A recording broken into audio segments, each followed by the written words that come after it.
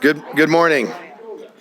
What I'd like to do, thank you all very much for your patience. We'll reconvene the meeting now, and I'll ask our Chief of Staff, Karen Nikolajewski, to do a quick roll call. Chair Brooks.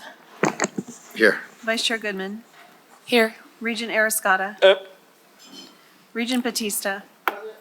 Regent Boylan. Aye. Regent Brager. Here. Regent Brown. Present. Regent Carvalho. Here. Regent Del Carlo. Here. Regent Downs. Here. Regent Fernandez. Present. Regent Goycochea. Here. Regent McGrath. Here. You have a quorum. Thank you. Prior to going into public comment, I'll ask Special Counsel Nielsen to read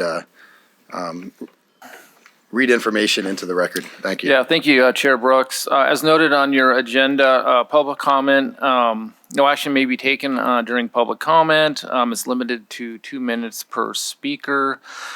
Persons making a public comment are asked to state their name for the record and spell their last name. This public comment period will be limited to a maximum of 90 minutes as noted on the agenda. It'll rotate among the sites. At the board chair's discretion, however, he may extend the total time under this agenda item beyond 90 minutes. Similarly, the board chair may also elect to allow additional public comment for each individual agenda items. Public comment also may be submitted online and it will be made part of the permanent record. With that, Chair Brooks, I think that's about it. Thank you. I appreciate that. For those who'd like to call in and offer public comment, please dial 669-444-9171 and enter meeting ID 933-5568-7402 and passcode 555-555. Is there any public comment at GBC? Good morning. No public comment at this time. Thank you. Is there any public comment at the system office in Reno? Yes, we have one.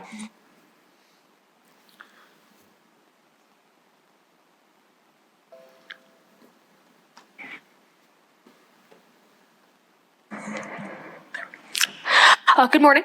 My name is Emma Doty, last name spelled D-O-T-Y. I am a UNR student majoring in chemistry. I speak from my knowledge of UNR, but I'm sure other NSHE institutions face the problems I am about to describe.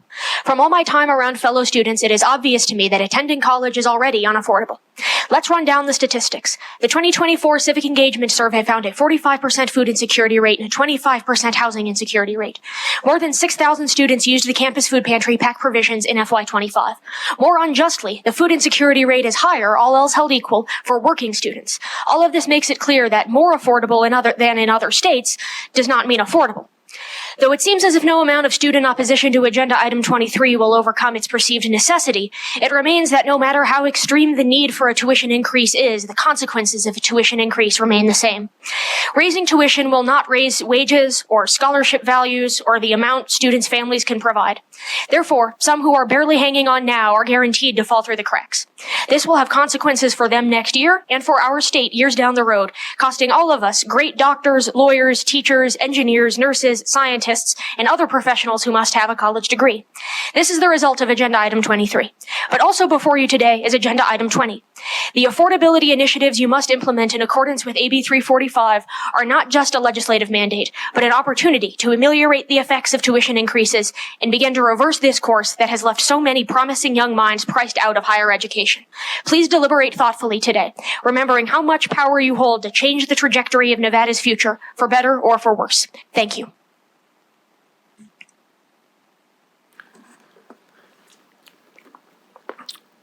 Just want to make sure is that the end of public comment at the office there? Yes, that's all. Thank you very much. I appreciate that. We'll now move on to public comment here at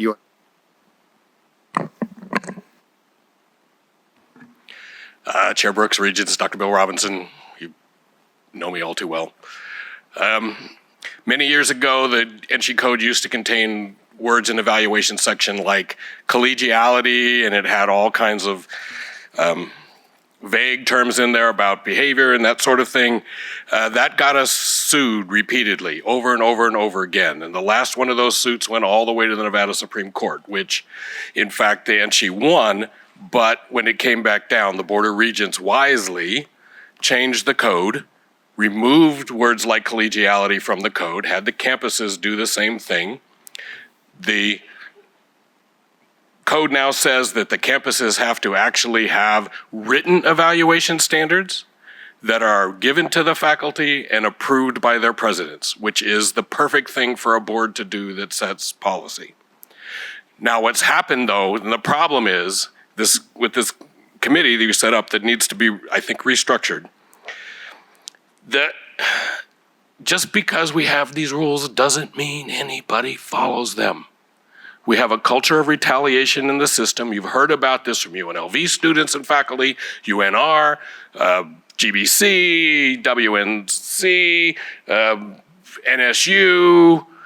It's system-wide that we have this retaliation culture across the system. The two Senate chairs who followed me, both, in my opinion, have been retaliated against for being Senate chairs.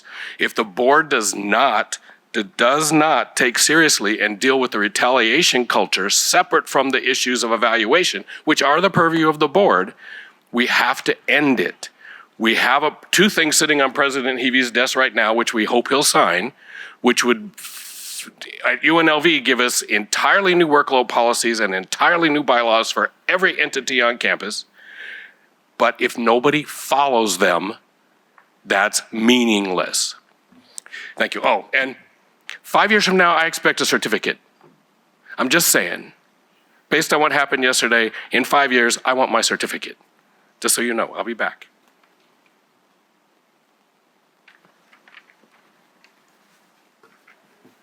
Good morning, everyone. Regents. My name is Tyler Jarley, Jarley. I want to start off by saying it's a beautiful day to not only have a Board of Regents meeting, but to also congratulate the UNLV Rebels football team, winning the Fremont Cannon for the 4th year in a row. So shout out to them.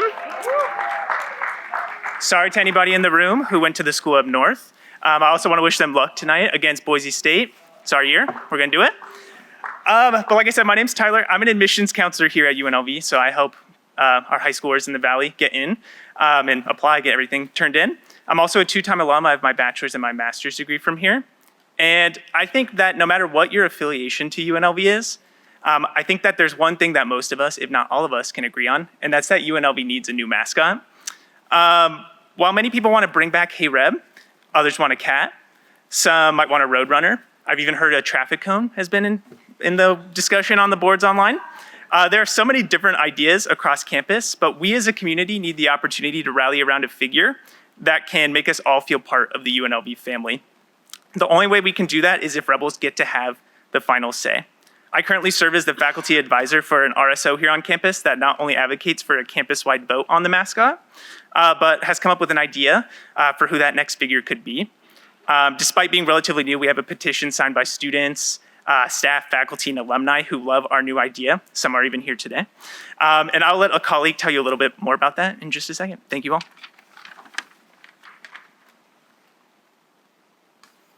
Good morning, Regents. Thank you for this opportunity. My name is Miles Lum, L-U-M. As a UNLV alum and current faculty in residence here at UNLV, I've talked with a myriad of campus partners about our new mascot idea.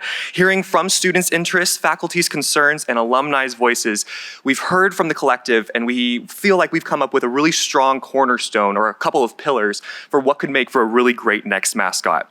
First, we need a mascot who's fun-loving. Mascots are the embodiment of the fun side of any university. UNLV's mascot would need to capture the quirks of campus, the vivacity of Vegas, and the spunk of our students. Secondly, the mascot would need to be accessible for all. Thirdly, the mascot would need to be Las Vegas-centered. From the Spring Mountains to Lake Mead and everywhere in between, Las Vegas boasts so many iconic landmarks, figures, flora, and fauna that would need to be showcased on an international scale. Such iconography would need to be the core foundation when choosing the next mascot, representing not only our institution, but also our city, our state, our home to the world. Lastly, the mascot would need to embody the name that we share as rebellious. We would need to be rebels. While many universities tout lions, bears, and gladiators as their mascots, such representations are overdone tropes. While all of those are perfectly rational, they're also unsurprising. As rebels, our name demands that we defy the norm, go against expectations, shake up the mundane predictions, we're called to be bolder than the rest. Regents, we would love to introduce to you something that alumni, students, faculty, staff have all garnered support around, which is Randy, the Rollin' Rebel Red Rock, which we hope we'll have some more talk about today. And regardless of whether people like it or don't like it or anywhere, everywhere in between, we need your help. We need to have this conversation to continue. We need to hear from all UNLV faculty, all UNLV staff, students, and alumni so that everyone has a piece to this puzzle of figuring out who this next mascot could be. Thank you for this opportunity. Good morning, everyone. My name is Parker Tobin, spelled Tobin. We are here as representatives on behalf of the students at Truckee Meadows Community College to express our support regarding agenda item number 26, which includes a revision to TMCC's Student Government Association fee. While we understand that this agenda item has been pulled until January, we believe it is still important to share students' perspective on the fee while everyone is here in person. The proposed fee increase would allow the student government at TMCC to continue providing valuable resources to our students in campus at large. And after reviewing the results from our outreach survey, the TMCC's SGA has voted to support this fee increase. We believe this increase is a necessity to meet the financial needs of our department, and we're looking to see how the board votes in January. Thank you for your time.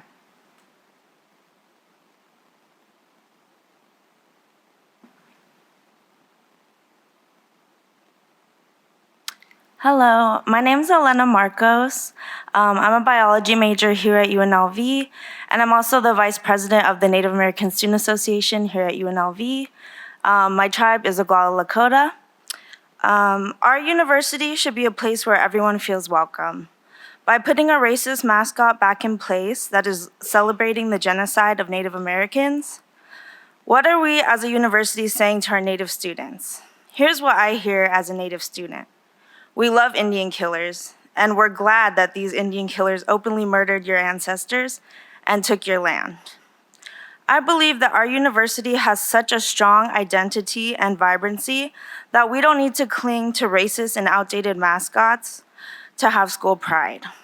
I think this is an opportunity to show that we deserve the title of the most diverse university in the country by respecting the diverse students of UNLV and not celebrating a genocidal chapter of history. We're better than this. Thank you.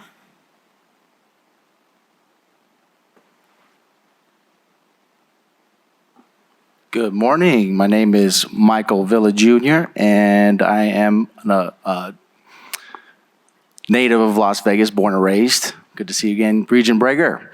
I also graduated from UNLV in 2003, Greenspun College of Urban Affairs. Very proud. Now, I love the arch and everything that's going on with how it looks right now, but it's incomplete. It's incomplete. And I do wear the vintage logo. And to rehash old things, I won't go there. But what HeyReb is our guardian. There's a lot of pride that comes with this mascot, and I speak for thousands of people in our valley about this. This particular rendition or version represents the greatest college basketball team of all time. There's a lot of great history there. And if you don't agree with me, debate your dog. Look it up, okay? Again, having a mascot that represents us, our history. Well, let me go back and say this. Our town is notorious for tearing things down. We're good with, knocking down old things and doing new things, okay? Many other universities around the country have a large history, and that's huge. We should be able to build on that, and our new graduates and our current students should know that history, and they should be proud of that history. And we should continue to build. We're a young university, but we got to start somewhere. That's how I feel. So please, let's keep HeyReb, bring him back. And if we have to go away from HeyReb, make it a shark. And if you don't know what that's about, look it up. Thank you.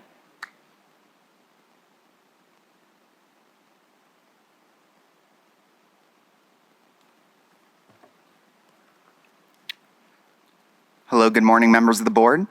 My name is Alexander Gaglio. I'm a lifelong rebel and founder of the group Save Our Mascot. Most of our group is currently on their way to Boise, where they should be, but I'm proud to be here with you today. I urge your support in restoring our beloved mascot, Hey Reb. 3 key reasons. He unifies the campus community and brings events to life. He is one of the most recognizable figures in the NCAA and one of our top recruiters. And these changes were made based on misinformation and should be rectified. UNLV, as was said, is a young school. Yet for almost 40 years, more than half of our history, students and fans rallied behind our mountain man and his mustache. His absence from the student section and band has significantly diminished our fan experience. Beyond the 4 letters, our mascot is the most recognizable symbol at this university. People don't associate UNLV with landmarks, but they instantly know Hey Reb. Our rebel identity is what attracts students to the school and heavily influenced my own decision to enroll here. When athletes announce their UNLV offers and commitments, they consistently use the mascot logo instead of the generic logo. Why? Because it is cooler. You will always see UNLV fans in Hey Reb gear, simply because it is the best looking and attracts the most attention. A report on this issue was already completed by our school in 2015. I have it right here if anyone has not read it. It was thoroughly investigated by Rainer Spencer, then acting Chief Diversity Officer. He concluded that there is no reason to eliminate Hey Reb. Artist Mike Miller said his inspire came from rugged mountain men, independent pathfinders, and trailblazers. And our own UNLV website right now states UNLV's official mascot is known as Hey Reb. He was created to depict independent mountain men and to embody rebel spirit, which he still does. Please help us save Hey Reb.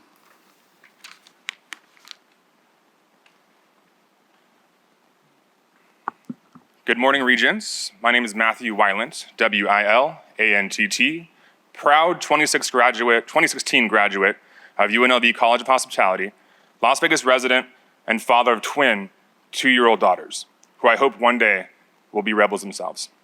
I'm here today carrying the message heard from thousands of rebels. Bring back the fun, bring back the wild, bring back Hey Reb. Over the past year, our grassroots group has been at every home game talking with students, alumni, donors, and community members. And believe it or not, many still have no idea Hey Reb was ever removed. They wear his shirts, they wave his flags, and assume he's still part of our identity. The idea that UNLV would eliminate its own iconic mascot is truly inconceivable to them. But what they do know is this: if the university tries to replace him, they will absolutely notice. They have not moved on. As a parent, that matters to me.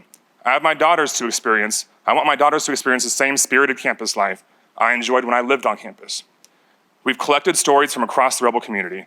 One alumni from the class of '97 told us, "I don't recognize the program without Hey Reb. He's been part of every moment I have at this school." Members of the band today, as they march out to perform before games, shout to us, "Bring back Hey Reb." From the field to the court, UNLV athletes have told us they know Hey Reb and they want him back. We want UNLV to remain recognizable among the crowded field of Division I programs. Other schools celebrate Cowboys, Miners, Mountaineers, Pirates, Cornhuskers, Sun Devils, the list goes on. But Hey Reb is one of a kind. He is all of us, a bold, rebellious trailblazer, carving out a path in the mountains and desert of UNLV. He embodies grit, independence, and the spirit that makes UNLV different. If you walk through the alumni tailgates today, it's a sea of Hey Reb flags, shirts, and even Hey Reb license plates. People proudly display what they believe still represents this university. So I respectfully ask you, restore Hey Reb, restore our identity, restore the spirit that unites this community. Thank you.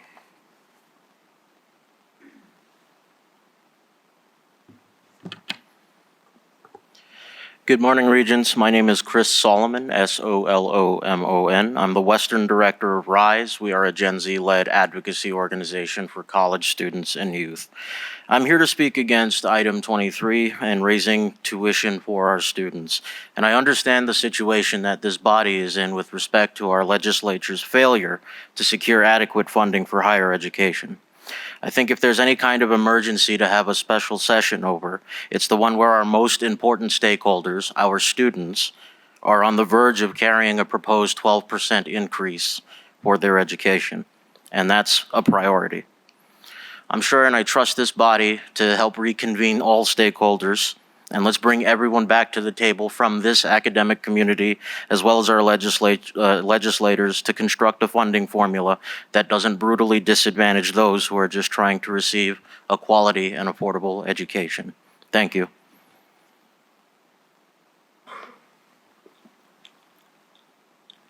Good morning, and I appreciate being here. My name is Nedra Cooper, spelled Cooper. As a 1982 graduate and life member of the University of Las Vegas, I am compelled to express my opposition to reinstating the Hey Reb, a mascot. A mascot should serve as a unifying symbol that represents the values of all students. Unfortunately, Reb is deeply entwined with symbols of racism, division, historic injustice for many, including those who share my background. This mascot is a reminder of the painful legacy associated with the Old South, where racism and segregation was deeply entrenched. And for many of us, we call this the West Mississippi. For decades, athletes and students alike have been forced to navigate a culture where silence was often the safest opportunity. The mascot in its current form reflects a time when current narratives were allowed to persist unchallenged. Narratives rooted in inequality and division. In a contrast, a university symbol should promote respect, inclusiveness, and share community values. While some may be personally offended by Hey Rab, it is vital to recognize that many others are not. A university mascot must resonate positively with the entire student body, fostering a sense of belonging and pride for all individuals, regardless of their background or identity. I strongly encourage the university to consider adopting a new symbol, one that reflects diverse, inclusive, forward-thinking values that our community stands for. Such a change would not only demonstrate respect for the concerns of all students, but also reflect our commitment to creating an environment where everyone feels represented and valued. Going back is not an option.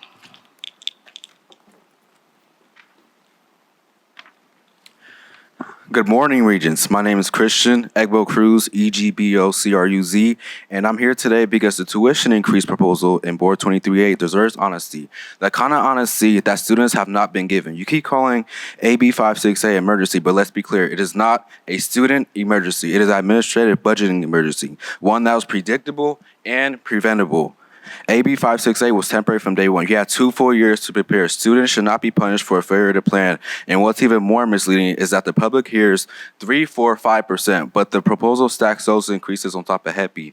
Higher Education Price Index. That means the real impact on students is closer to 6, 7, and 8% every single year. That's not what's being advertised. This is the opposite of predictable pricing. Predictable pricing was supposed to protect students from hidden increases, not be used as a loophole to slip them in. This increase also undermines Nevada's reputation as an affordable state for higher education. After these hikes, UNLV and UNR will be noticeably more expensive. Community colleges will become more expensive than the Western average, and Nevada loses the one advantage it has left, access. The revenue tables in the proposal show something even more concerning. UNLV receives more money than AB 568 ever gave. NSU receives way more money than it needs, over $1 million extra. Community college, which serves the highest need students, barely receive anything. At UNR, the campus most dependent on AB 568 is still left with $2.1 million short, even after you raise tuition. So students across Nevada are being asked to pay more to fix a problem this plan doesn't even fix. So let's look at it. On page 4 in Board 23A, it says, check the NSHE strategic plan goal that is supported by this request. So let's see what's checked off in the box. Access, increase access to higher education. Nope, that's not checked off. Success, improve student success. Nope, that's not checked off. Close institutional performance gaps. Nope. That's not checked off. Workforce, meet workforce needs in Nevada. Nope, that's not checked off either. Research, increase solutions, focus research. Nope, that's not checked off either. So the only thing checked off is coordination, accountability, and transparency. Which is? And that brings me to Thank you for your time. I've tried to give a little bit of latitude. You went over the 2 minutes that we I have 2 more minutes. that we allot. Having another body there does not account for another 2 minutes in public comment, but Can they? she read can it? certainly be part of public comment and Okay. carry on your conversation. Thank you. Yeah, thank you. Just read from. Okay. And that brings me to the core issue. The ad HOC. Miss, we need your name and for the record, sorry. please. Chloe Banks, Banks. Okay. The ad HOC committee considered exactly one solution: charge students more. You did not consider using reserves. You did not consider cutting administrative waste. You did not consider raising non-resident tuition first.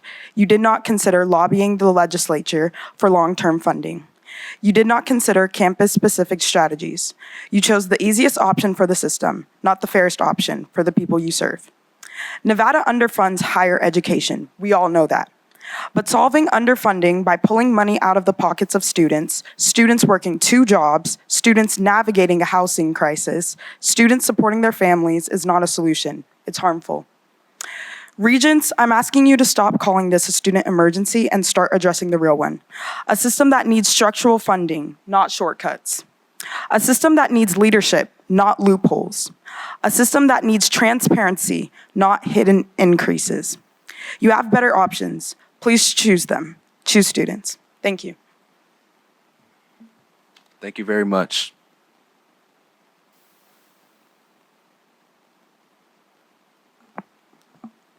Good morning, Chair, Regents, and Presidents. My name is Kelechi Odunze, and I'm the CSUN President.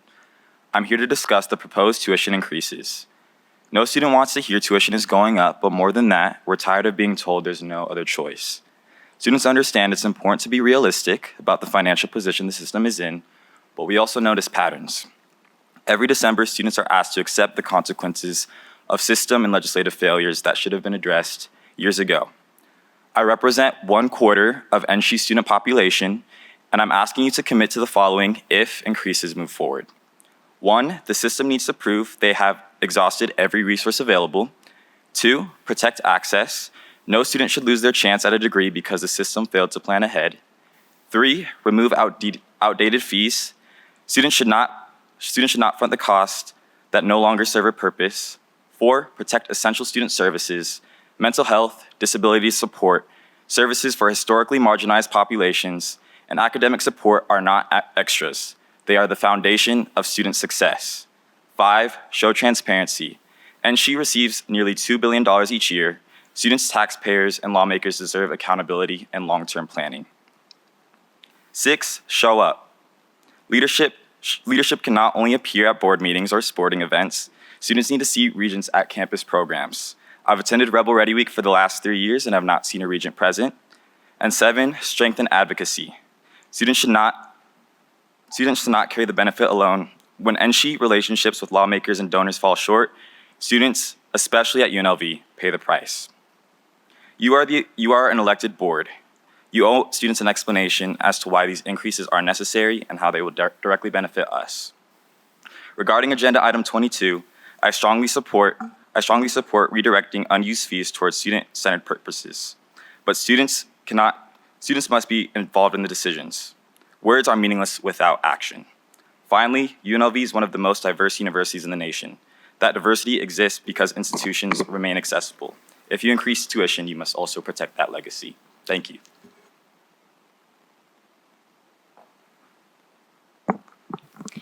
Good morning, Chair, Regents, and Presidents. For the record, my name is Nancy Munoz, and I serve as the Associate Director of Diversity, Equity, Inclusion, and Advocacy for UNLV CSUN. I'm here to talk about Agenda Item 23, the proposed tuition and fee increase for the next 3 academic years. I first would like to thank Chancellor McNair and Chief Financial Officer Chris Vitone for attending CSUN Senate meeting to walk us through the proposed fees and provide greater context. I want to echo President Odunze's remarks and add the following. We urge our Regents to reflect on the students that they serve at UNLV. Students who are already carrying the burden of tuition on their shoulders, many of whom take out significant loans or work multiple jobs simply to get by. With leadership comes great responsibility, including making these difficult decisions. But leadership also requires asking the hard questions and ensuring that students are not the ones carrying the financial burden. If these increases move forward, I ask the board to commit to protecting our students at all costs in the years ahead. Accessibility and affordability needs to remain a priority. Thank you.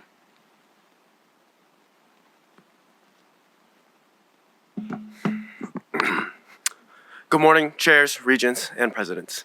My name is Ethan Pui, and I serve as the Associate Director of Legislative Affairs for UNLV CSUN. And I'm here to express CSUN's support in advocating for a new mascot. However, we believe that we should do so in the proper manner. We need to schedule listening tours, send out surveys, and more to ensure that the entire student body is on board for this decision and the next phase for UNLV. This discussion should include a wide variety of students. As we say, UNLV is one of the most diverse institutions in the nation, and we should have a mascot that reflects that. I would also like to comment on the proposed fee increase. As a student, at its base level, I wouldn't want any fee increase. Yet, I understand that the professor's salary has not been raised in a substantial way in quite some time. As a student, we do not go to school just for a diploma, but for the opportunity to raise ourselves within the society and for a quality education and experience. Professors are just as much of the backbone of this school as students are, and it is important we treat them in that way. We must ensure that this additional funding is transparent and student-focused. Thank you for your time and consideration.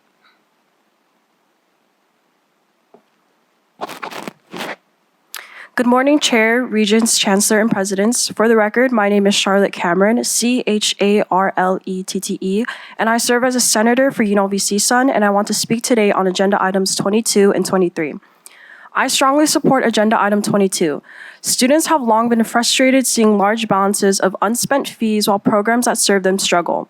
Current policy traps this money in the wrong places, allowing institutions to move fees more flexibly with input from student governments is long overdue. This change ensures student fees actually benefits students. However, I cannot support Agenda Item 23. Even though it has been postponed until January, tuition hikes should not fall on the back of us students. NSHE has relied on $57.5 million in temporary funding, which is ending, and the system faces over $46.5 million in ongoing salary and benefit obligations. Agenda 23 would add stacked increases amounting to roughly a 12% tuition increase in just a few years on top of inflation. Many UNLV students fall under first generation, low income, and working class. Many are already struggling with rising rent, food, and living costs. Additional tuition increases forces students to take fewer classes, delay graduation, or even drop out. You cannot ask us to solve structural budget gaps we did not create. Every dollar matters. When tuition rises again and again, the message that I hear is, figure it out on your own. Students are not the legislator's safety net. Students are not the budget patch when one-shots expire, and students should not be the revenue source of last resort. I urge you to support Agenda Item 22 and reconsider Agenda Item 23 when it returns in January. Thank you.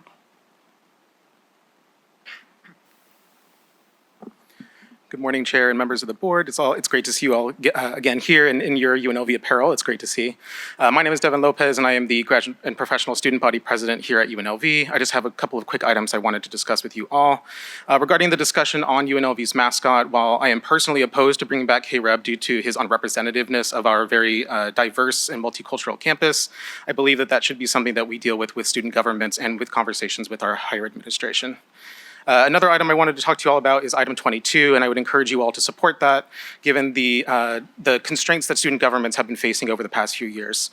GPSA in particular has been having trouble trying to get a fee increase for our student government, and while we have been operating on the same budget essentially for the past 5 years, or about 5 or 6 years, we would like to see other programs and initiatives be taken up by the university and by student governments. GPSA in specifically provides up to $220,000 in scholarship funding for research and conference travel for our students, but we would like to provide programs beyond that.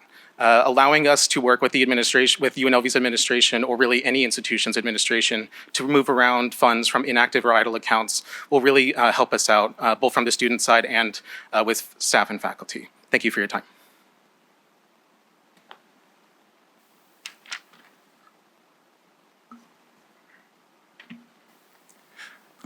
Good morning, Regents. My name is Darnell, and I'm here with my friend Ezekiel. He's back there in the line. We are from the CSN Social Justice Club, and we would like to address the $17 million budget shortfall at the College of Southern Nevada and the associated tuition increases. CSN has been a leading institution for affordable college in Nevada. Personally, I've grown up poor my whole life with no room to save money for my education. Many students at CSN are low income just like me, and I cannot imagine where I would go for school if the price exceeded my aid and my mom's income. Many students are also much older than me and have the added responsibility of supporting a full-time job and paying for their living expenses like rent, car payments, obviously much more than that. I'm sure it is known that CSN has had prior problems concerning its budget. However, one instigating event concerns the executive government withholding funding to colleges under the boogeyman of DEI. Undoubtedly, this is a classist and racially charged attack on our community. The upsetting part is that the antagonism will work its intended consequences by keeping poor students poor and limiting their job prospects if the financial burden stretches students too thin. Finally, our club has a petition with 539 signatures as of last night. If anyone would like to scan the QR code to be counted in the petition to keep CSN's tuition low, then please do so. Follow our socials as CSN Social Justice on Instagram and TikTok. Thank you for your time.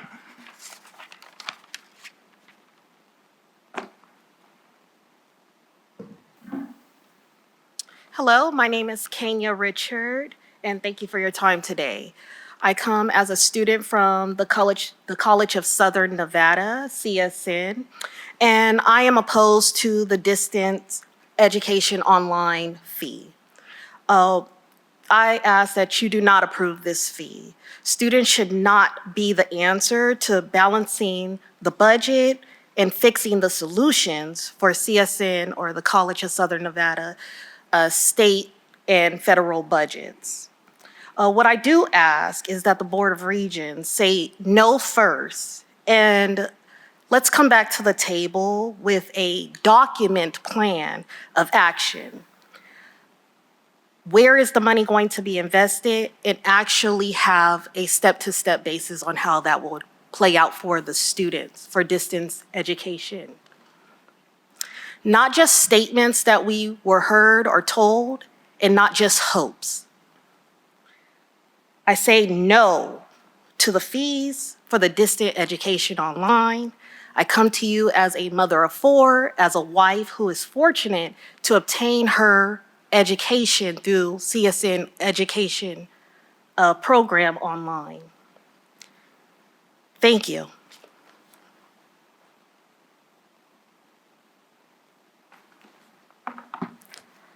Good morning, Board of Regents and Presidents. My name is Mingja Yan. I'm a UNLV alum and a scholarship donor. Speaking on my personal behalf in opposition to agenda item number 23 regarding the proposed tuition and fee increases. Donors like me donate to the university to help more people to go to college, so I don't really want to see the university trying to increase tuition and fees to make it harder for people to go to college. This is a system structure problem to make students responsible for fixing the deficit. It is profound failure of priorities for the state and our legislature. The tuition increase places an unfair burden on students and families who are already struggling with the high cost of education and living.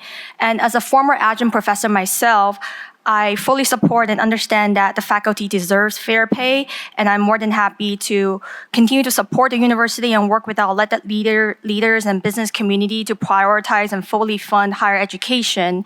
Investing in higher education is an investment in Nevada's future, and that investment must be shared fairly by the state and its citizens, not disproportionately by students who are working hard already, working multiple jobs to build that future. So thank you.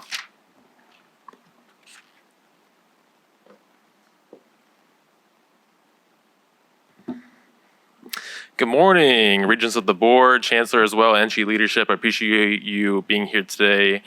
For the record, my name is Dane Vasquez, spelled D-A-Y-T-O-N, V-A-S-Q-E-Z. I'm a proud member and graduate of Nevada State University and future graduate student here at UNLV soon next year.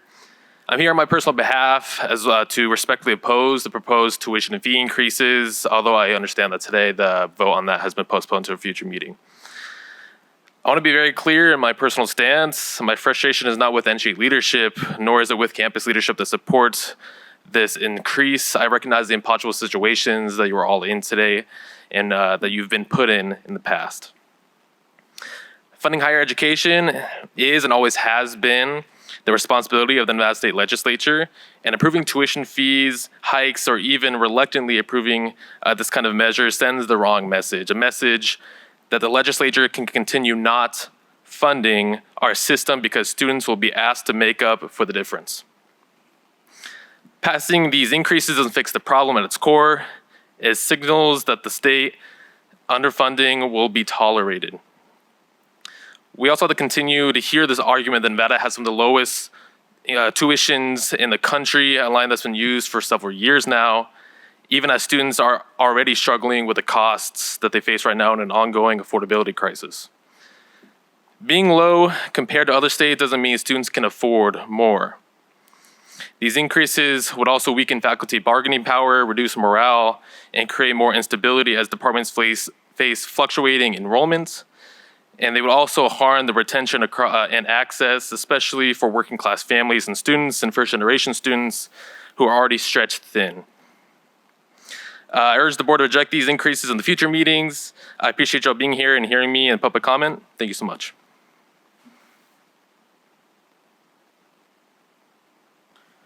Good morning, Regents. I am Ezekiel Howell, Herrell. I am a student from CSN and a member of the Social Justice Club. I'm here to be opposed to the tuition increases.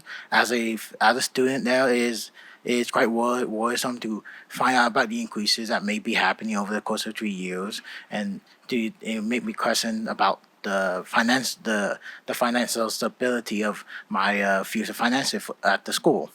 I would like to not having to refund, not have to reconsider, and for other students have to not reconsider their future, staying at the school if they could afford it or not, if they could stay there, if they can finish and get the degree, if they cannot afford it anymore. Students shouldn't be in the line of fire for the lack of finances, for the lack of I do also understand that they are a very unfair position, but we shouldn't be having to make up the cost. We shouldn't have to be there in the line of fire having to make up the cost that isn't there. We should be the last there. It shouldn't be an option at all. We do also have a petition, like mentioned before, with 500 citizens, and to help fight. And I do also always with more citizens to help you reconsider coming back to the table on the issue here, and to maybe find some other type of avenue that you can pick from that is more appropriate, more acceptable, that you can take from to fix the gaps in the financial issue and problems. Thank you.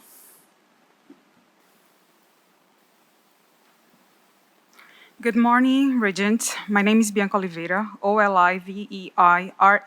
I'm Brazilian and international doctoral student in political science and a graduate assistant here at UNLV. International students start the game already losing. Our fee rates are higher, UNLV provides little support to internationals, and our visa doesn't allow us to work off campus. Consequently, internationals are placed in a state of continuous fight for survival.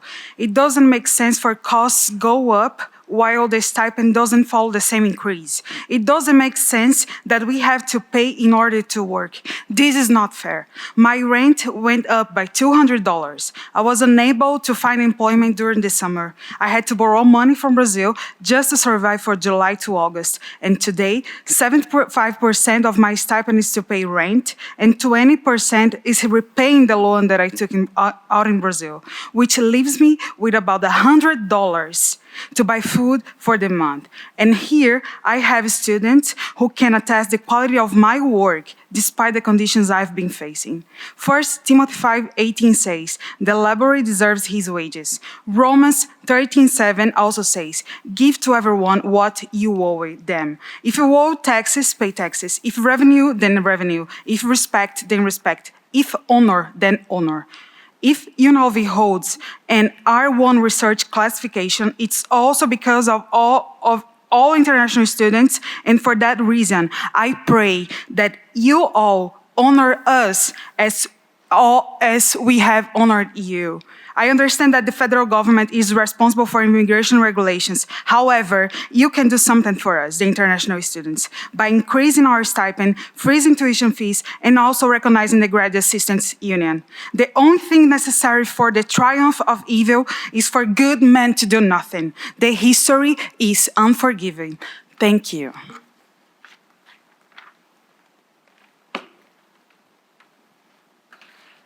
Good morning, everyone. My name is Calvin Cowan, and I am a senator representing one of Great Basin College's 4 locations, the Pahrump Valley Center. I want to take a moment to thank the Board of Regents and our institutional presidents for your commitment to serving our Nevada students. Your leadership, time, and dedication make it possible for us to pursue our educational goals. And without your hard work, we would not have the services, programs, and opportunities that help us thrive on and beyond our campuses. I would also like to take this moment to express my appreciation for your decision to appoint Dr. Amber Dinelli as president of Great Basin College. In a short amount of time, she has already made a meaningful impact on our students, myself included, faculty, and staff, and I'm excited to see her continue transforming the lives of my fellow constituents and strengthening our college community. Thank you.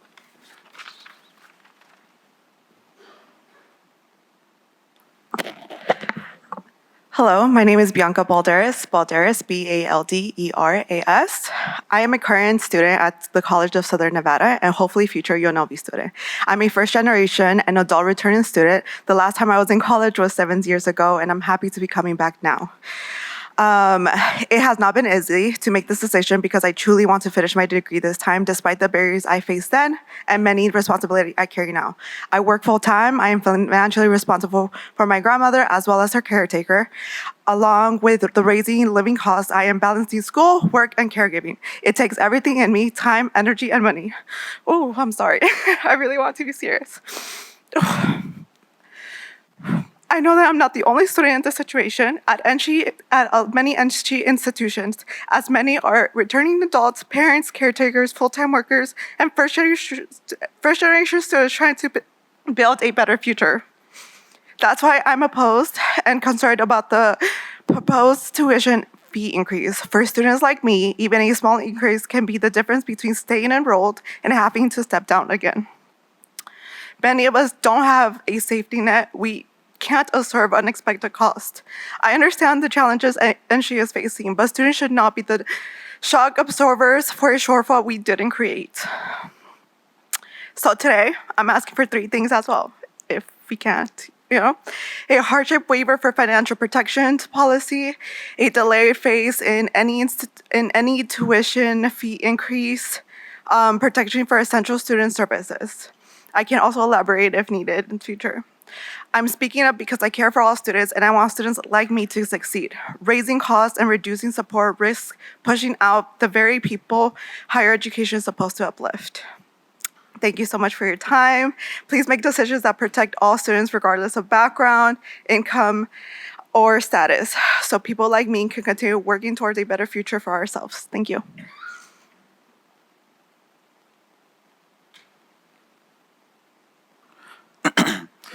Good morning, Chair and Regents. My name is Justin Hobson, HOP as in Paul, SON, and I am the Vice Chair of the Political Action Committee of the Las Vegas chapter of the NAACP, branch number 1111. Why bring something controversial, racist, etc., to a campus like UNLV that's full of diversity? This must not be a good thing if there wasn't this kind of pressure when there was a black president. How is this okay? It will never be. It should be up to the students because this campus was created for the students. And as someone who is a proud HBCU alum, I got to witness one of the beautiful diversities represented in this campus. And I just encourage you, why fix something that isn't broken? Thank you.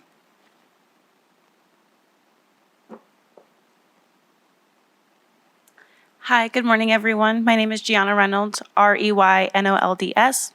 I'm here as the president of an RSO called Rebels for Randy, which you've heard about before. And I also serve as a chief of staff for UNLV CSUN. I'm here today to express CSUN's support in advocating for a new mascot and to offer a little more insight into who Randy is and why he matters to students. The day this idea was born, I knew it had the potential to bring our campus together. When I came to UNLV, we didn't have a mascot. One of my favorite things about campus life, though, is that it never stays still. It's always changing, always evolving. That's exactly what Randy embodies. I want to voice my support for having a campus-wide vote for UNLV's next mascot. Randy reflects the rebels of today and the future rebels of tomorrow. He also represents the beauty of Las Vegas as a whole. He draws inspiration for the red rocks surrounding our valley and symbolizes how grounded we are as a community. There has been growth, there has been change, and fittingly, he is a metamorphic rock after all. That leaves us with one question. Randy's ready to rock. Are you ready to roll? Thank you.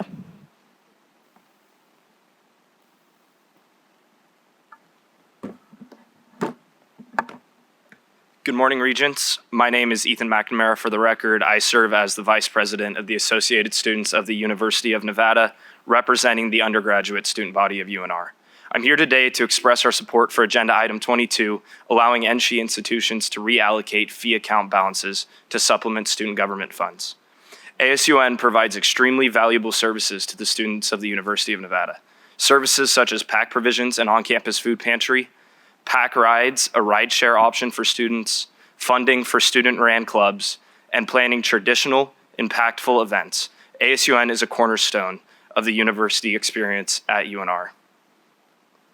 Allowing more funds to be allocated towards student government will further empower student leaders to expand the scope and strengthen the purpose of these services. Furthermore, by establishing a standard of collaboration between student government and university administration in the reallocation of these unused funds, the university will hear firsthand from the students about the issues that we want to see addressed with this money. This will initiate better communication and a stronger relationship between university administration and student government, directly connecting the administration with the wants and needs of the students they serve. We hope you take this into consideration when voting on this item. This will encourage NSHE institutions to work closer with their student governments, allowing them to further understand the issues that are most important for the students. Thank you for your time, and go PAC.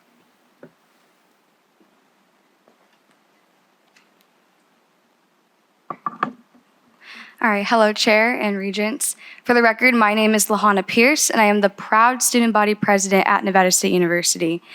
As someone who attends these meetings regularly and engages with you all, I wanted to share a concern about the reactions, behaviors, and comments directed towards individuals who choose to speak during public comment. Both I and other student leaders have been told by multiple regents to limit the number of students who speak on the same topic because hearing similar points repeated loses its meaning. And as the president who chairs meetings myself and encourages public input, regardless of how many people share the same perspective, I believe that multiple voices do not weaken a message, rather they strengthen it. I understand these meetings are long, but public comment exists so you can hear from students directly and ensure that their freedom of speech is respected. When several students speak on an issue, it shows urgency, unity, and impact, not redundancy. As you heard from many students on topics such as tuition and fee increases, the UNLV mascot being changed, and other concerns, I ask that you truly take their comments into consideration. Each individual voice carries weight, and multiple voices only amplify the message, not diminish it. Thank you for your time.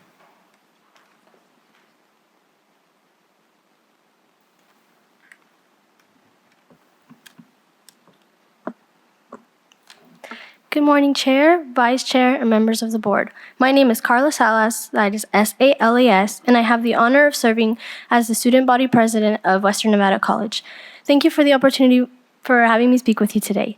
Public comment is one of the few spaces where students across Nevada, whether the universities or community colleges, can directly participate in the decisions that shape their education. Limiting that opportunity, even with the best intentions, risks silencing every voice, the very voices this system is designed to serve. Being a student body president who not only represents WNC students, but all NSHE students as well, and being asked to speak for multiple students who agree on the same issue, puts me as a student leader in a difficult position. While we can summarize themes, we cannot and should not replace the authentic voices of the students we represent. When multiple students come forward to speak, they are not repeating one another, they are reaffirming the urgency and importance of an issue. Through their own stories, backgrounds, and perspectives, that diversity of the experience is essential to thoughtful, informed decision-making. I respectfully urge the board to continue valuing individual student perspectives, especially from smaller institutions like WNC, where every voice carries a meaningful weight in ensuring equity across the system. Thank you for your time and for listening to the students you serve.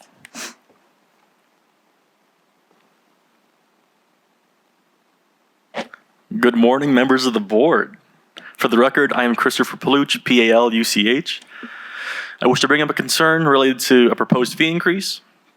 I see this response to an institutional deficit as a Band-Aid solution, one that addresses a system or a symptom of a larger systemic sickness.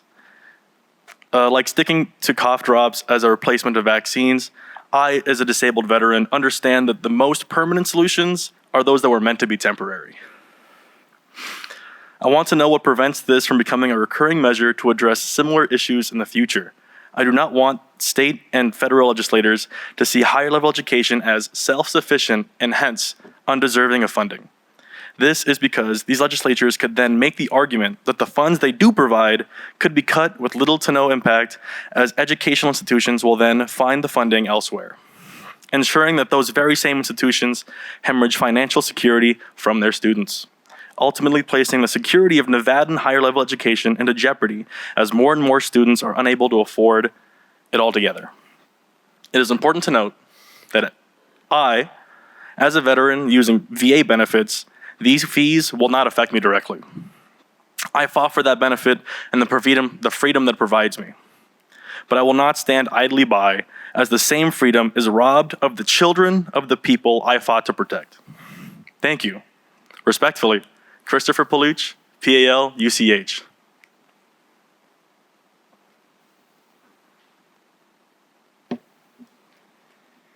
Good morning, members of the board. My name is Jacob Hare, that's Haire, and I wanted to take a moment to thank you all for listening to our public comments. We continue to encourage broad participation because if students are willing to take time out of class or work to be here, that's a sign they care deeply about the decisions you make regarding student education. The strength of Nevada's higher education system has always come from having many different student voices.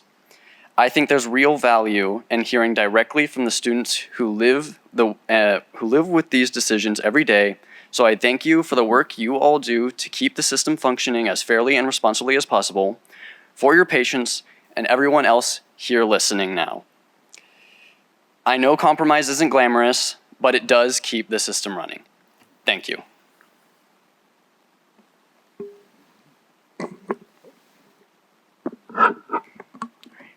Hello, Regents. My name is Carmina Oglebot, and I serve as the president of the Associate Students of the University of Nevada, representing 18,000 undergraduate students. I'm here today to share our position on item 23, the tuition fee increases. First, I want to thank Chancellor McNair and Chief Financial Officer Vuitton for presenting the information to the AACO and Senate in October. We appreciate NSHE's willingness to communicate directly with students and provide clarity around the tuition fee increases. We look forward to continued collaboration between AACUN and NSHE leadership. AACUN understands the necessity and importance of this increase under the current framework, given the current financial pressures and the need to stabilize long-term planning across the system. At the same time, this comes with recognition that these increases could place additional strain on students who are already navigating rising cost of living in higher education. Because of this, we ask that the board view January's agenda item as only one part of a larger conversation. Since these increases are necessary to ensure system stability, then it also becomes equally necessary to strengthen the support structures that help students manage these rising costs. Predictability is valuable, but affordability also remains essential, and I believe that these two things can still exist at the same time. According to the most recent AACUN Issues and Priorities Need Assessment, 74% of students expressed concern about their finances, and 58% identified tuition fees as a serious concern. With so many students already stretched thin, predictable pricing increases can still deepen financial insecurity across different NSHE institutions. In addition to that, one of the reasons students choose the state of Nevada is our out-of-state tuition remains more affordable than other West Coast institutions. As costs rise, we must also be mindful of maintaining that competitive advantage to avoid long-term enrollment impacts. AACUN stands steady and ready to work with the Board of Regents on proactive solutions that keep higher education accessible and affordable. We are committed to working with the board and chancellor to continue exploring ways to reduce financial barriers for current and future students. Thank you for your time, and go Pack. And hey, UNLV, that cannon's going to be ours soon, and I'm sure it'll be blue. All right, thank you.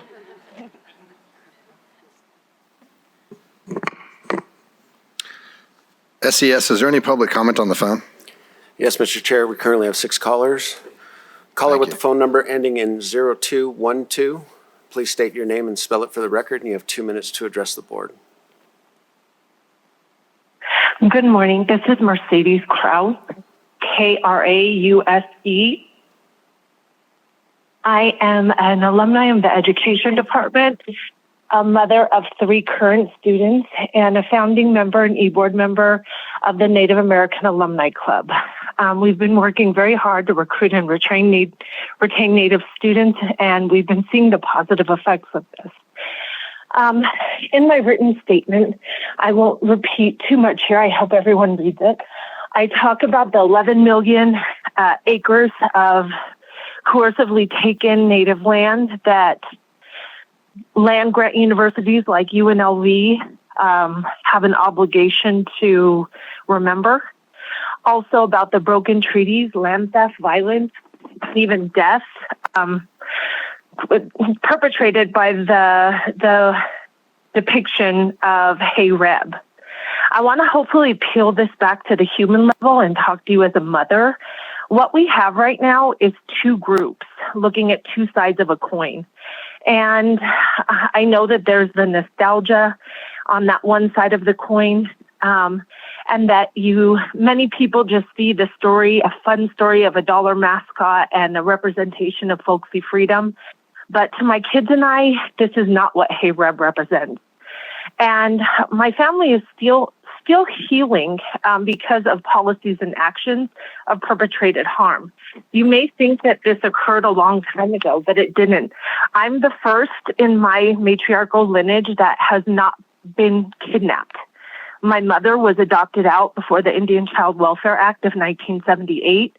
My grandmothers were in boarding schools in South Dakota and Nebraska by force and under suffering.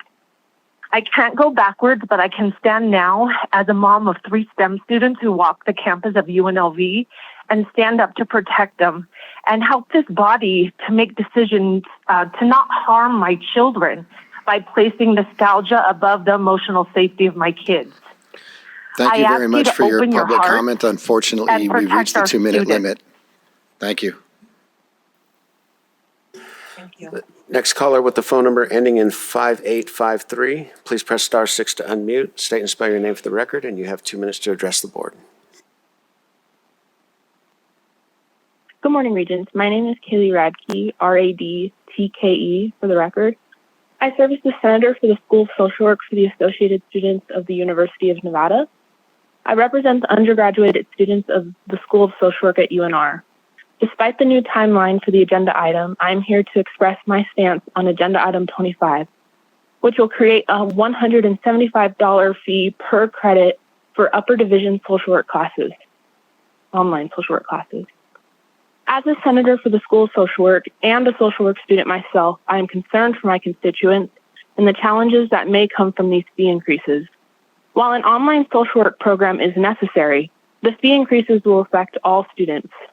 Enrolling in required in-person classes becomes difficult due to limited space and unconventional times, forcing students to enroll in online classes. This fee increase could be detrimental for our in-person students and deter others from pursuing a degree in social work. I'm glad to represent the School of Social Work for the Associated Students of the University of Nevada, and I encourage the board to keep my constituents in mind while discussing this item in the next month. Thank you for your time, and go Pack.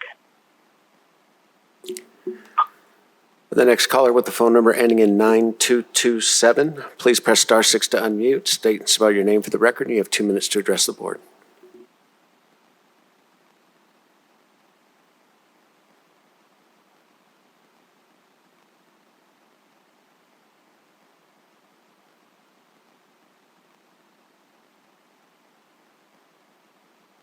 I see the caller unmuted, but they're not coming through. Next caller with the phone number ending in 4912.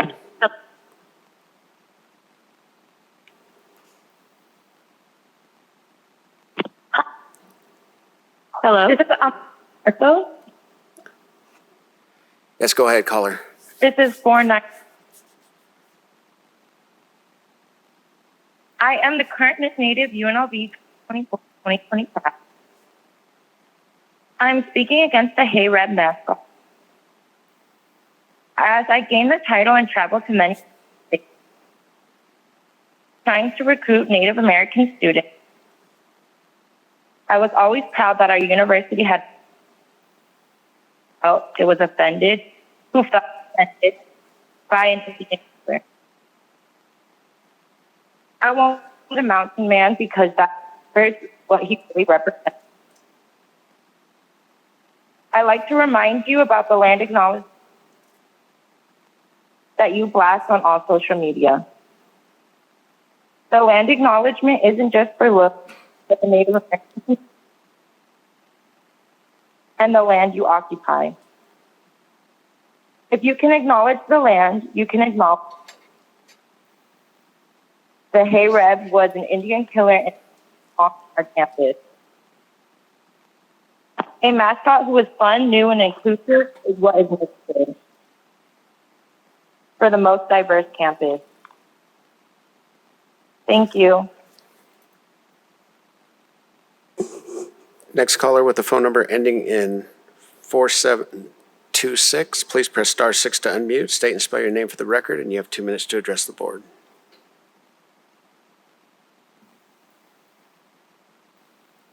Hello, good morning. My name is Shanzay Aslam, ASLAM.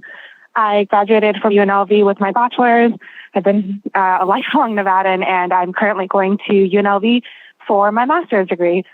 I'll make my comments really brief. I don't want to repeat too much of what has already been said. It is unacceptable to raise tuition for students. We already face many, many hardships with the economy getting worse. Lots of responsibilities in our daily lives, and having a tuition increase will make it quite impossible for many, many students to attend higher education. So I request that you don't do that, put more thought into it, talk to the students. We have a lot to say. And I also would like to add my points to the mascot change. I would love to see Hey Reb replaced by another mascot. The Wildcat, I think, is the option. Hey Reb is harmful. He holds many harmful, a very harmful history to many populations and groups that are native to Nevada. So I would recommend you change that. That is all. Thank you. And our next caller with the phone number ending in 8969. Please press *6 to unmute. State and spell your last name for the record, and you have 2 minutes to address the board.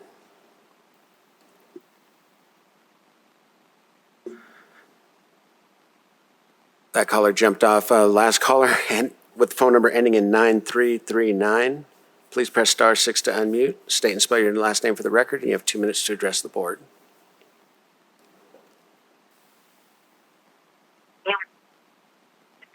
Good morning. My name is Sarah Evans, SARAEVANS. I currently work for Clark County Family Services. I work with children that have been abused and neglected. I strongly oppose any increased tuition at this time. It's too difficult. There's already so much of a strain on our community right now. I would beg you please not to do that. Thank you for your time. We have one more caller. Caller with the phone number ending in 7492. Please press *6 to unmute. State and spell your name for the record, and you have 2 minutes to address the board.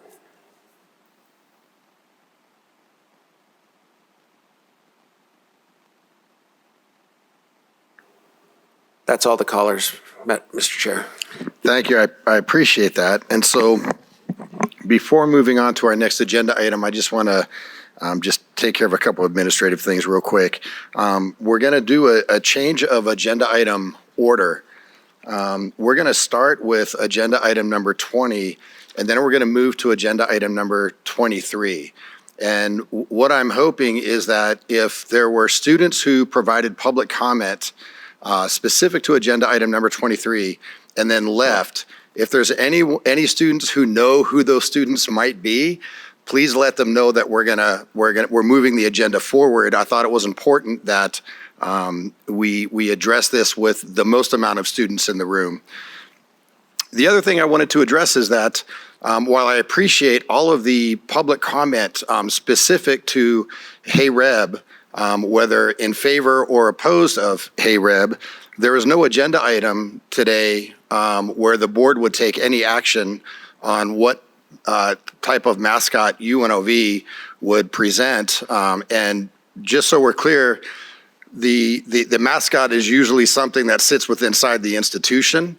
And so there's a consideration there that it really is left up to the institution to determine what type of mascot that they will showcase. The last thing I wanted to bring up before we move to agenda item number 20 is, to my right is Regent Arriscata. And if you'll notice, Regent Arriscata is proudly wearing his UNLV baseball cap. And this is the result of a friendly wager that we had specific to the UNLV Nevada Reno football game. And we know who lost that gentleman's bet. Had UNLV not come through, I would be sitting here in blue Wolfpack gear. And I'm happy that I don't have to do that, while the host is the president for UNLV. So appreciate you, Joe, and sticking to the guidelines of the bet. There are many more sports during this season. We have women's basketball, softball, men's baseball, swimming, track, you name it. There's going to be a lot of bets, very much. But I am in full support of the University of Nevada, Las Vegas and the Rebels tonight as they move on to defeat the Mountain West absconding Boise State Broncos. So go Rebels. Thank you, and go Rebels. All right. So we'll now move on to agenda item number 20, and I'll ask our Vice Chancellor for Academic and Student Affairs, Daniel Archer, to help kick this off.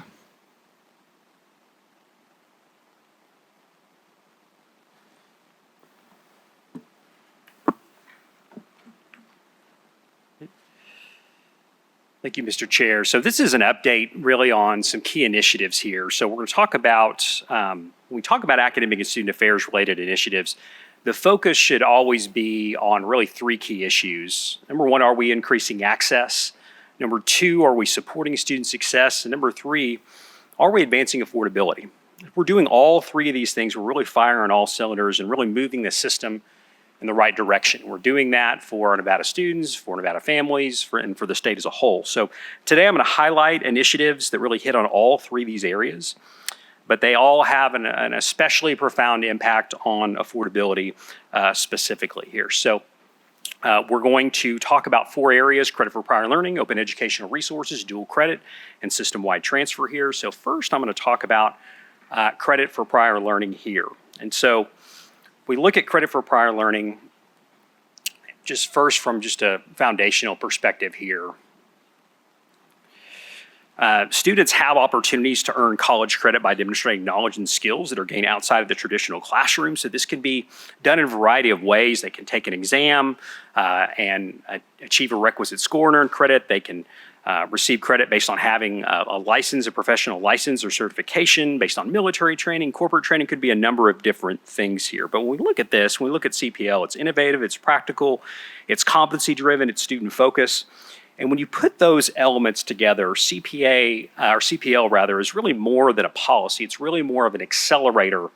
And one of the first places you'll see that impact is on time to degree here. When you look at students who come in with credit for prior learning versus those who don't have any credit for prior learning, students with credit for prior learning are completing 9 to 14 months sooner. So obviously that is advantageous. It translates to getting into the workforce sooner. It means having less debt. It also reduces cost of degree here. When you look at students at public universities, this was a national study done in 2000. Those students who had at least 12 credit hours were saving nearly $4,000. I'm sure that would be more today. And then lastly, when we look at this left column, what about success here? When you look at this through a success lens here, you'll see the data shows that students with CPL are far more likely to complete as well. So this is clearly advantageous for students. That's been well established here. But the question is, what about for institutions here? When I've talked to institutions at different points in my career, from time to time, I've heard kind of the same thing over and over. When we award CPL or credit for prior learning, it takes away from enrollment, it hurts credit hour production. This is bad for my campus. Is that true or false?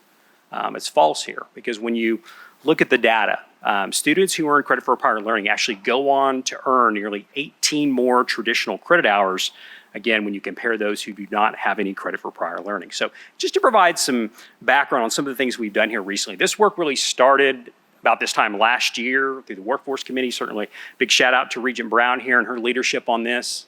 Yeah, raise the roof there. And just moving forward here, we began policy revisions to remove some restrictive language to create additional avenues for credit for prior learning to kind of grow and expand. We secured some grant funding for this project here last May. We knew that we were going to need some dollars and some expertise to support this work. So Natalie Brown and I were able to secure a grant. There were 10 states that applied for that grant. Only 2 were awarded. So that was a big win for us.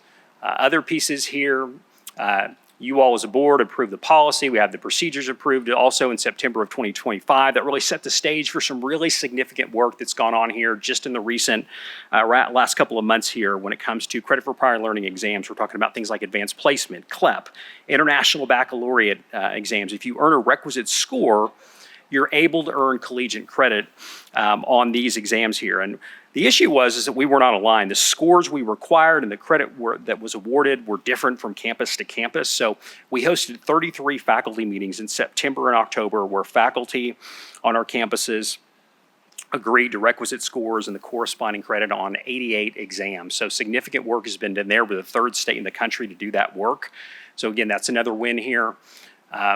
Other pieces here, we did have a grant kickoff at WNC, thanks to WNC for hosting us, where we brought all the 7 teaching institutions to start work with Student Ready Strategies, Inc., who we're partnering with on this. Some other pieces here, finalizing the CPL inventory. That's something we're going to do in early 2026. That should be 2026, so I apologize for that. And then just going forward here, just communicating this with our K-12 partners who are very interested in this work. This is actually going to help them a lot. And then beyond this here, the next step here, we're going to continue working with Student Ready Strategies, Inc., again, our partner in this. They're going to help us identify the direction that we want to go with credit for prior learning. They're working with institutions to find out where they're at, identifying any gaps, looking at their populations, looking at what they're interested in here. So this will help guide next steps. One potential area could be doing more as a system in military training. Some institutions are further along than others on this here, but we have a lot of military installations here. We're number 7 in the country when you look at veteran population rates. So I think there's a great opportunity for us to do more in the veteran space here. But we're going to continue to work with our partner on this. Next thing we're talking about is open educational resources here, otherwise known as OER. And this is something that has been talked about before at other meetings. These are free and reduced textbooks here. You're using these in lieu of commercial textbooks. And so I think it's really important to understand some of the barriers here before we get into some of the cost savings here. This was a national survey, and you're looking at the share of students who said that they have been impacted in their college career by course material costs. You'll see that some students took fewer courses, some didn't register for a course, which can certainly have an adverse impact on time to degree if there is a critical course that they need to take in their course sequencing, and the book is $300, and they decide not to take it, and that could easily delay their graduation, earning poor grades. Over 1 out of 3 withdrew from a course. And I think the thing that's most concerning to me is that you had 14% report that they went without all course materials here. That's like one of us going on a road trip with no GPS or map here. You're not going to get very far. You're not going to be very successful without the course materials. So the cost of the commercial materials have an impact on course taking and success and affordability.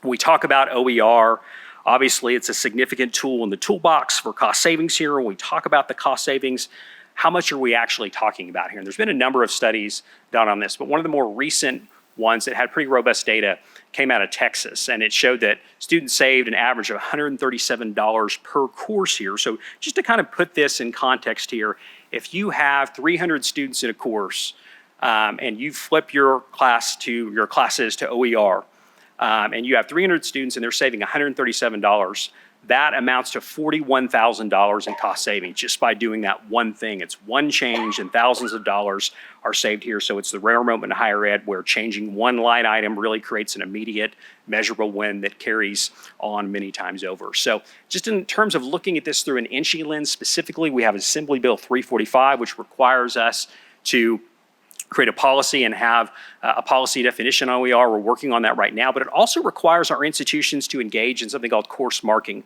where you clearly mark the courses that are using OER. So when a student is registering in the classes, they're able to see the ones who are using OER. So obviously that is a really good thing in terms of transparency and flexibility for our students going forward. And that will take effect July 1 of 2026.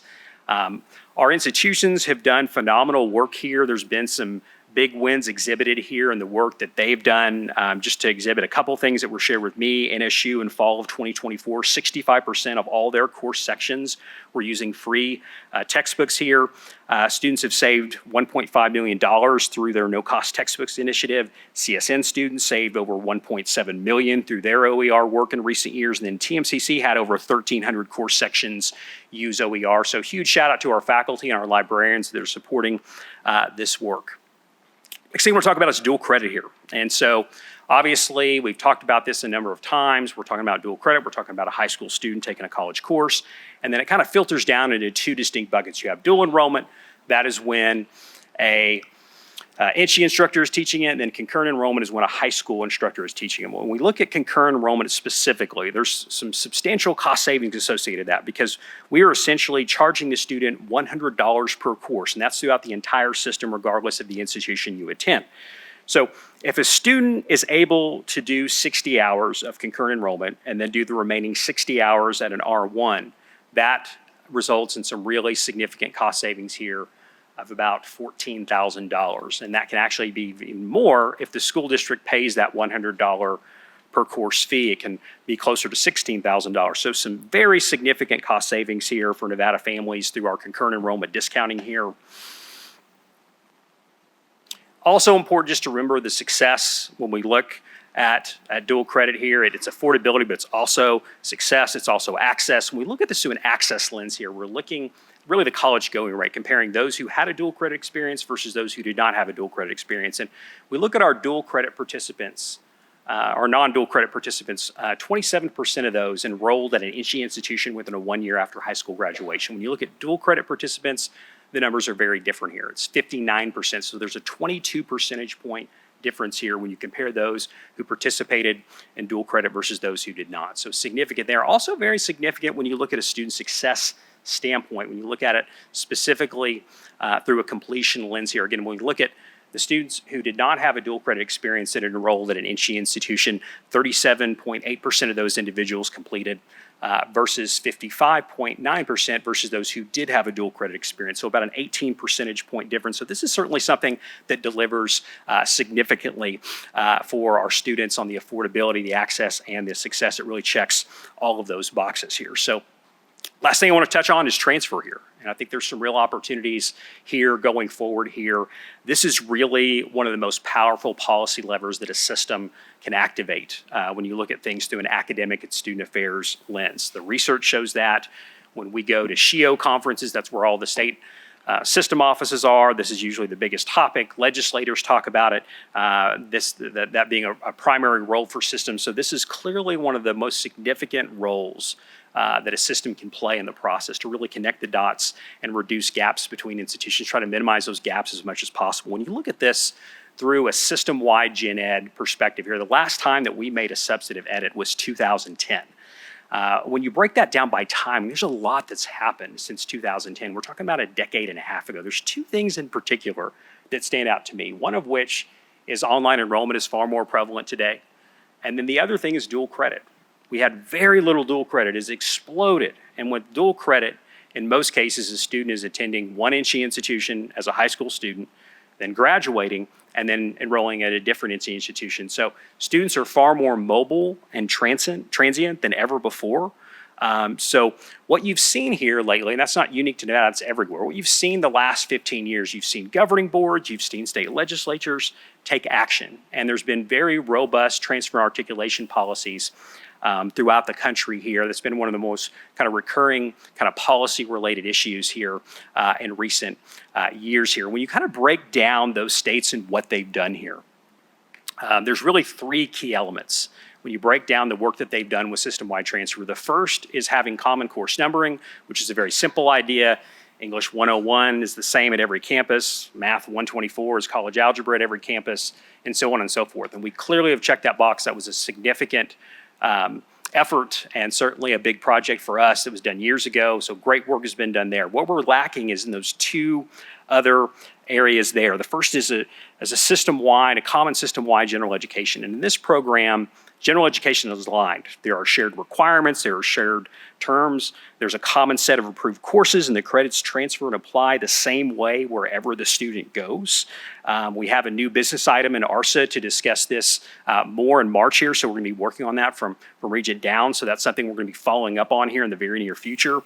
And then you have system-wide associate degrees. You've seen more states move away from these one-to-one transfer agreements where one community college partners with one university. Instead, you have system-wide associate degrees where all 60 hours from the community college transfer and apply at every university, regardless of where the student ends up here, as opposed to kind of these one-to-one agreements here. So this is really what program transfer looks like in Nevada here. If we want to create transfer programs, if we want to have a transfer program for business finance as an example, I'm just throwing it out there randomly.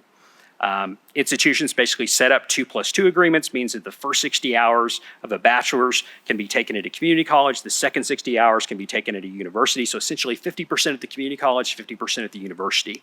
And really what this functions like, it's like a toll road that only connects two towns. It's functional, but it's not necessarily practical based on where our students are at today and how transient they are. So these one-to-one transfer agreements are not system-wide because, again, they only connect two institutions.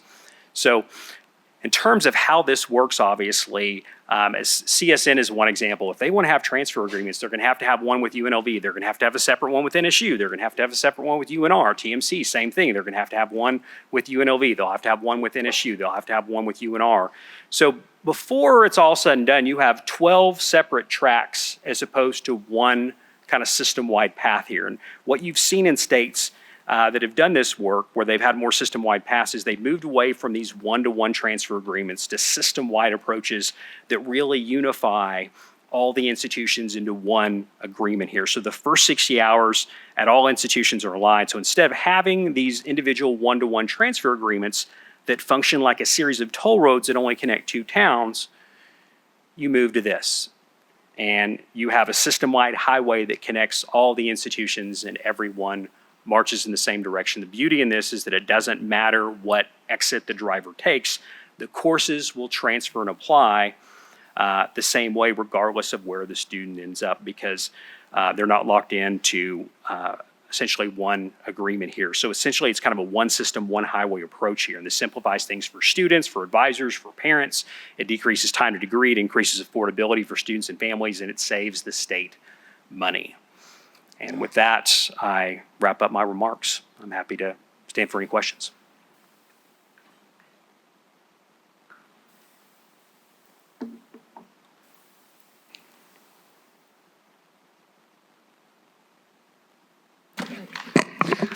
Thank you for the presentation. Are there any regents with questions? Regent Goicoechea. Yes, thank you, Mr. Chair. Mr. Archer, just a couple of questions here. As we're talking dual credits and you're saying the $100 fee, okay, when they're in high school, who's paying that fee? Does the district pay a piece of that? Does the student? As the university or their college, do they discount it if they accept it? Who pays the $100 per credit? Daniel Archer for the record. Thank you, Regent Goicoechea. It's a good question. It does vary. There are districts that will pick up the $100 course fee. There are others, though, that do not, so it varies. Okay, and I appreciate that. So it depends on what district you're coming from, because I clearly think that this is where we're headed. And not only our little highway here among our 8 institutions, but, as I travel the state, I run into students and, they might be from Wood College in Missouri, and they're living here in Nevada, working. And but if you ask them, I'm going to college. Where? In Missouri. They're online. These online classes, that's where we're headed. So I think we're really going to have to figure out how. And my big issue with it is, I'll be honest with you, when they're in high school, they're K-12, so they're getting counted on one side, and then we're flipping it, and we're saying, okay, you dual track. So in higher ed, we're also counting the same student. I want to know who's paying the bill, because clearly we're going to get a discrepancy someplace. Just thoughts. Are there any other regents with questions specific to this? No. Regent Brown. Thank you, Regent Brown, for the record. I want to say thank you for all of your work and Natalie Brown's work on making sure that we have very clear pathways on how we're going to be implementing this. I know you guys were you mentioned it. WNC hosted folks from all of our institutions in October. And I am just so proud of this work. This is I mentioned it yesterday in my remarks. We've talked about it in the workforce meeting. We're going to have another one next week. This is exactly the work that we need to be doing. We're identifying where our state is heading. To my colleague, Regent Gogochia, was saying, getting our students to be college ready while they're still in high school and getting them excited and giving them a head start. That's just going to get them into the workforce faster. That's just going to help us diversify our economy. That's just going to help us grow as a state. And I'm just so proud that we're taking this initiative and we didn't wait for it to kind of smack us in the face. And I just want to say thank you to the staff who was really doing this day in and day out, going after grants to make sure that we can get lightcast data so we can project future and we can make smart decisions. We're not just guessing and hoping that we're making, the best pathway. Thank you to the, superintendents of the school districts who really understand that this is important. Thank you to our institutions who have made dual enrollment a priority. Now it is becoming to the Board of Regents that we create this pathway and we clarify and we put in lanes and we make sure mission differentiation is part of who we are so we can actually, grow this in smart ways, and we have wraparound services for our students. And I just think that this is a no-brainer, and growing it in very smart, strategic ways is how we are going to help our state get a head start. I get sick and tired of hearing that we are, 49th in the nation in education. That statistic is crap. It's awful. And we need to stop saying it. Because when you look at this, we have some of the best charter schools. We have incredible, superintendents and professors and teachers that show up every single day. And your presentation is showing that we are moving the needle and we're putting we're putting those resources and making them accessible. So I'm just proud of this board for being leaders in this space. I'm proud that the school districts and the state is embracing it.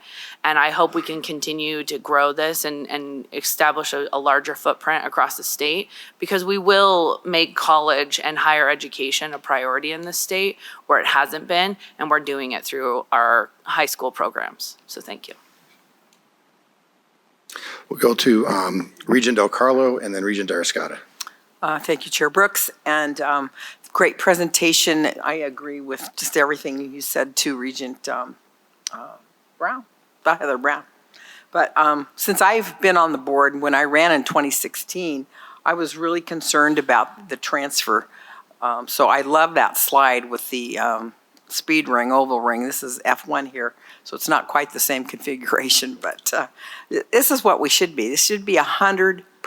Our goal should, and nothing less. And so I'm really glad that that is a priority now with you, because I know we've talked extensively about it. And I think at one point we were at 96.5 transfer rate, which is good, but we should be 100%. So this is the last piece in that puzzle too. So thank you so much for working on this. It's really important. Thank you, Mr. Chair. One of the items I want to focus on, Dr. Archer, is on page 4 of 34, the credit for prior learning. Can you expand on that just a little bit more, please? Primarily with, you were talking about military service. Right. Are we currently accepting credit for prior learning through the system? It's not been a system initiative. All of our institutions are accepting some of the training. I think we could probably be doing more. There's a statute that was from, 5 to 10 years ago that did require us to evaluate it and then to post it online. So I think it's something where some institutions are further along than others, but I don't necessarily think that we're a rock star system by any means. I think there's room for improvement. The reason I bring this up is because I heard from a potential nursing student who was a medic in the United States Army for 4 years. And the Nevada system of higher ed would not recognize her military service as a medic for nursing school. Hence, she went to one of the boutique private online colleges to acquire her registered nursing. So this is something I would fully support in regards to the credit for prior learning. most importantly, I want to identify from military services. Yeah. As being as a federal employee at the VA for 20 years, this is something that unquestionably needs to be done. Yeah, appreciate that. Thank you. Regent Gokachia? Yes, thank you. And I just want to clarify where I was coming from with the $100 per credit. Again, I think we need those answers as we move on into our agenda item for the next special meeting, agenda item 23. I mean, as we're looking at fees, we need to know who's paying. Thank you. Regent Brown? Thank you, Regent Brown, for the record.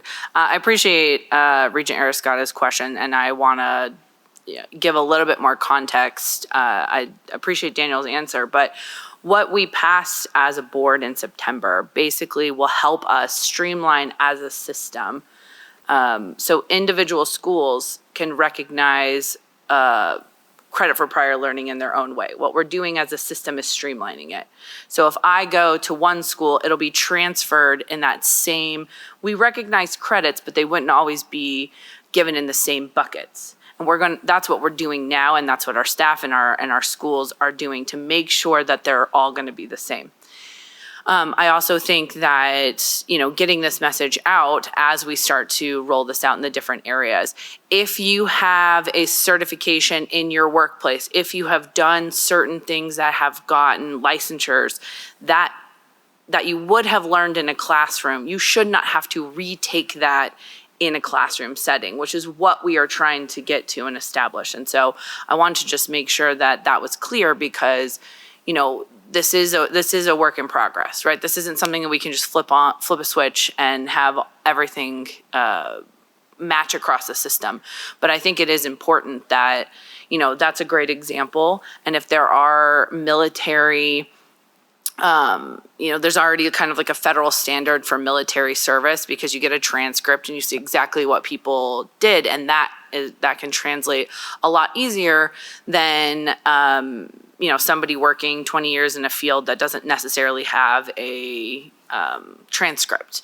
But I think it's valuable regardless of what industry they were in, and so I just wanted to put that as a clarification point because one of our institutions might not recognize that particular case, but that doesn't mean that we can't address it and work towards it with transcripts and have it actually translate. So I also just want people to know that that's happening because it is important, and we want them to think of higher ed as their next phase. So thank you. Thank you. We'll go to Regent McGrath, then President Dalpy, then Regent Breger. Thank you, Mr. Archer, and thank you, Chair. I had a question about a different aspect of the report about the open educational resources. Yeah. Do you know who, is it department heads? Who oversees what the professors are kind of calling to give to students in lieu of the traditional textbooks? I think this is such a great, admirable goal. Obviously, I'm sure I struggled very mightily with the cost of textbooks. So I think it's a great goal and something that is obviously the future and we need to do. But I do have worries about, are we ever going to have teachers who are using materials that are not in the public domain, or they're not sure, maybe they just don't have training on that? And who is kind of in charge of that, and how do we protect ourselves? Daniel Archer, for the record, great question. I think our librarians do a really good job. They've helped with a lot of the onboarding on that. We have librarians that actually are trained researchers in OER. So I think they're generally the resources, and they've helped facilitate a lot of this. So I can't thank our librarians enough. And President Heavey? Yeah, thanks for that question, Regent McGrath. Ultimately, each instructor has the responsibility for choosing the textbooks, but as Vice Chancellor Archer noted, our library, and I think the others, have librarians who help develop and curate open educational resources, but it does fall to the individual instructors to make the decisions about the materials for each course. No, thank you for that. Are we giving them any training, though, in terms of intellectual property? I know that's in my prior life. I did some of that legal work, and it's, obviously it can be challenging to figure out what would be able to be used or not. Yes, Chris Heavey, for the record, interim president of UNLV. Our library maintains some librarians who do support training in that space, but does depend on the individual faculty member taking advantage of that opportunity. And so it's their responsibility. And one of the issues with open educational resources is the currency of the information. And it is a challenging environment because someone might invest a lot of time in producing an open educational resource, but then 3 or 4 years later, has it been kept up to date? How does it evolve over time? It's a complicated space and it varies by discipline. And do you find that staff and instructors, I mean, I feel like as much as this is such an admirable goal, and like I said, I think it is the future and this is where we're going, but does it put a greater burden on them to kind of find the materials as opposed to they used to be able to just select a textbook that's ready and, ready to be purchased? Is it adding to their workload in that sense? I'm just curious about your feedback you may have received. Yeah, Chris Eby, for the record, the answer to that question is yes. It does require a significant investment of time and attention on the instructor, which is beyond what it is to just pick a textbook that will be kept up to date by the publishers. Okay, thank you for that. And I would just briefly add to that. I think a lot of our institutions have done a really good job of prioritizing this and providing grants to support that work, like to provide grants for them to work on in the summer and making that transition. Thank you. Hi, thank you, Mr. Chair. Kyle Dalby, President of Western Nevada College. If I could offer some insight into Regent Gocachia's question on the $100 for the fees for dual enrollment. As the institution which by percentage of headcount has the most dual enrollment, there's a couple things going on. And just for awareness, there previously, there used to be a career and college readiness grant from the state that was canceled out during the special session during the pandemic in 2020 that would flow to the districts and help pay for that. So the districts have, it's zeroed out, so the rates that students are paying vary whether it's concurrent or dual, and that's a in the weeds discussion, but there are 2 rates, but both of them are severely discounted already, so we don't collect the full amount of registration fees. And the districts have responded by, like for example, Carson City High School has a foundation that has created scholarships. We've created scholarships. Students pay, but the districts pay, students pay. One of the things we've tried to do is make sure there's not 2 students sitting in a class where one has the ability or the scholarship to pay and the other doesn't, and therefore doesn't have access to the higher education. So it really depends. We work with 9 districts. And the other thing to note is that we are really not out shaking the trees to get dual enrollment. They are shaking us and knocking at our door. And that just shows the need of it. And in the rural communities, even more so, because that's the only access they have to college programs. But the fee structure is a place, and the fee discussion that we're going to have under item 23 does not affect the high school rates. And there's another discussion there, but that's probably for a different topic. Thank you. Regent Gokachia? Yeah, and you know what? Sorry, Regent Gokachia. I apologize. Susan Brager was on I'm sorry. next, and I'd like to let her. Susan Brager for the record.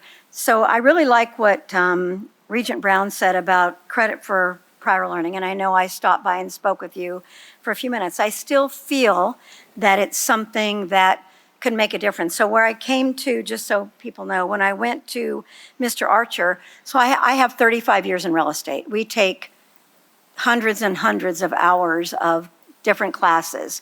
So my suggestion is real estate is changing pretty drastically. Sorry, Aaron, no.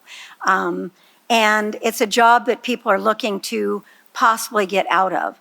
When they have all those hours, you take math, you take banking, you take, all types of different classes to keep your license.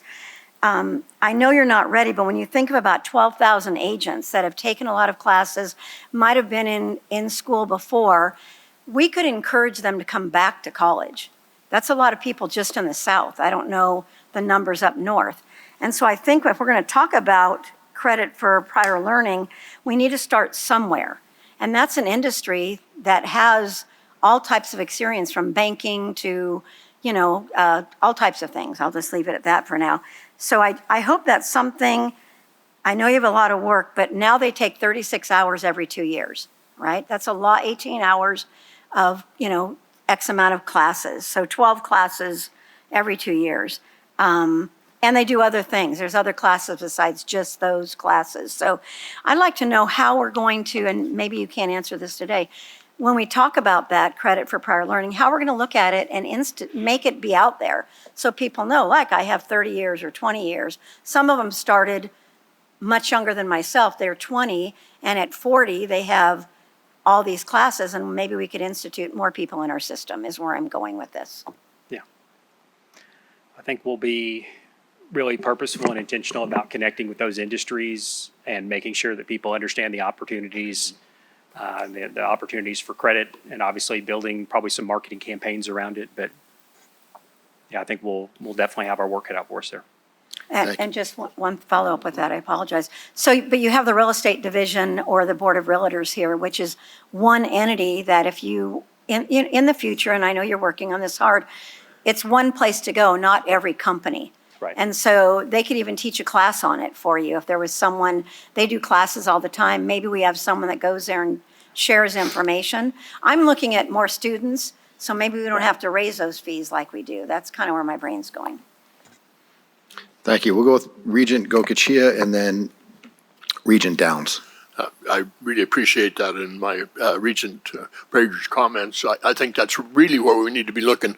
And then I'm going to respond back to Kyle. But clearly, CE, every occupation, every licensure. I mean, are we focused on that? I mean, that's how we get people in the seats. So I think, yeah, we're going to have to get creative. And online is where we're headed. But again, back to President Duff's comments. Again, we're talking about a session in 27 and how we're going to get there. And we're hearing our constituents saying that we need some more help from the state and the legislature. But again, if we're not prepared to account for where these dollars are coming from, how we're going to pay it, and who's paying, I get really concerned. And having sat in the legislature, you're going to say, hey, well, you're counting these students, but we're paying for them in K-12. So why should we fund them again in higher ed?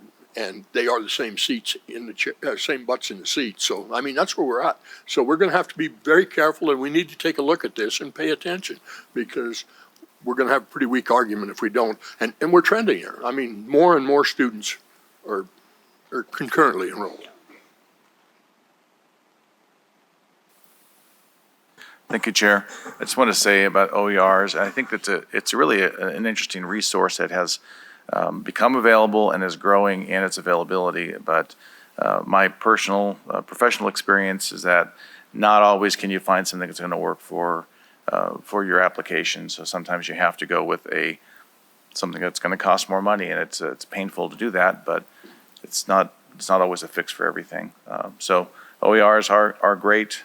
I will say that I'm sure every school does their own vetting, whether it be as a department, as individual professors, but they go through some type of rigor and to determining what's going to work best for that course. So that's, I don't think it is ever chosen willy-nilly or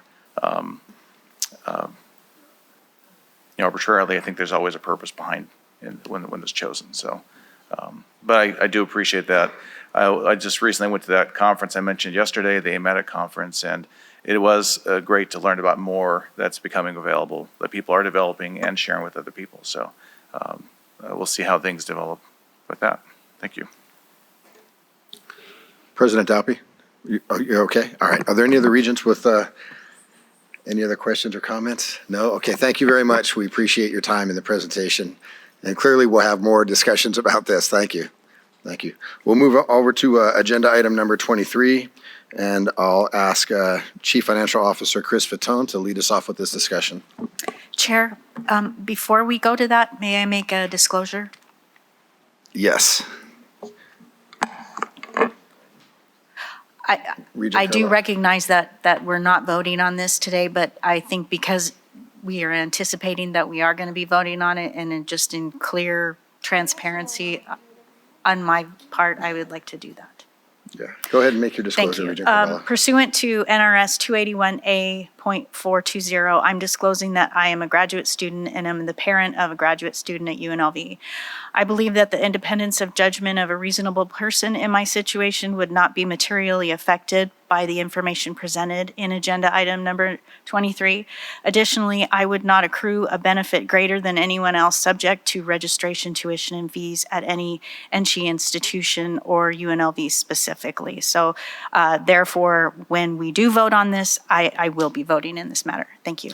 Thank you, Regent Carvalho. Are there any other regents that need consideration for Regent Downs? Thank you, Chair. Pursuant to NRS Chapter 281A.420, I hereby disclose that I am a parent of a student at UNR. Because the independence of judgment of a reasonable person would not be materially affected by my situation, when this does come up for a vote, I plan to vote on this matter. Thank you. Thank you. I think we're ready to begin. Thank you. Thank you, Chair Brooks and Regents. Chris Fatone, Chief Financial Officer for the system, and I'd like to walk through the slide deck for item 23, the Chancellor's Ad Hoc Committee to recommend action on fee increases, and go through the recommendation that came from that I know is you've heard a lot about already today. So first I'll say before I get through it, we've had a lot of conversations on this presentation and the materials, and I've walked through this in many cases over the past few weeks, and so I'm hoping to go through it and get through all the details as I have in each one. If you find that I'm going through something too quickly, I would invite you to slow me down and ask questions along the way or interrupt me. But I do anticipate you'll have some questions, whether during the presentation or at the end, and I'm looking forward to addressing those the best I can. Wanted to take you through today a recap. We did introduce this concern at the September Board of Regents meeting, so we'll go through some items that we visited in that presentation. Following the September meeting, the Chancellor did establish an ad hoc committee to consider this subject. I'll explain that process and then the committee's recommendation and go through how that relates to the materials you saw in September. So just a reminder of how we got here, and really how we got here, I guess, goes back to prior to AB 568 and the 2023 session and the salary adjustments from FY 24 and 25 that you're very familiar with. And at that time, I know that it was our intention and expectation, or hope at least, that we would be able to bring to the legislature in the 25 section a request to revisit their funding philosophy for the system's salary adjustments and add to our base funding to cover this same shortfall.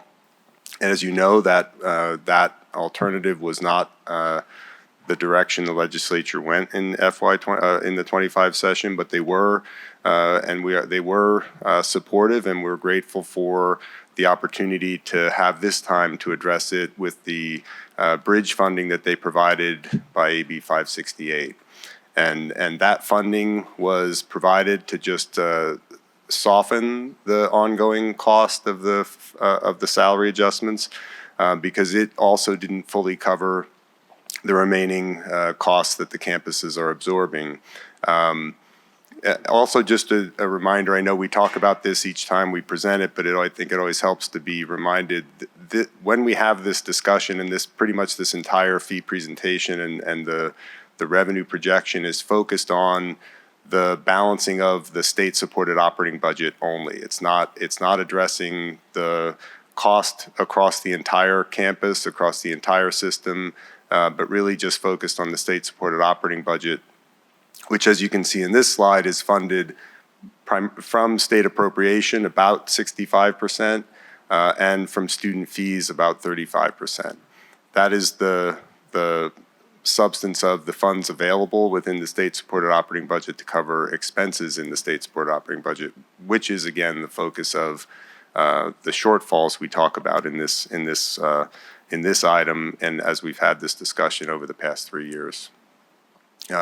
For context, the system's budget, the campus's finances more comprehensively do include other sources, the non-state accounts, and we talk about self-supporting programs, other fees. So what are non-state programs. They're listed on the left side of this slide here. It does include student fees, a portion of the student registration fees that are allocated to capital improvement, general improvement, access, student government activities and programs, and then other student fees, differential fee programs, student fees that are specific to specific services, and special course fees. All of those fees are part of the non-state accounts, in addition to the campus housing and dining programs, athletic programs, grants and contracts, gifts and endowments, investment income.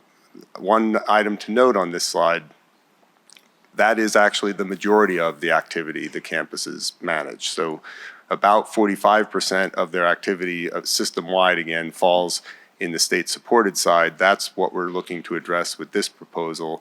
The campuses have managed that same salary adjustment on the non-state side without any state support. And in terms of balance of position funding, while 45% of the system's budget is state supported, that does support about 70% of the system's positions. So the non-state side is also supporting positions. It's about 30% of the total that receive no state funding at all and has to be funded through the operations self-generating. And so that's where the concern, when we talk about how to balance, those non-state activities are providing services. They, in many cases, grants and contracts, for example, have contractual deliverables that are being funded through those programs, and those are not resources that could just be moved to cover other budget gaps. So that's why we focus on the state-supported side in this conversation and with the fee increase discussion. I think I covered most of this on the last slide. Again, just noting the takeaway here that these activities have been absorbing 100% of the salary adjustment since it was implemented and going forward. And I think, also to mention here, you're familiar with the salary adjustments. What we haven't talked a lot about is the benefit changes that took effect with the start of this biennium. So we have higher health insurance costs that are applicable, again, across all positions, not just those state supported. The health insurance cost in the new biennium was actually about a 30% increase in the campus, in the per participant assessment that the system pays for its staff in the public benefit program. And then the retirement increase is about a 10% increase in the retirement program cost. Falls on both sides. So you have staff that are contributing to the retirement program. The system's cost went up 10%, so did the staff's. And while the staff did receive those salary adjustments in 24 and 25, there were not salary adjustments in 26 or 27, and so that retirement plan increase actually results in less take-home pay for those employees, as I think you've heard in prior cases and public comments. So that's just to say, a reminder that we're talking here and focused on the state-supported budget, but the campuses have been working and balancing this throughout on the self-supporting side as well. That seemed to skip. There we go. This slide, again, this is the same slide you saw at your September meeting. New data is not available yet. It'll be probably in the first quarter here that we start seeing new survey data. But this is the State Higher Ed Finance report for fiscal year 24. State Higher Ed Finance provides a comparison across state institutions, and this is a summary at the state level of total education funding. And I would just note that total education funding also translates to total education expenditures. So this slide is showing Nevada being at the far left, the second to last in total education funding per student FTE for fiscal year 24. And again, that translates to total expenditures per student FTE. So saying that, another way of saying that we're spending second to last or the lowest, second lowest amount per student in our institutions in delivering their programs in comparison to their peers in state institutions. The U.S. average is about in the middle there. I wanted to draw attention to the number box on the slide in the right-hand side, where I've broken down for you the bar chart that you're looking at. The top of the bar is total education funding. The blue section of the bars is the state portion within that state's average. The green bar is the student's portion within the state's average. And the student's portion in the state higher ed finance funding survey is net of student support. So it is net tuition, it's not gross tuition. So when if you look at these numbers and say, you know, these rates for Nevada look much lower than what I would expect, that's because it's after taking into consideration scholarship support, grant support that's funded through the institutions, that reduces the net cost to the student. So across the bar, the green bars represent net reduced tuition, and the blue bars represent the state contribution. And you'll notice in the numerical box there, the state appropriation for Nevada institutions is actually, for fiscal year 24, approximately 96% of the national average in state funding.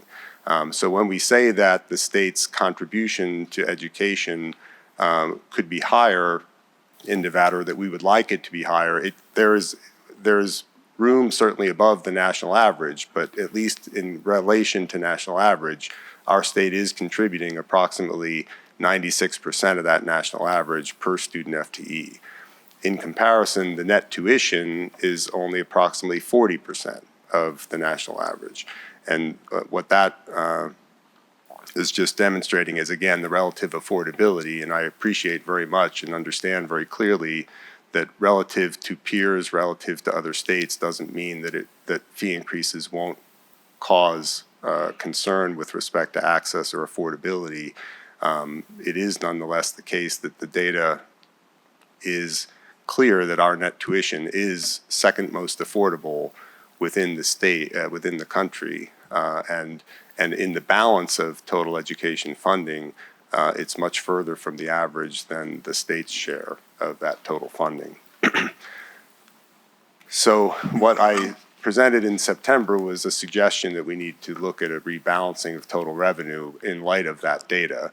And I believe that's in line with the legislature's interest in not revisiting that base funding on the salary adjustments, and why they inserted the language in that special appropriation to have us consider alternative revenues. And again, within our state operating budgets, that revenue is student fees. So that is the basis on which we started looking at this proposal. And so we came away from the September meeting with these next steps to gather input, and we did that. We formed the committee. I'll get to that in the next slides. Develop a proposal and return here to your December meeting. The Chancellor established an ad hoc committee pretty much immediately after the September meeting. Chancellor and I started meeting with students. We started scheduling meetings with students groups at the September board meeting and started those meetings as at the same time we were establishing, or he was establishing, the ad hoc committee. That committee did get organized just before mid-September or so. It was comprised of membership not unlike the fee committees that used to be established on a biennial basis when we did fee adjustments by committee, or made fee recommendations by committee, and consistent with the guidance in the handbook there on the predictive pricing model approach when circumstances warranted. So the membership included three student representatives from student government organizations representing both undergraduate students, graduate students, community college students.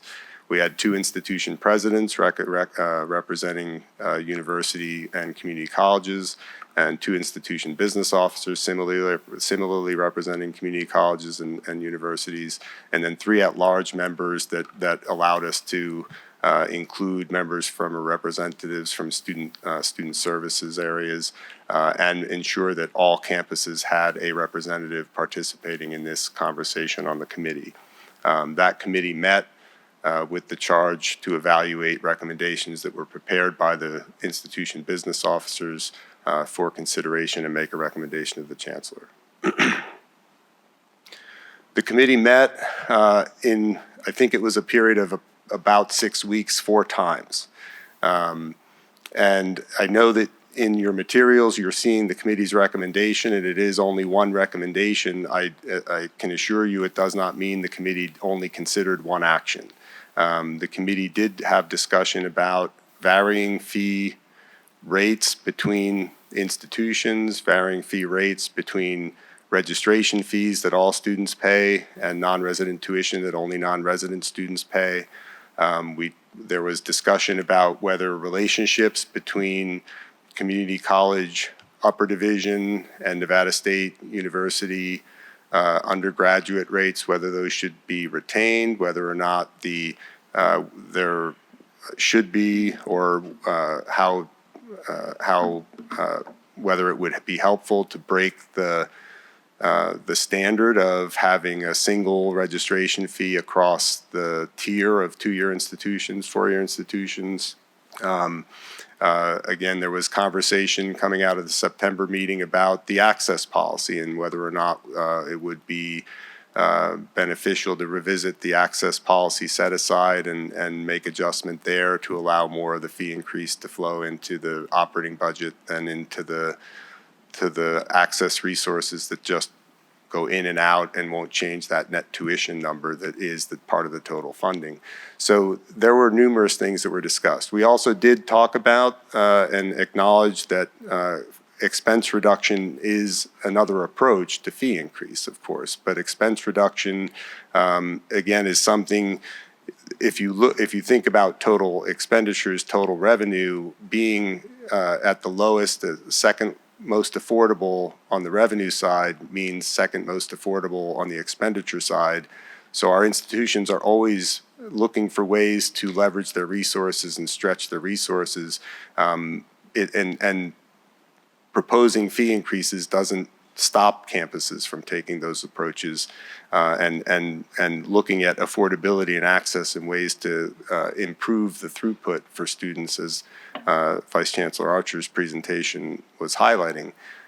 So these are things that are ongoing and certainly ingrained in our budgeting approach and management approach because of all of the numerous economic cycles that our campuses have worked through, where budget reductions are handed down and had to be implemented. So that I think the nature of our discussion has simply been that is still an option. Not approving a fee increase will necessitate a expense reduction. That expense reduction would be budget reductions that the campuses would have to manage. And in the interim, over the last 2 years, now 2.5 years, the campuses have been making adjustments. We've talked about those as you were deliberating the salary adjustments in 2023, and we talked about them in light of the budget request for the enhancement. The campuses have made adjustments and have been holding positions and stretching to get through this interim period on these temporary funds. This recommendation is part of looking for a permanent funding stream to move past those temporary measures. In the absence of that, expense reduction is an option. I don't want to suggest that there's rocks we haven't turned over, looking for opportunities to collaborate, leverage, and reduce expenses. And we continue to do those things. It's just, we shouldn't expect that to be able to solve the level of gap that we're facing with these funds, and that's the reason that the recommendation for fee increase is where we're focused. So again, there were, you think you heard during some of the comment, that we have been extensively trying to get out and communicate and meet. I was fortunate to attend a few meetings. I think the Chancellor also was undertaking his listening tour of many campuses throughout this same period and meeting with the students on campus at the time. And I know that a big part of that conversation each time was around the fee increase, and I was very glad to have the opportunity to do that. So this is, as you've already heard and seen and read, the committee's recommendation. Talk a little bit about how we arrived at these rates as the proposal. You know, this did start from the standpoint of what does it take to backfill or to cover the funds that will expire at the end of June 2027. And we estimated those rates and started running some modeling of the revenue that it would generate, knowing very well that the answer would be different for each institution because their gaps were different. And so while our registration fee and non-resident rates are standardized at the tiers, unless we break that standardization, then there is no answer that simply just covers the gap. It will result in some being more or less. And I think the desire here was to cover as completely as possible that gap. And that is how we arrived at these rates. You may be aware, the committee went through, I think on the university level and Nevada State level, the rates that were introduced initially was a comprehensive 12% over the 3-year period. That rate was, there was not throughout the process anything that surfaced that led to considering alternative rates for that group, just a change in the structure from 4% across the 3 years evenly to 3, 4, 5 to ramp it up and allow more planning time around the rate. And the way the rate is additive to the HEPI rate, this kind of offsets those HEPI rates in a way that makes the comprehensive increase each year when you consider this special increase plus HEPI more uniform with the 3, 4, 5. On the 2-year institutions, we did start with a slightly lower proposal of 6% across the 3-year period. After analysis and discussion, that rate was not covering the gap in funding for the 2-year institutions, and there was concern about not being able to fully cover that gap. We actually modeled and discussed moving that rate also to the university level and making it 12% for all institutions. That, I think, created some challenges with the affordability in terms of where the institutions fall relative to peers and national average, and looking at the difference between how net tuition is arrived and how much of the support resources are being allocated to the 4-year institutions versus the 2-year institutions, that brought us back to 9% as a middle ground that actually does still cover the gap without moving the institutions really much beyond their peers. And so you'll see this in the charts that are going to follow. So I'll walk through these charts to demonstrate kind of the impact, both where we are without a fee increase and where we would be with the full impact of these proposals. These are the same charts that you saw at your September meeting. I've simply updated them to demonstrate the impact there, where our institutions would fall with this fee proposal fully implemented in the 3rd year. So the full 12% for the 4-year institutions, 6% for the 2-year institution, and 9% for the 2-year institutions. And I guess just to clarify, I meant to mention this on the last slide. On the 2-year institutions, the upper division is tied to the Nevada State undergraduate rate, as I mentioned earlier. For that reason, the upper division rates actually do also include a proposal of 12% increase, not 9%. That's only on the upper division. The last 2 years on the bachelor degree programs, the 2-year institutions would be offering. But just keep that in mind. I think the majority of the credit hours on the 2-year institutions are lower division. So the vast majority, I think it's about 98%, 98.5% of the credit hours are lower division there. This is the 4-year institution, and again, the state higher ed finance view of net tuition. So this is the net tuition only. The state appropriation doesn't change. This is just the net tuition for 4-year institutions. U.S. average there in the middle at $10,446. Our institutions, the color coding is consistent throughout these charts. So the gold is the national average. The orangish is our actual from the survey report. And the green is reflecting the impact or where we would have appeared in this chart had this fee increase been part of the data in the 24 survey. And for the four-year institutions, in the survey data, it's a weighted average rate. So our survey result in the orange there includes all three four-year institutions. For this presentation, I have split the Nevada State from UNR and UNLV because they have a very different fee structure. And so you can see where they fall separately with the full fee increase for the four-year institutions. You can see that it does move UNR and UNLV up from being third to last when you include DC. So we say second to last on states, that's but third when DC's in there. It moves up just ahead of Wyoming, but Nevada State remains unchanged, and you can see the differential there in the rates. Again, this is net tuition, so that reflects student support. This is the state higher ed finance data on the two-year sector, and the same formatting. So the orange is where we are in FY24 before the fee increase, the gold being the average, and you can see that with the 9%, this was where the 9% versus 12% caused some pause, and we came back to the 9%. On the average, with the 9% increase, the two-year institutions do move slightly above average, but still certainly within the range of national average. A different view of tuition is the WICHE benchmark, which is our Western state peers. And in this survey, it's more current. This is fall 24 data, which is fiscal year 25. So it's a year more current than that state higher ed finance data.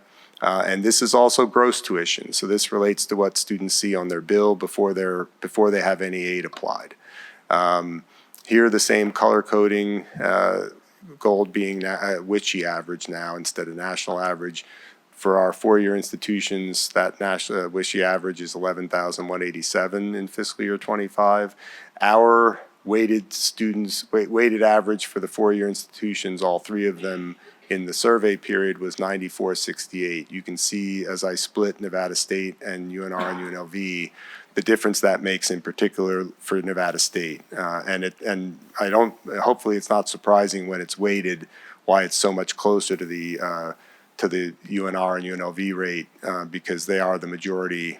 When you weight it, the Nevada State lower rate has less of an effect on the average, but you can see clearly here how the affordability of Nevada State University, even with the 12% increase in comparison to the Western state peers, and UNR and UNLV still being below the WICHE average. I have some slides later in the deck where we can look at UNR and UNLV as R1 institutions more specifically compared to their R1 peers, because this again is all Western four-year institution peers. I think you'll find the R1 institution data more important in comparing UNR and UNLV. This same view of unreduced tuition comparison for the two-year institutions, you see the same relationship here as you did in the reduced tuition, because again, I think more of that scholarship resources is going in the four-year tier than the two-year, so there's less of a difference when you look at the unreduced as well, where prior to the fee increase, we were mid-range on the below the WICHE average, versus with the fee increase, we're being right at that WICHE average here as well. So I mentioned a difference in the R1. This slide is our WICHE peer R1 institutions. So it's all the R1s that are in your WICHE peers. Orange again being where we really fell in FY25 survey data, and the green UNR and UNLV with the fee increase. And you can see that while we do move up, we're not this increase would not bring us anywhere close to the WICHE average or WICHE median here. This is for undergraduate resident, and this slide is for graduate resident. And so again, you can see these are both full-time. I know there is a pretty, you see in our your fee schedule that the registration fee rates, there is a more significant higher registration fee for graduate students. You'll notice in these two slides, the gross tuition is still fairly close in full-time students for undergraduate and graduate. That's the relationship between or the difference between a 15-year full-time enrollment for undergraduate and a 12-credit full-time enrollment for a graduate student.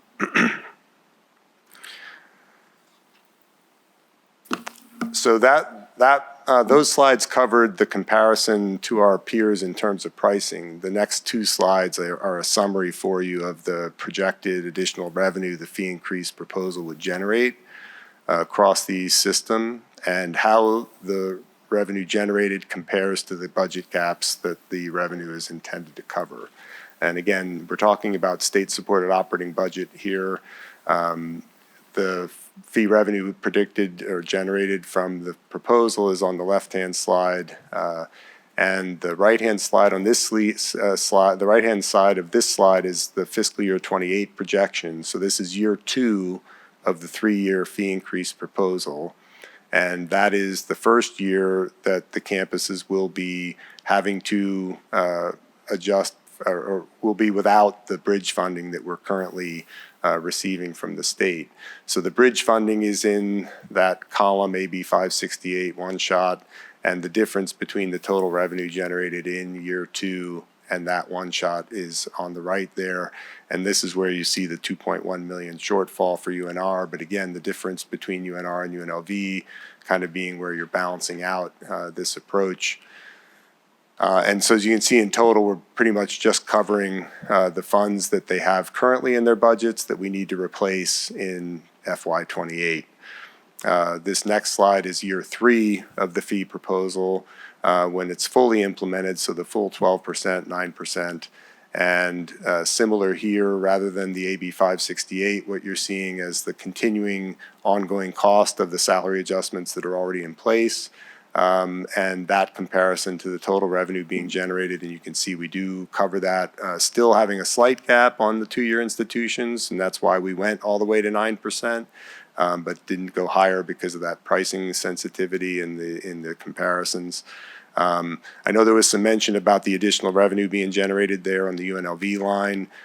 One note, a reminder, when the salary adjustments were initially approved, one of the remediation steps that UNLV took was to change their fee distribution and move some of their capital improvement fee allocation, reduce their capital improvement fee allocation and put that back into the state operating budget. This revenue allows them the opportunity to reverse that adjustment that they made, which is an adjustment they'll need to address their capital needs. So it's still within the same framework of the remediation attempts or remediation steps that have been taken over the past few years. That,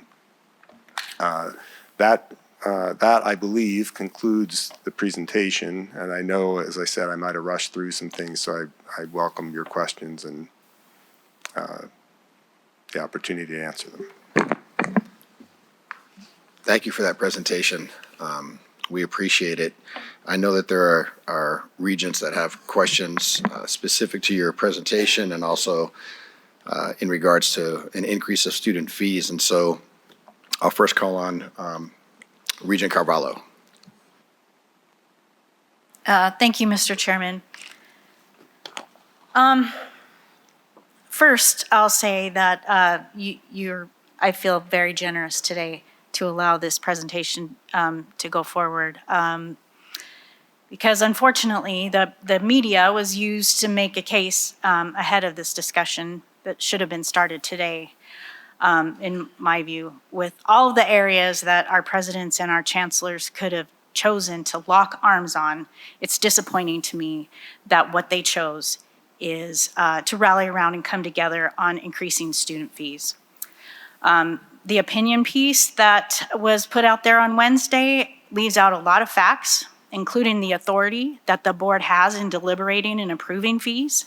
And the chancellors and presidents have a distinct privilege of positionality that gives them an elevated voice in this process. But the decision was made to get out in front of the board on this. In my view, it was dismissive of the board and possibly goes against board policy. With that said, I made my case about the financials yesterday and budget numbers. So today I want to focus more on policy in terms of this fee increase. We have a predictable pricing policy already in place. This situation is not an emergency or an extreme circumstance. To use the chancellor's words in his in that opinion piece, he says a measured, gradual tuition adjustment is the only realistic way to do that, meaning address the shortfall, while maintaining academic quality, preserving essential student services, and keeping Nevada's public colleges and universities among the most affordable in the country. That does not sound to me like an emergency or an extreme situation. I've asked before for us to consider a policy revision, not some immediate, let's increase fees. One thing that I think is disappointing, CFO Vitone did bring this up briefly today, but I don't think it's been transparent enough, and I would be curious to know if the students who were on the ad hoc chancellor's committee knew that for the 26-27 academic year, there's already a 5.2% HEPI increase. And for 27, it's 4%. And for the year after that, it's 3.4. We already have increases built in. And I'd also question if the legislature understands that we already have this. We have fee increases every year. That is part of our policy. We tried to make it, when this policy came before the board, we tried to make it so that it was equitable to everyone. But in 2023, at the same meeting at UNLV, we decided to increase fees 5%, and now we're asked to do it again. That's disappointing to me, to say the least. On top of it, our policy states that there's a maximum increase of 6%. 2 years ago, we waived that policy. That's not part of what we're discussing today. We're just ignoring our policy, in my view, to just say we need to increase fees, student fees. That's not okay. This is not an emergency situation. This is not an extreme circumstance. This is our new normal, and we need to address it in a clear, transparent, and shared governance way so that our students can feel like they don't have the burden of this on them, and so that the board also understands where we are financially with our finances. Just to go on some of what has been said, CFO Vitone mentioned that positions have been held, but when I look at our own IR dashboard, our institutions, except for 2 of them, have had increases in employee headcount from 22 to 23 to 24. That's not holding positions, it appears to me. I don't know what that means. If we're holding positions, then why does our dashboard show something else? Also, we have right now, for all high school graduates, we have a 37% capture rate of our high school students. I think we can do a much better job of bringing in more students to our institutions, again, instead of just increasing fees to our current students. We also, Nevada has one of the lowest bachelor degree attainment percentages of any state in the nation. So if we just go ahead and increase fees, and so Nevada is further to the right on some of these graphs that we have, I'm gonna say, so what? What does that mean? So are we gonna be asked again to increase fees? What does that mean? Maybe instead of saying that we should be closer to the average, we should celebrate the fact that we are one of the most affordable places to come and get a degree and use that as a competitive advantage. But instead, it's, no, we need more money. I think it's apparent, my frustration with this.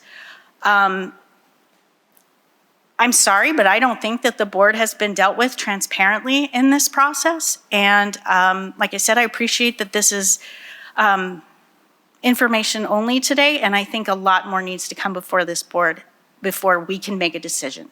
Thank you. Well said. Chair Brooks, me too, eh? Regent Boylan. Yes, sir.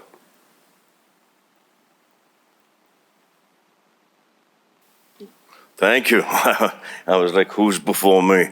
You know, I rarely agree with Regent Carvalho on much, but she just stole my thunder. That was the stuff I was going to get mad about, but I'm not going to do it now because she did it. She is so correct. And I'm going to make a radical suggestion, like I've been doing for 5 years. Why don't we tighten our belts? And it's not just the NSHE, I would say administration and everybody else, but it's us on the board. We've just hired 2 new people. Do we really need 5 people on the board? We keep spending money. It's about time we stopped spending that money and put it towards students. Whether it's travel, whether it's hiring new people, or it's just yesterday I was quite disappointed, and I know President Heavey said they've got the money to give $1 million the first year for a project, and I know Chair Brooks, that's how I remember your name,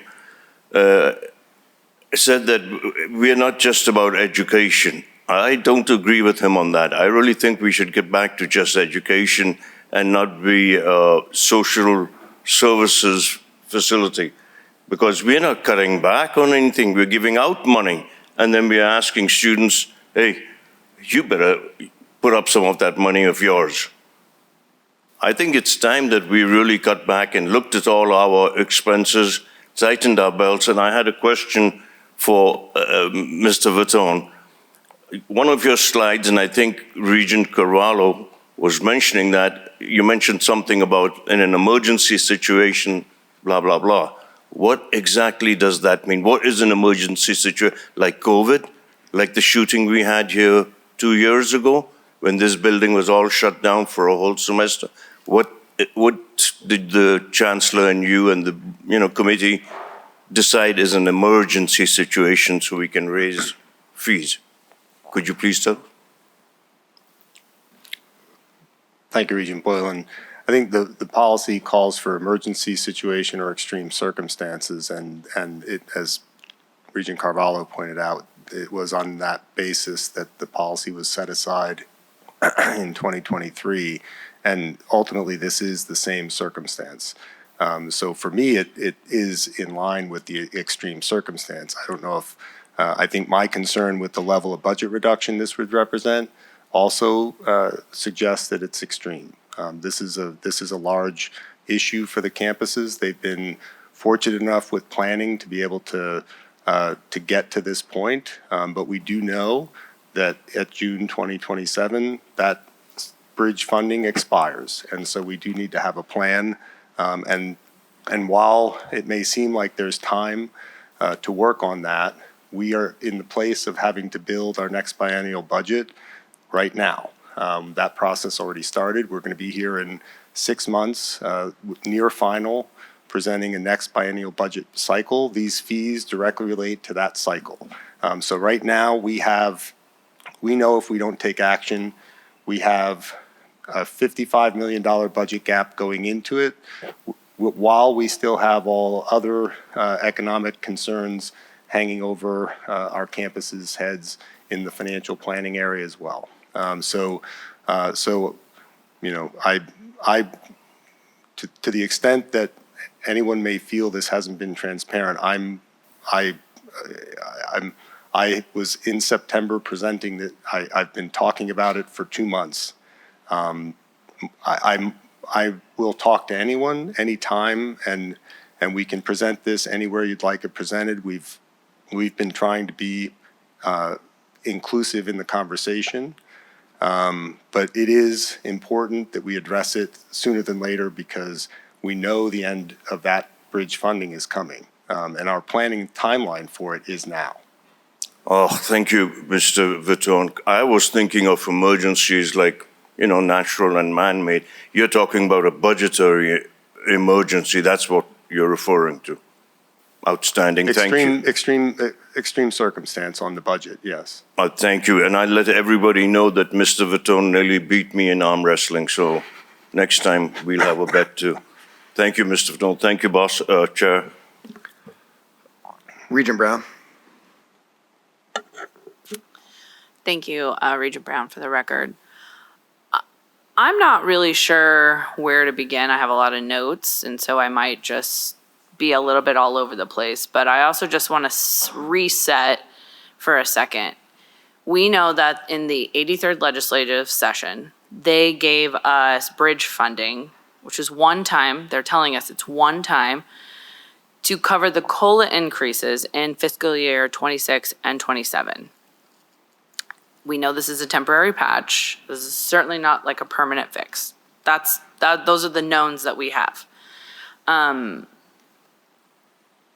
We also know that starting in fiscal year 28, this is when approximately it's going to be a 12% gap that we need to fill.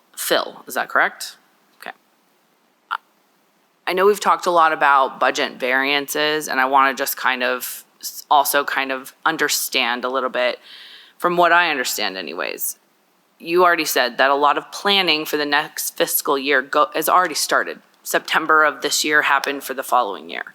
So we obviously don't have actuals for this fiscal year until it closes, but they already have to make plans for the next fiscal year. So we're really looking back 2 years, and this is where some of those variants happen. This is where it's the projections have to be based off of, best case of how we're moving forward. I look at it as, we've had faculty come and go, and even if they're growing in faculty, we're gonna have certain positions. I think our 2 R1s have, the best example in the medical schools. If we have a medical faculty that is not filled, we are still budgeting for that position. Those are higher positions, and so that number is going to look like we have, what was budgeted wasn't actually spent. So I'm just, and I don't mean to go over things that are known, but this helped me kind of wrap my head around this.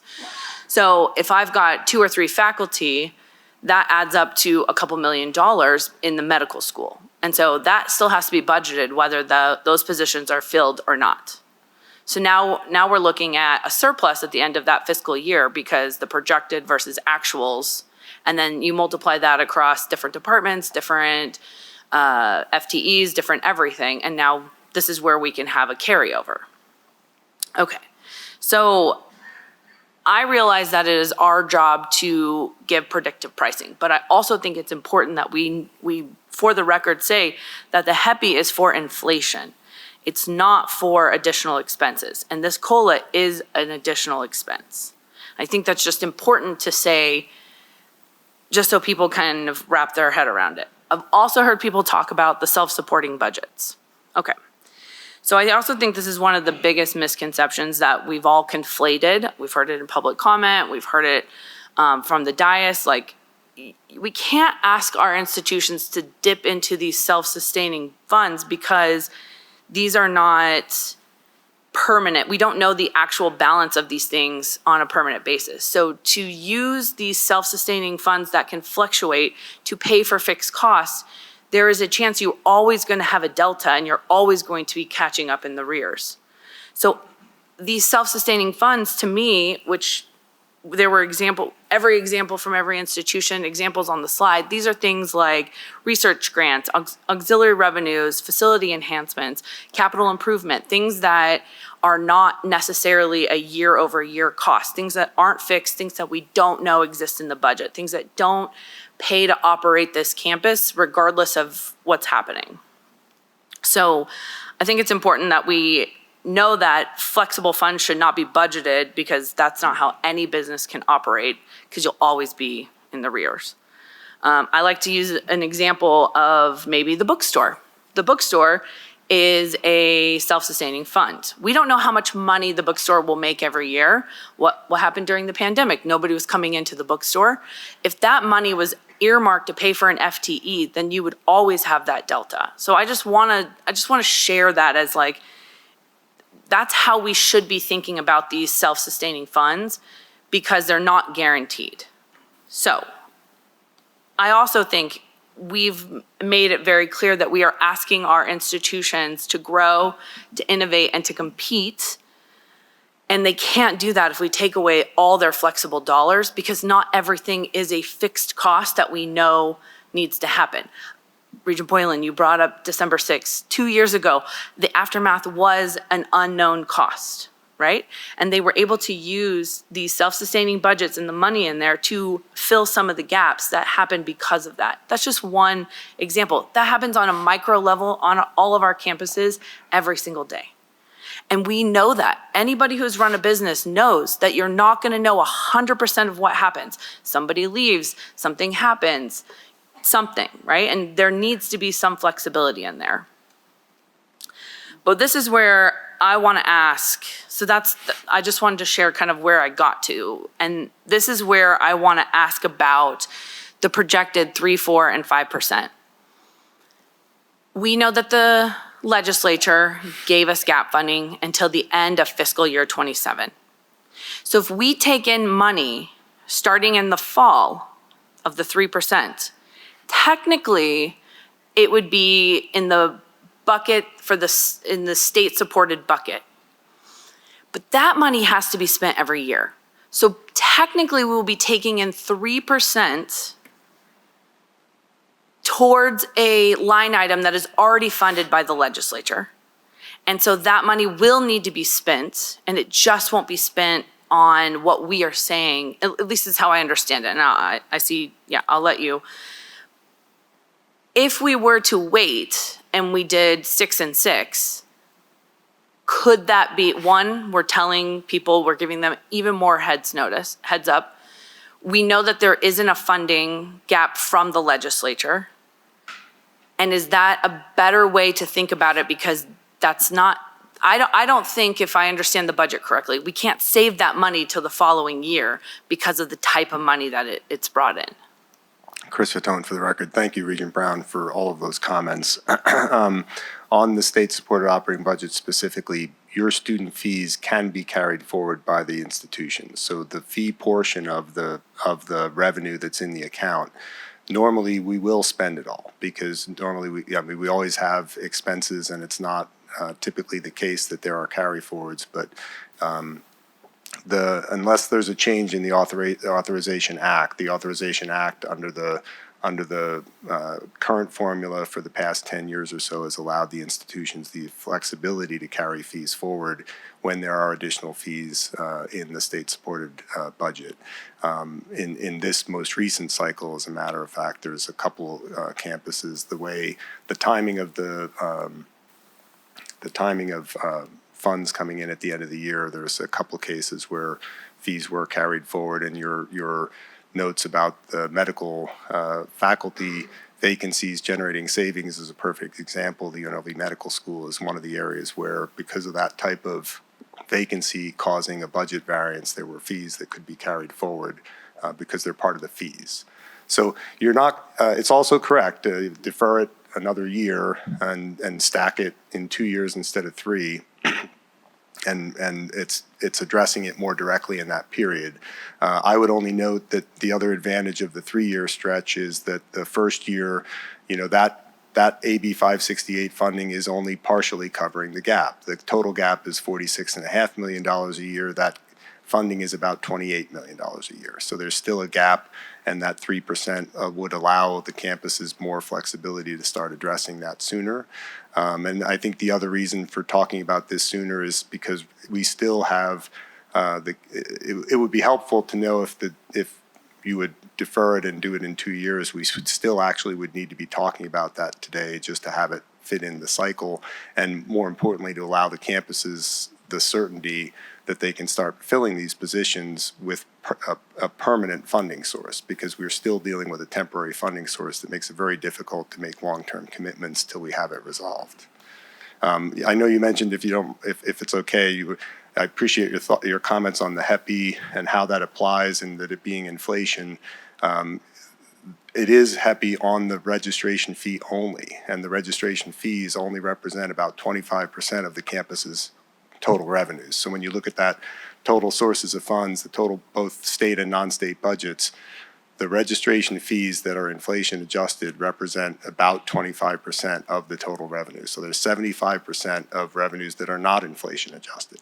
And that's the other reason I think that I hear Regent Carvalho's concern about revisiting the policy. I do think that's something that we need to look at, because while I appreciate, and I was part of the discussion and team that helped promote the predictable pricing policy at the time, I think it had the right intention, and it has been, it is trying to, address the predictability and affordability of our campuses, but it is causing a problem with addressing unexpected inflation and unexpected cost increases, and it does not address the rest of the picture in the total funding or total expenditures of the campuses. So just wanted to add those comments because I do appreciate you walking through how all that connects. And thank you. And so I think what I'll say on, because I do think that there has been a problem with the information given to the regents. We sat in this room, and I said, for the record, hey, students, I'm looking at you in your eyes, and I'm asking you to invest in your future today. That money increase, the 5%, was their investment in their future today. And I think this system did our students a disservice by not being maybe more transparent. I hear you with the inflation. There's a lot of things that we could not have predicted. I have a hard time believing it was 12% that we couldn't predict. And I think this is where we heard it from our students. We heard it in our public comment, in our, the written public comment. I do feel that I personally would feel more comfortable if this has to happen, which we already made that establishment, right? People, we have to know in the next 2 months so they can start making plans, so we can have a plan to move the system forward. I hear you. But I think that there's something to,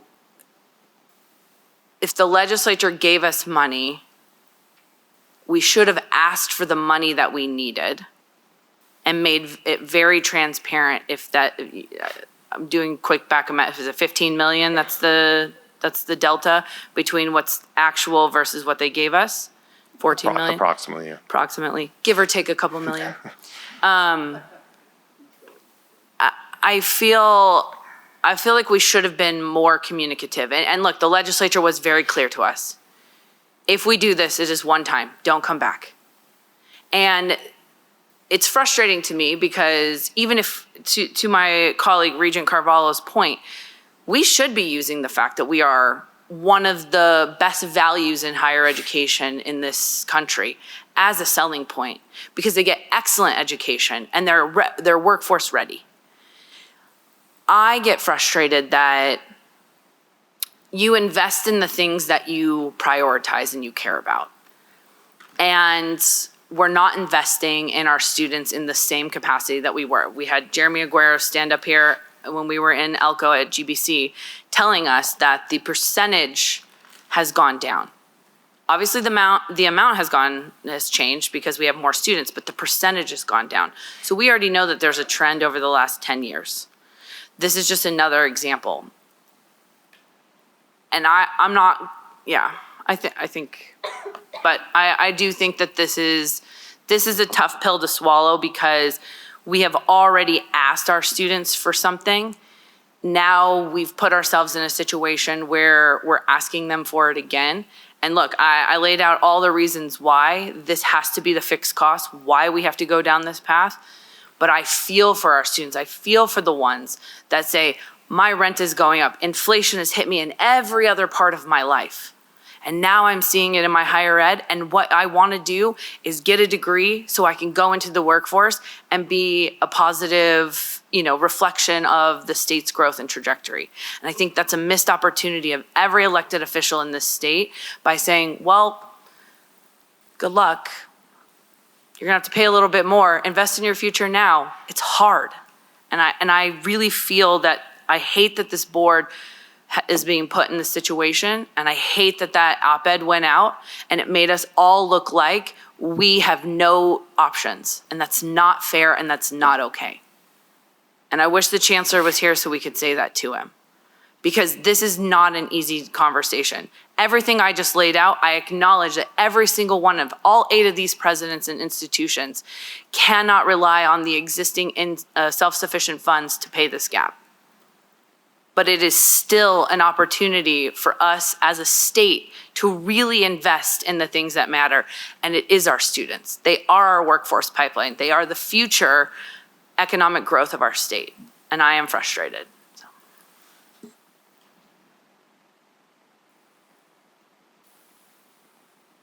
Other regents with any additional comments or questions?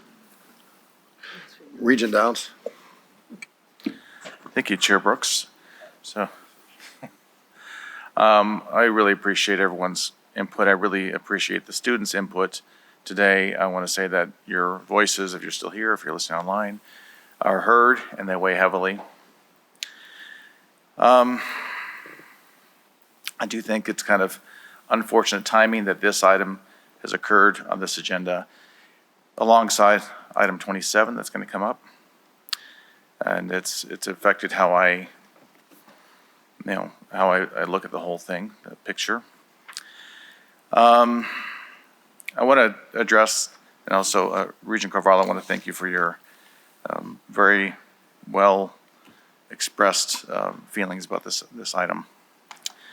So the Nevada Independent article, I was very disappointed in what I read and that everyone signed on to it. So the big thing that I thought was mostly unfortunate was that you threatened to cut classes for students. And I say that when I do an analysis of iPads data in NSHE. I had another document I hope will be out before the January meeting. That gives us more detail, but since 2020, NSHE has increased the total positions by 6%. Of that, teaching positions is 4%, and non-teaching positions is 7%. So teaching positions, I know that there are other support positions that help with the teaching portion, bringing students in, student services. I've been there, I've seen that. But to threaten to cut students' classes, which is a direct revenue source, I know it's about a pain point to motivate a course of action. But seeing how administrations have grown like they have in the past 4 years, if I can go to a 5-year, it'd probably be even more, and we'll see that hopefully in January. I got a question, what is the priority of these schools? Is it about growing administrations? So when I look at administrations and look at how these schools have, some schools I'm gonna give credit right now, CSN and GBC, you've grown your teaching positions more than you've grown your administration, so good job. It seems your priorities are there. When I look at other schools, some grew as many, and I'm not gonna call everyone out, 19% for some schools, 39% for other schools. Again, they're non-teaching positions. And when I look at this further, I was doing a study or an analysis of teaching. I keep hearing about when back in the 80s, and it wasn't as much as I thought it was, but it was 65% of the positions, full-time positions were teaching, were dedicated towards instruction. And now it's changed nationwide. I do look at, and I'm trying to stay on point here, so I'm waiting for someone to stop me, but my point is we shouldn't be focusing on cutting the teaching part. I'm not just speaking for teachers, but I'm speaking for students. We shouldn't threaten to take away their classes. That it seems like, why would you cut your revenue source? Why would you take that away? What is the motivation there? But even as what we currently experience, CSN has 43% of their full-time employees as faculty, and UNR has 26% of their full-time employees faculty. This is according to the iPads data on the NSHE website. So, I mean, I know that UNR also has research involved, but the vast majority of employees at these schools, even for CSN, are non-teaching positions. And I just wonder, when we're weighing in this whole discussion about increases and hiring more positions when we're already worried about the COLA increase, if it's not positions that are going to directly bring in revenue, I mean, what's going on? I mean, what is the strategy? I do hope to I'm going to talk about future agenda items today. I'd like to, and that'll come up later on, but I would like to review structures of all the institutions. Another point I've been making at every meeting that I can is the student access fee, that 85%, 90% that students pay, and the extra goes to the student access fee. Well, looking at agenda item 21 today, balances in that account show on the low end 100,000, on the high end 18 million in student access fees. So this is money, extra money students are paying, go into an account for other students not have to pay. So leave that there.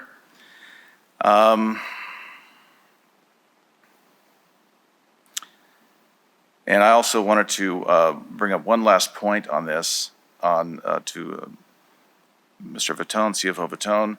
On the last page of your chart, on page 20 of your presentation, project additional revenues. Do those account, this is a question for you directly right now, it's not rhetorical, do those account for the loss of student enrollment from expenses going too high? I mean, I know that we can project we're going to make more money, but if we lose 10% of the students because of it, does that account for any expected loss?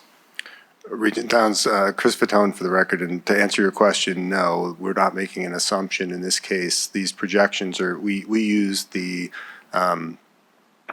fiscal year 27 revenue enrollment project. The data that was used for the fiscal year 27 state-supported operating budgets, we looked at that data as the first year that this proposal would take effect, and we used that assumption to model the revenue.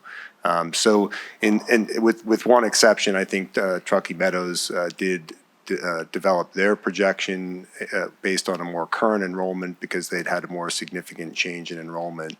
But others were using their 27 state-supported operating budget projection. I think, we've been through we have fee increases, and prior to the predictable pricing proposal, as you know, we had a committee-based process that biennially adjusted rates, and through the Great Recession time when there were much more drastic budget adjustments having to be managed, there were very significant fee increases. And so looking at trying to measure or anticipate the enrollment change that may occur as a result of the price sensitivity with the rate adjustments is something that I don't know how we could model. So we model with the best data we have. And historically, I think we've seen where those price adjustments have not had that kind of direct impact. I think, again, I don't question or I remain as concerned as anyone about the relative affordability when we compare this year to last year for our own students. I know that a fee increase is an increase and it will have an effect. Marketing the affordability of our Nevada institutions from the charts and from the relative comparison we see, we would still be very affordable. And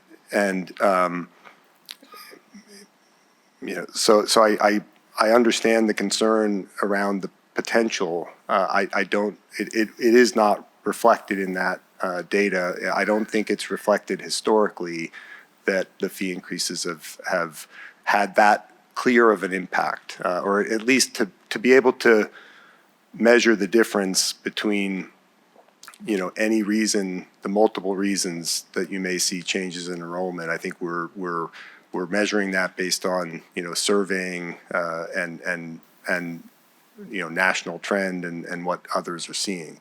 I would note, I guess, also in terms of the affordability discussion, reminder that we have had the HEPI increases in place since 2018, 2019.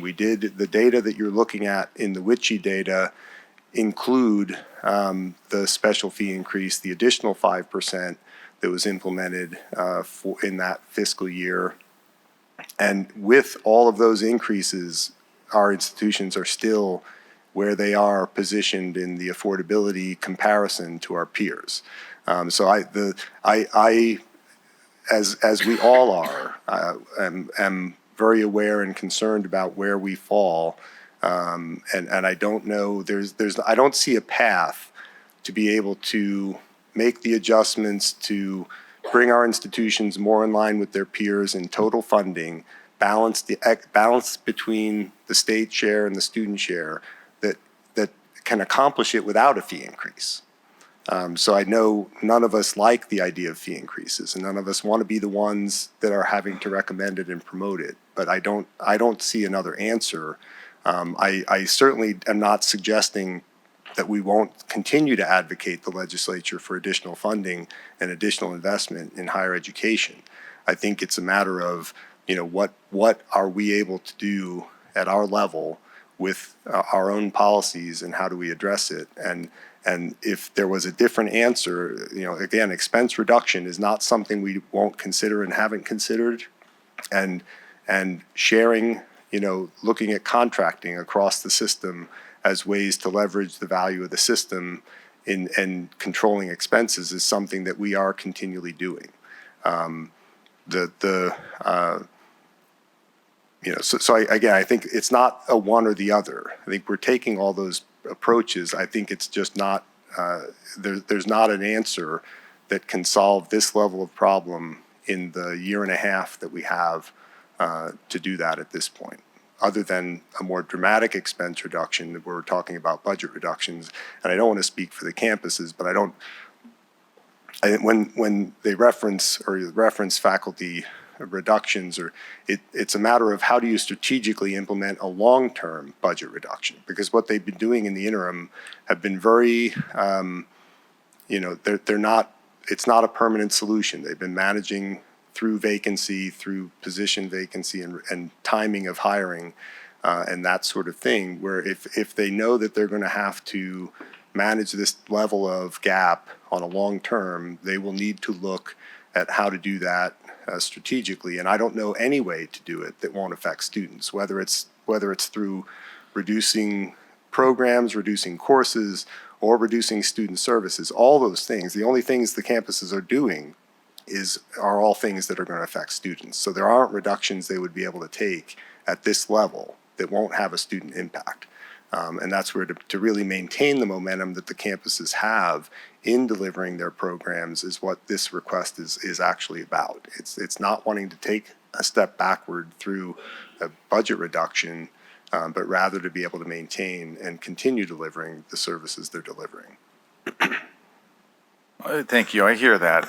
But to see, this isn't a surprise, and to see schools increasing their non-productive costs, when I say non-productive, is the cost of positions that are not directly serving students.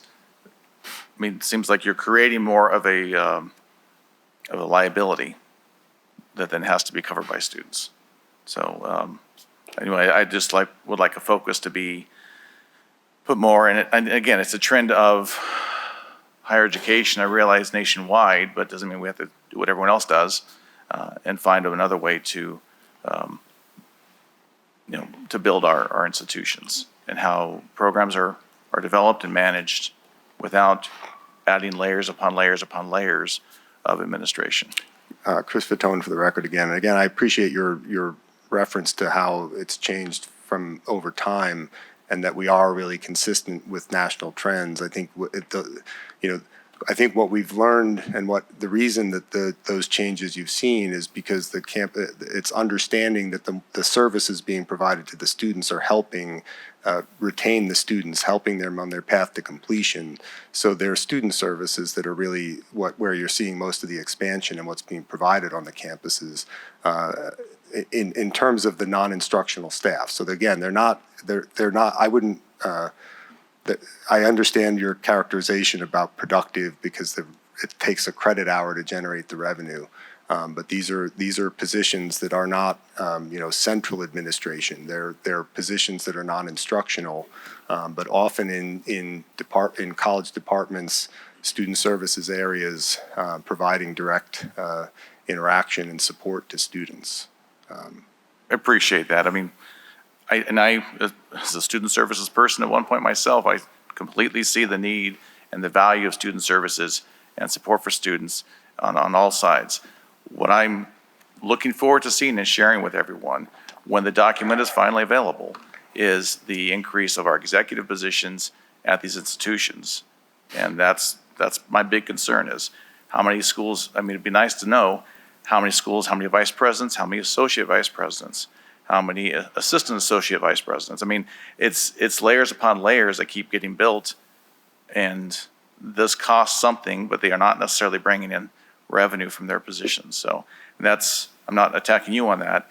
It just seems to be this administrative bloat that occurs at institutions nationwide. We don't need to be like that. We are cheaper for students. We saw that chart. Why don't we keep our administration smaller than the average or the national standard? That's what I want to look at. Thank you. We're going to go to Regent Fernandez, then Regent Breger, and then Regent Goodman. Thank you for that. And thank you all to the rest of my colleagues here who have really brought up some good points. I think just in general, for when we look at this item again at next meeting, is it possible for you to include in your presentation what these year-over-year percentages actually look like in their totality, right?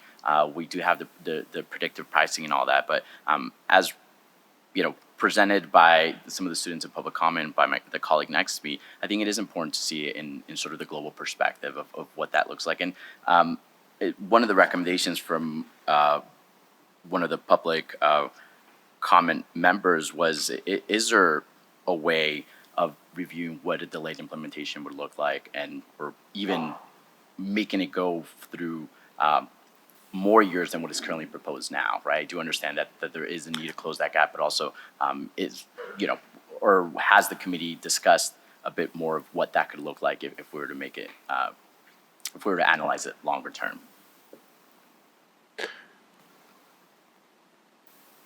And I have to apologize only because I may have been the only one, but I was actually having trouble hearing you, so I heard a little bit of your question, and I'm not. Okay. Question versus. I apologize. No. I'll get closer here. So I should have interrupted you. I'm yes, sorry. no worries. Thank you. I'm usually pretty loud. I want to thank the colleagues here who made some really good points. What I do feel that this presentation is missing, because when we're reviewing our agenda items, I'm taking this as the source of truth here, but I think it was important points that were made in public comment in addition to what some of my colleagues have said here, that we do have the predictive pricing, right? So as we're seeing this as the 3% increase here and there, right, so on and so forth, we are missing the additional increase that we've already planned for, right, through our predictive pricing. So what I'm requesting of you, if possible, by next board meeting, when we look at this, just to have the fuller picture of what that looks like, right? We're already seeing the year-over-year increase with the predictive pricing, and yes, I know you already shared that it does go to just the fees themselves or the tuition, but I think seeing it in a global perspective of what that actually looks like in the increases to a student, right? At the end of the day, we are looking at the student impact and what that will look like for them. So just seeing the numbers as they're being presented today does not give us the full idea of what that looks like, right? It's we're calling it 12% as a whole, but we're missing that extra part of how it will actually come back to the students. And I'd appreciate it if we could get that data. So, Regent Fernandez, certainly I can include more information when we come back. And so I know some of those numbers. I don't want to try to quote them off the top of my head. The concern, I can certainly do the math. The fee in the materials is the markup of the handbook, the PGM, where the fees are published, where you would be able to see the net change that includes the HEPI for all the years that are published in the handbook. I'm not asking anybody to try to do the math, don't get me wrong. I'm happy to put it together and bring it. One of the only concerns I had was that we publish out that far. And you would be able to anticipate what the increase is that far out. My only reservation, or at least I would ask to take into consideration as you look at that, to I was concerned about even my own tendency to compare that to the charts that are a year old, 2 years old already, comparative data. So what I was attempting to present and focus on was primarily the decision we would be asking you to make, which is how much more than what's already planned are we asking you to consider, and how would that have compared had it already been in place in these survey periods, so that you're at least dealing with data that is that is relevant compared to peers in looking at it. I don't know how all other campuses are going to maintain their fee structures over the next 4 years to know how this full increase with HEPI will compare 4 years from now. But I certainly know what our request would do in terms of our total unreduced cost, and we can certainly present that. It is there. It's just not. You're correct that it's not highlighted in the presentation. We focused on the additional increment, which again for the universities, the additional increase equated to about $1,200 a year for resident students full time.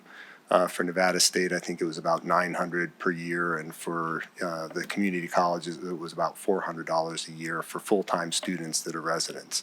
And that's the amount that's on top of their HEPI increase, which collectively over that period, the amounts were correct that someone mentioned. It's 5.2% HEPI in the first year, 4% in the second year, and 3.4%. So the rate each year works out to a little bit, it's 8.2, 8.4 when you combine them on the four-year institutions, and it's 7.27 and 7.4 on the two-year institutions. And again, it's acknowledging that is not what was planned. Those are rates that I know I didn't include it in this presentation, but if you look back at the September presentation and you look at fee adjustments that were being made in the earlier 2000s, we were looking at that time in double-digit percentage fee increases. So the 8% is much more than HEPI, but it's not out of the range of steps that were being taken in those time frames. But I can do the math and incorporate the full change. It's just that you can't compare that then to FY24 survey data or FY24 survey data, because it's looking at 5 years from now or 4 years from now. So. I appreciate that context, and I certainly understand where you're coming from, right? But as we're looking at the agenda, Sure. having everything just in one place is incredibly Sure, helpful. sure. Just knowing that we have about 1,700 pages of content as we're looking back at Absolutely. it. So thank you.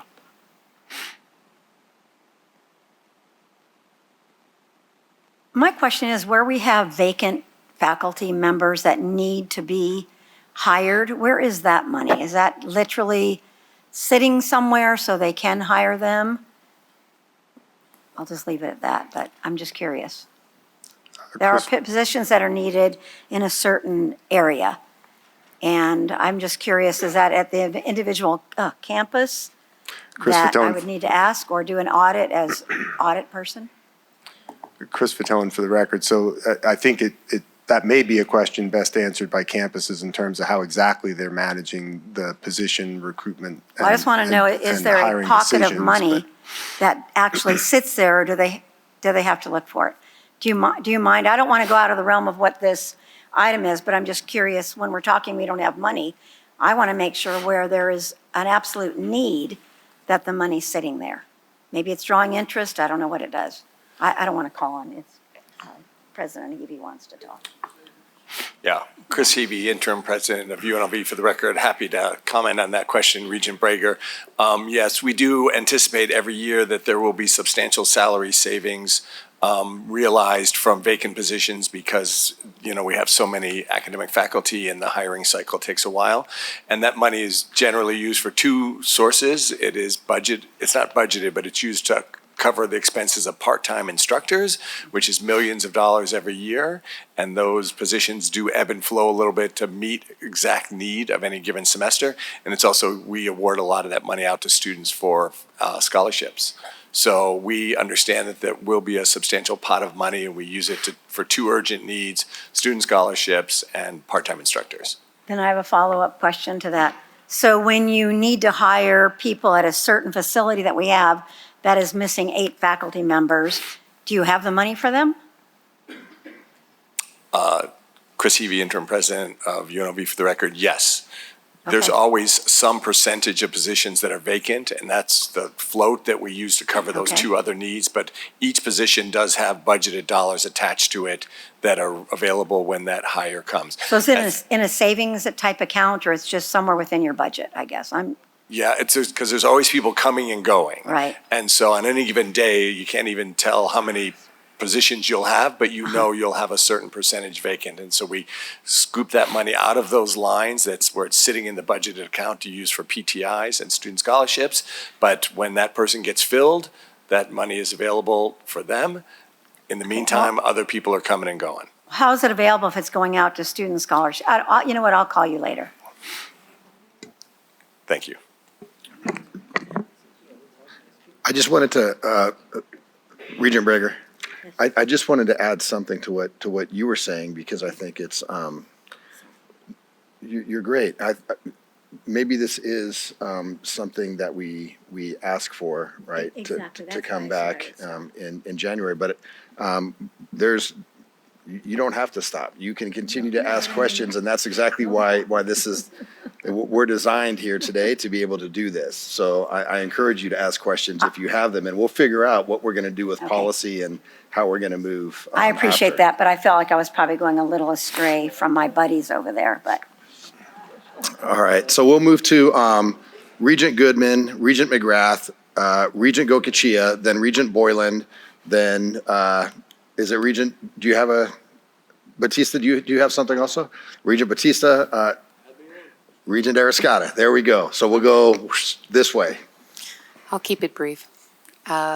So CFO Vatone, do you know why the legislature doubled down on that 80% of 80%?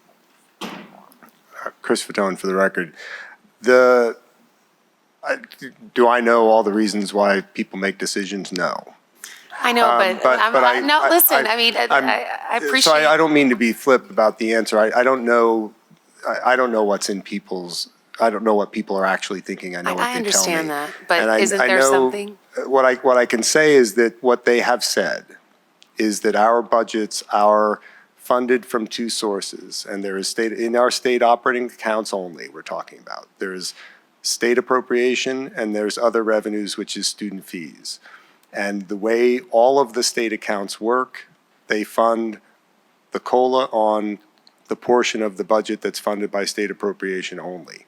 So while in the history of NSHE's budgets, there was a budget policy that gave us 80% of the COLA in the first year and then grossed and 100% after that. That was the history of our funding.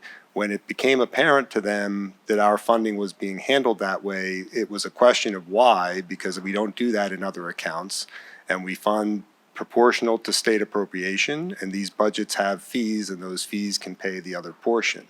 And so they are giving us 100% of the cost of living adjustment that's applicable to the proportional amount of funding they're providing for the state operating budgets. So they're actually not disadvantaging us in the way they treat other state accounts. It's just different than how they handled our budgets prior to 2019 or 2017. I'm not sure which. I apologize for getting when exactly that changed, but also for a long period of time prior to that, there hadn't been cost of living adjustments to be taken into effect in terms of how they were funded. So there was there were a lot of things that happened over that time, but the budget philosophy that they're following is tied to the proportional funding, looking specifically at state appropriation and actually saying we're treating you like we're treating the rest of our accounts. We have all state agencies to manage, and we have all the positions that are funded through that process, and we're actually treating NSHE the same in that regard. So that's their reason for not revisiting it. We talked to them during the session and acknowledged the validity of that position and simply said, we understand, nonetheless, 23% in 2 years is a lot to absorb and a lot to ask to make fee adjustments to cover. And so we thought it would be appropriate to ask for additional funding as an adjustment to base that one time. And then going forward, if salary adjustments came again through the legislature, that if they were closer to an inflation-driven or inflation-like rate, that we would expect to manage it under that budget policy. So a 2 or 3% cost of living adjustment with a inflation adjustment on fees, if the state gives us their share and the students pay their share, we should be able to balance that. But this catch-up COLA that those 23 COLAs really was is not the same thing that could be handled the same way. But nonetheless, in this session, there were not resources and there was not support for being able to put that in our base as we had hoped there would be. Thank you, and that's the answer I was looking for. I wasn't looking for you to get in anyone's brain, but I think it's important to put that on the record because for a long time, I think many of us have talked about why did this even happen, and so I think it's important for us to acknowledge that portion is being paid. So I do appreciate your answer. Sure. Thank you very much. And I will add this. I think it's okay that there's one thing where we're one of the best in the country, okay? So just FYI, our healthcare is in the toilet, our K through 12's in the toilet. I mean, when we look at the things that really matter to people in our state, there's a lot of things that are in the toilet. So I'm really happy that we're 49th when it comes to what our students are paying. I understand that there's a need here, but I think it's great that we're actually at the top of one list. So just wanted to add that. Thank you.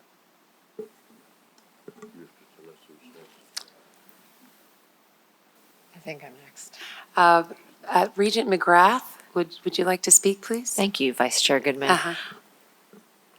Just wanted to ask for additional information on the access fee. I did think that in our materials that it was treated in a somewhat perfunctory manner. It's not clear to me, basic question is there's a 10 and 15% tier. So could you just explain that? I just want to drill down a little bit on that fee. Sure, Chris Fatone for the record.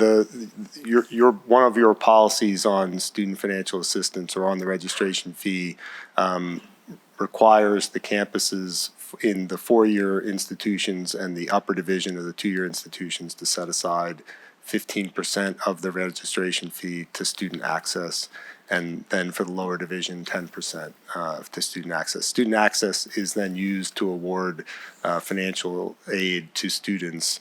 Your policy asks the campuses or directs the campuses to use 80% of undergraduate access funds in support of need-based students, which is generally looking at the federal definition, the federal Title IV need-based as a guide there, and 20% for non-need disbursements, and for graduate students that is 50% need, 50% non-need, and so that's within your policies where the fee takes a portion of the fee. When we collect the fees, we take a portion, we set it aside into those funds, and then the financial aid offices manage it through programs, often that are multi-year awards as incoming students. So the campuses use the need-based a lot to help reduce the cost further for Pell recipient students.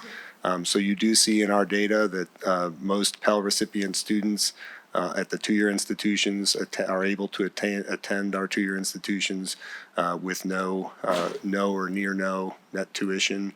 At the 4-year institutions also, most of the 4-year institutions have programs that are aiming to drive the Pell recipient attendees down to near zero, if not zero when they're attending. I'm so sorry. I couldn't really hear the end of your sentences. Down to near zero. So for Pell recipients, I think the campuses tend to use the access to try to drive their net tuition down to where they're not incurring a bill Yeah. with once their access is applied.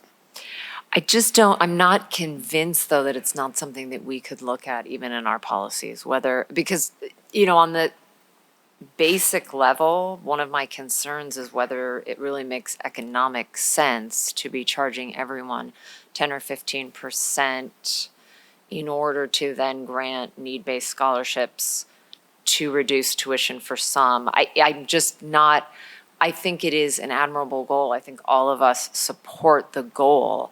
I'm just not entirely convinced that the economics of it work out to raise the fees for everyone. And then I'm also especially concerned with regard to the 20% undergrad, 50% graduate that is not going to need-based. I mean, I don't know. I don't have information. Can we get information about where that's going? I did see a response to an email where it's going to grants, work study, but when we're having this discussion about raising everyone's tuition fairly substantially, I just think we need more information on how, and the accounts do appear, as my colleague Regent Downs said, to have at least 15 million. I know some of that is committed, but it's quite a substantial amount of money. So I think we do need a little more information about how that's being used, especially on the 20% and the 50%. Is it possible to get that? Chris Fatone, for the record, I'm certain the financial aid offices on the campuses can provide information. And you're correct in terms of thinking about those balances. I know that the campuses, as I said, they make multi-year commitments to incoming students when they're packaging their financial aid. So, so that's, it is your policy. It's always your prerogative to revisit the policy. My one caution would just be to keep in mind that you have students on campus today that have been awarded access on a multi-year award. So overnight change in the access policy would be more problematic. But certainly I know the financial aid offices have a lot of data, and we can prepare some. Yeah. That would be really helpful. I mean, I also do honestly worry about kind of a middle class squeeze there, in terms of having a loan burden to make sure that other students don't have any loan burden at all is, it's concerning. Chris Fatone, for the record, and that wasn't a question, I know, but if I can comment, I think Absolutely. Consider that is in part the 50% and 20% as well, in terms of that middle class squeeze that you're referencing. So it's an ability for the campuses to have funds to make awards to all students without having to meet the need that limits them on federal aid. Right, but that's discretionary.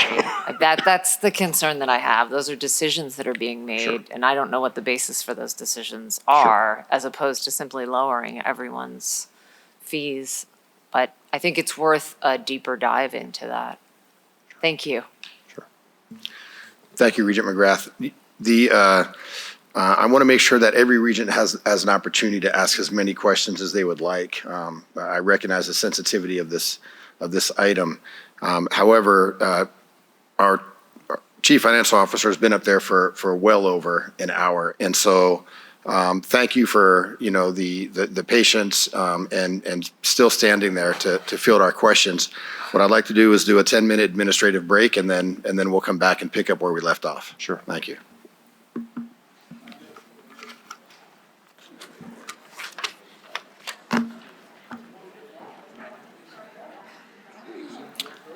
It sounds like lunch might be a good idea, and so let's break for lunch. We'll do a working lunch, and then we'll come back and Chris will give you an opportunity to answer these questions on a full stomach.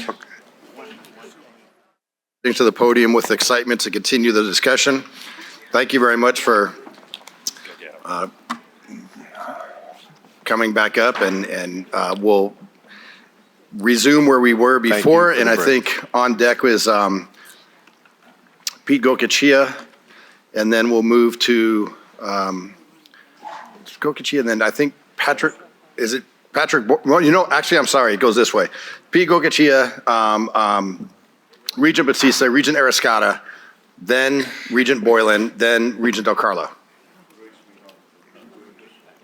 Yeah. This is scary, just all coming from the peanut gallery here, so we're in trouble, but not really a question, CEO Baton, but anyway, I know it's more of an assignment, not a question, but I think we probably need at least a thumbnail from the 8 institutions as far as, both their executive branches and that pay scale, and understanding full well that we compete on a national, it's a national scale. They are professionals. You got to compete against everybody. But I think the question's going to be asked. In some areas, there are people that think NSHE's salaries are inflated.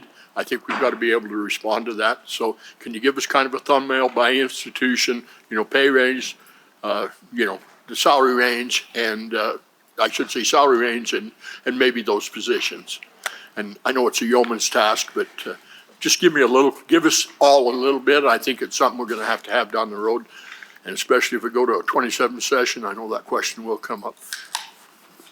Chris Fatone, for the record, thank you all. I certainly wrote the note there, and I know you actually have the item later on. It's not exactly your question, and I don't think it necessarily would answer fully your question, but you do have the salary schedule item on the agenda for later today that may help in terms of at least understanding how our process is set for setting ranges and ensuring that that those ranges are relevant to your national peers through the college and university HR survey data. And it's definitely, that's the open door, but I think we might need a little bit more as we prepare for the meeting. And, when we start talking about fees, we have to be able to justify, hey, because this is what the salary range, and let's be honest, that's the driver in any budget is, your personnel costs.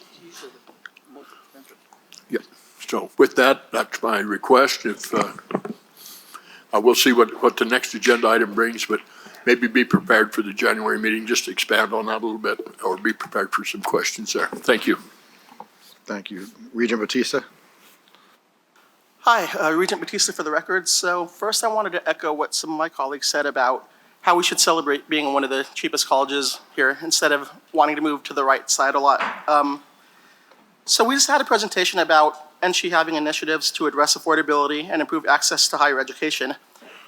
But raising tuition and all these fees kind of seems like it's the exact opposite of those initiatives. So I represent District 4, where a lot of us there are low income, and when I talk to a lot of my constituents, they say the biggest block to affordability is the tuition fees, and it's the reason a lot of them drop out of college or don't even go at all. And this affects a lot of students in my area, and that kind of affects CSN because that's where a lot of them go. So I know that we had the ad hoc committee to look into the tuition hikes.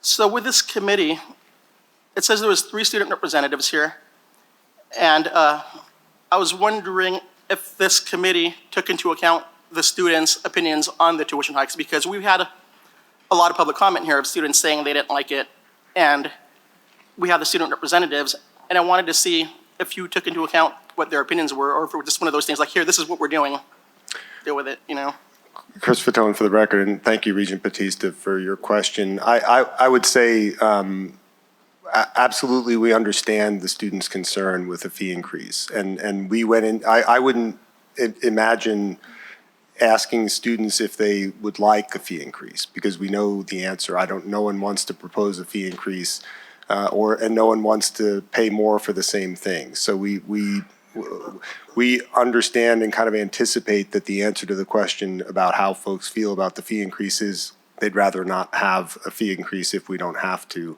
I think what we heard when we talked to students, and I'll say this was my takeaway from all the student visits and conversations we had.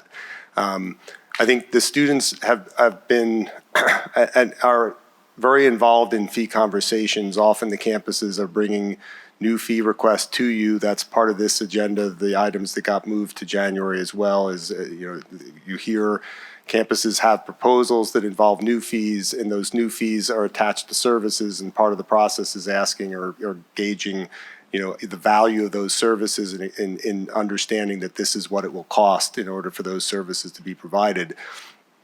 And a lot of the conversation, I think, took a similar kind of direction in these conversations, understanding we're talking about a fee increase. It's like, well, what will we get as students in exchange for this fee increase? Well, how will we benefit from this fee increase? We don't want to pay more for the same. And unfortunately, the answer in this case, it's paying more to maintain at the same levels that we're currently functioning. This does backfill a gap in the budget. It's not that we would have new resources to do new things with. So it's a little bit different than the normal situation that we're engaging them with them on, because it's not saying, hey, we have new initiatives we want to fund and new services we want to provide, and these are the fees that it would take to cover that. In this case, it is to cover existing budget levels. What I would offer in that regard is that, this is, I don't like the characterization as more for the same or more for status quo if you think the same is staying where we are. Because your campuses, as you saw the metrics presentation yesterday from UNLV, not unlike other campuses' metric presentations, you see that they have all been making advances in retention, advances in graduation rates. They're looking for ways to add programs. The initiatives that Vice Chancellor Archer talked about, to actually engage in those requires an investment, and that requires resources. So it's looking to make things better, and I think our campuses have been making the experience better. It takes time, so you have to look at that over a longer view. It's hard to see, those changes measured in a 1 year over year cycle. But when you look over a 10-year, 5-year, 10-year cycle, you can see very measurable gains that the campuses have been achieving, even with the budget challenges that we have over that time. So this is to maintain current levels. I would say those levels are advancing, and our campuses don't want to be losing ground. And that, I think, is what the concern is about the potential reduction. So unless there are services that we're currently providing that folks would say we don't want those services, or if there are programs we're providing, we don't want those programs, I think that's why the fee increase is what came forward. It's definitely not, it's a very simple survey, and to say, do you want a fee increase? I know there was engagement on understanding, but we understand that the answer to the question, do you want to pay more? The answer is no. Nobody wants to pay more. And I would like there to be another way. But as we've talked about, there's expense reduction, there's revenue increase, there's stretching, looking for ways to leverage, and we do those things. And so I'm sorry, I'm rambling a little bit. No, you're good. So I know you're saying you wish there was another way, and we can't go back to the legislator ourselves. But, I've spoke with a lot of legislative people, and a lot of them that I spoke to don't agree with the tuition hike also for the students, because they think it shouldn't be back on the backs of the students. So is there any way to get them to the table, or at least get the students to rally to them and get funding that way? Chris Fatone, for the record, I would say that, I think we're going to continue to advocate at the legislature for more funding for our institutions. That was the approach we took last session. That was the approach we took in order to address this in the 25 session, was saying we know that the alternative is fee increases, and we know that collectively we all agree it would be nice and best for students not to have to bear that, and yet here we are. And that was So addressing them, right? Yeah, my fear would be, if that's the approach we take again, that we'll be back here again. Because back here sooner, because we were fortunate again with this bridge funding. I would be concerned with taking that approach and anticipating anything other than the same result, but likely without the bridge funding. Okay, thank you. But again, I am 100% certain we'll continue to advocate for funding for initiatives for the campuses that will add to the students' experiences and add to the quality of the institutions. It's just not specifically for, this specific budget gap. It would be for other initiatives. Yeah. No, I was just wondering, if the legislators aren't listening to us, maybe they'll listen to the students. That's kind of what I'm thinking now. That might be the next step. I don't know. With all the collective voices that we heard this morning, And I know there was a lot more people who wanted to leave comments, so I don't know. All right, thanks. Regent Arascata. Thank you, Chair Brooks. There are a few items that I think matter of fact, no, it's necessary for pure transparency. Regent Carvalho eloquently stated numerous items in regards to our handbook and our procedures and guidelines manual, as did Regent Downs, who was the pure mathematician on this dais. So I want to take a little quick walk, and not necessarily a tutorial to everybody in this room, but everyone knows where I'm going to be going in regards to our handbook and procedures and guidelines manual. Just for pure transparency of everybody in this room, we have a predicted pricing model. And I believe Regent Carvalho mentioned that and identified it greatly. But it's necessary for everybody to take a look at it. And I'm sorry to make this more elementary than what I'm going to, but I feel it's necessary. If you go to our main website, the NSHE.nevada.edu, and then hover over the Board of Regents, right there on the top runner, go down to Policies, and then slide down to Policies and go to our NSHE Procedure and Guidelines Manual. And then down there, you'll see chapters. Chapters, hit the X on, or the cross on chapters, and then just go down to Chapter 7. Click on Chapter 7. Boom. Registration fees, tuition, non-residential tuition. And this is also where it has all of our differential fees. And with these differential fees, it identifies the cost of certain topics. Studies. Let's go with med school, nursing school, social work. There's so many others that are identified here. But here's a predicted pricing model that is already intact. So as you can see for next year, at the R1s, we have $303.50. So once again, those are already there. You all can play with this and really get down and dig into it later. But then we can go over to, there's a fees and tuition. And then go back to our main website. And I believe this was what Regent Downs was discussing. And right there again on our top runner, you have our institutions, Board of Regents, System Administration information. But if you click on System Administration, you're going to go down to the fourth option, which is the data center. Tap on that. From the data center, you have the institutional research. You have institutional research by state, by site. But the first one on the left, the institutional research on the left, click on that. Then it's going to take us to our data dashboard. And I want to give huge kudos to, I believe it's Jose Quidera up in the systems office in Reno, who is the data dashboard guru. But up there on the top right-hand side, you see data and dashboards. Click that. And then you can go down a little bit. I think it's the sixth one, sixth one down. Employee headcount. Boom. So now we have a whole employee headcount. And you can identify it on the left-hand side of what institution. As you can see, our current enrollment continues to increase for all institutions. But you can even go from institution to institution. And using the host institution, we have that the enrollment has increased by a little bit over 200, about 150. So we want to make sure that we can get a justifiable reason why the tuition increase is going to be proposed in the January meeting. So I just wanted to walk everybody through that. I'm sure 99% of the people have already been looking at all of those dashboards, right? Thank you, Regent Goodman, Vice Chair Goodman. Appreciate it. So I just want to do that. Now, lastly,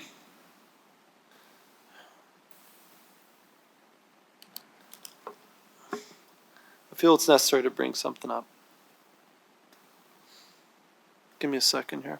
Going back to my other policy I just had. Here we go. When I read that opinion piece, I didn't have anger, frustration. I just had disappointment. I had great disappointment in the leadership in which we have in front of us today. I don't believe there's anything in the handbook, but just commenting on the federal, other than commenting on federal initiatives. However, there are bylaws under Title I, Article 7, Section 3E, numeral 5, in which our chancellor, if he was here, our chancellor, and I'm sure he's watching, would collaborate with the minimum of the board chair to make official communications. This is the reason why our board chair and vice chair are so necessary on this committee, on our committees and on this board. There is a chain of command that which we have. And I truly hope that in the future, everybody, the representatives on each campus, abide by this, because it does not provide positive optics in which are out there right now. Because none of us on this dais knew that article was going out. None of us. And I felt extremely disrespected when reading it. So I hope for the future there's going to be a greater line of communication between all the presidents or the leadership on each campus and this board. Thank you.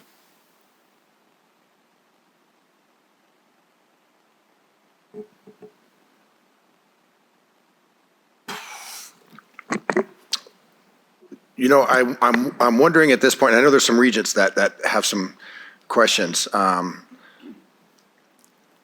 I'm wondering if there is a, based on what we just heard from Regent Arascata, I don't want to just leave it out there without the opportunity for any president who's here to respond if they wish, and if you don't, that's okay. But I at least want to, as much as I'm generating opportunities for all regents to be able to ask as many questions as they would like specific to this agenda item, there are things that have been brought up. And so I want to at least provide the opportunity for our presidents to shed any light on that.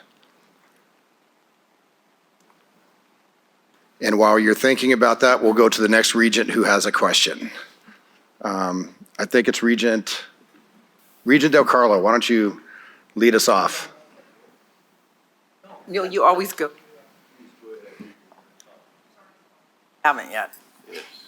So you go. Thank you very much. And my question, when I met the chancellor in 2016, one of the things he was the most proud of is that our Nevada students leave their institutions overall with the very small amount of public debt. And I wondered to know, if you know that number, I can tell you the number I remember him telling me, but do you know that number?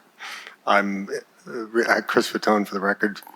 I'm sorry to say I don't know the number, Okay. but if you do. Well, this is what I remember.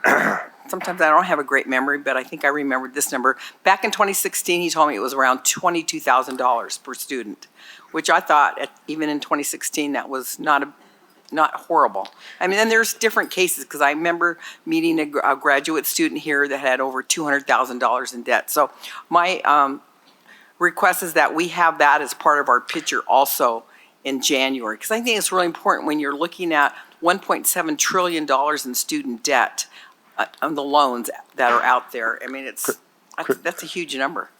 So. Yeah, Chris Fatone for the record. I'm not sure if that's information that, I know you receive an annual financial aid report on financial aid. I'm not sure if that information is in there, but I'm certain we monitor that and can include that. Okay, I never even thought of looking there, to be honest with you, but I thought that would be good to know. And while the presidents are thinking they may not want to say anything, I would just say there perhaps was a lack of communication at the system office, because something else came up too, and we do have some new people, and I was disappointed to walk in here Wednesday or Thursday, and one of my fellow regents asked me if I'd seen the op-ed, and I didn't know what they were talking about, but I wasn't up on my emails either with the Indy, and But then we did get notified, but it was after the fact. And then I was also told in the room today by someone that there's another op-ed coming out tomorrow that we don't know about. So, and I don't know who gave it. They just said there was another one. So I think the point that I will make is that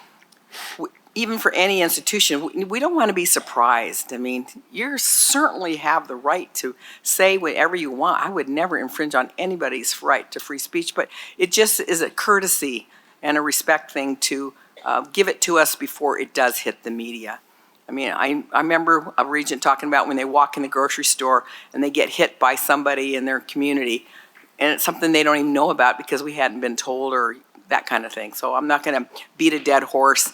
All these discussions, I think, are really healthy. And like I said, there's a lot of new players that maybe don't know the protocol, because there was another incident this week, too, that I got a hold of our chief of staff over. So thank you. Thank you, Regent Del Carlo. I just want to move real quick to President Dalby. Thank you, Board Chair Kyle Dalpy, at Western Nevada College. So I do want to, there's a lot of things going on, so I want to say I do appreciate that this agenda item is being taken over 2 meetings. I think that's that is a best practice, to have a robust discussion like this and then have some time to either, however you say it, bake it, stew it, think on it, marinate, whatever, but you can get some questions answered in between information and voting. Having come up through the public relations kind of pathway to the president, I'll say it on behalf of all the presidents. I don't know if they're going to shake their heads one way or another, but I do want to say that I'm sorry that this happened this way, because being blindsided by anything out in the public is not good, just like Regent DiCarlo said. So I apologize that all that happened to you. We do know what was in the op-ed and did help write it, and so we do stand behind that. And I have gone in front of my student government and said, I don't like raising registration fees, but it's in the best interest of sustainability for our institution. And our institution is one of 8, one of the 7, very different, very similar to GBC, but very different, to where we have things that we count on, like small institution factor, that wasn't funded 100%, and we don't know if it will be. So anywhere we can make up some money, which unfortunately has to be in the tuition and fees or registration fees, at this point in time, is something that I support right now. And that's why I've said that to my student government, and they know that. And I said, you can go to the mic and speak your own kind of perspective on that. But that's where I am as an institutional president, in the best interest of the institution. So I'll let my colleagues maybe have an option, but I just wanted to say that getting blindsided, I don't like it when it happens to me, and that's why we call you when something's going to hit the paper or could hit the paper, good or bad, whatever it is. We'd like to give you the highlights too, but I understand that puts you in an awkward position, so I do offer an apology from my seat and my colleagues as well. Thank you, President Dalpy. Listen, I think it's important to mention, and I recognize that we're dealing with some very sensitive issues. One with student fee increase, and the other with the conversations that are happening specific to communications, policy, and our presidents.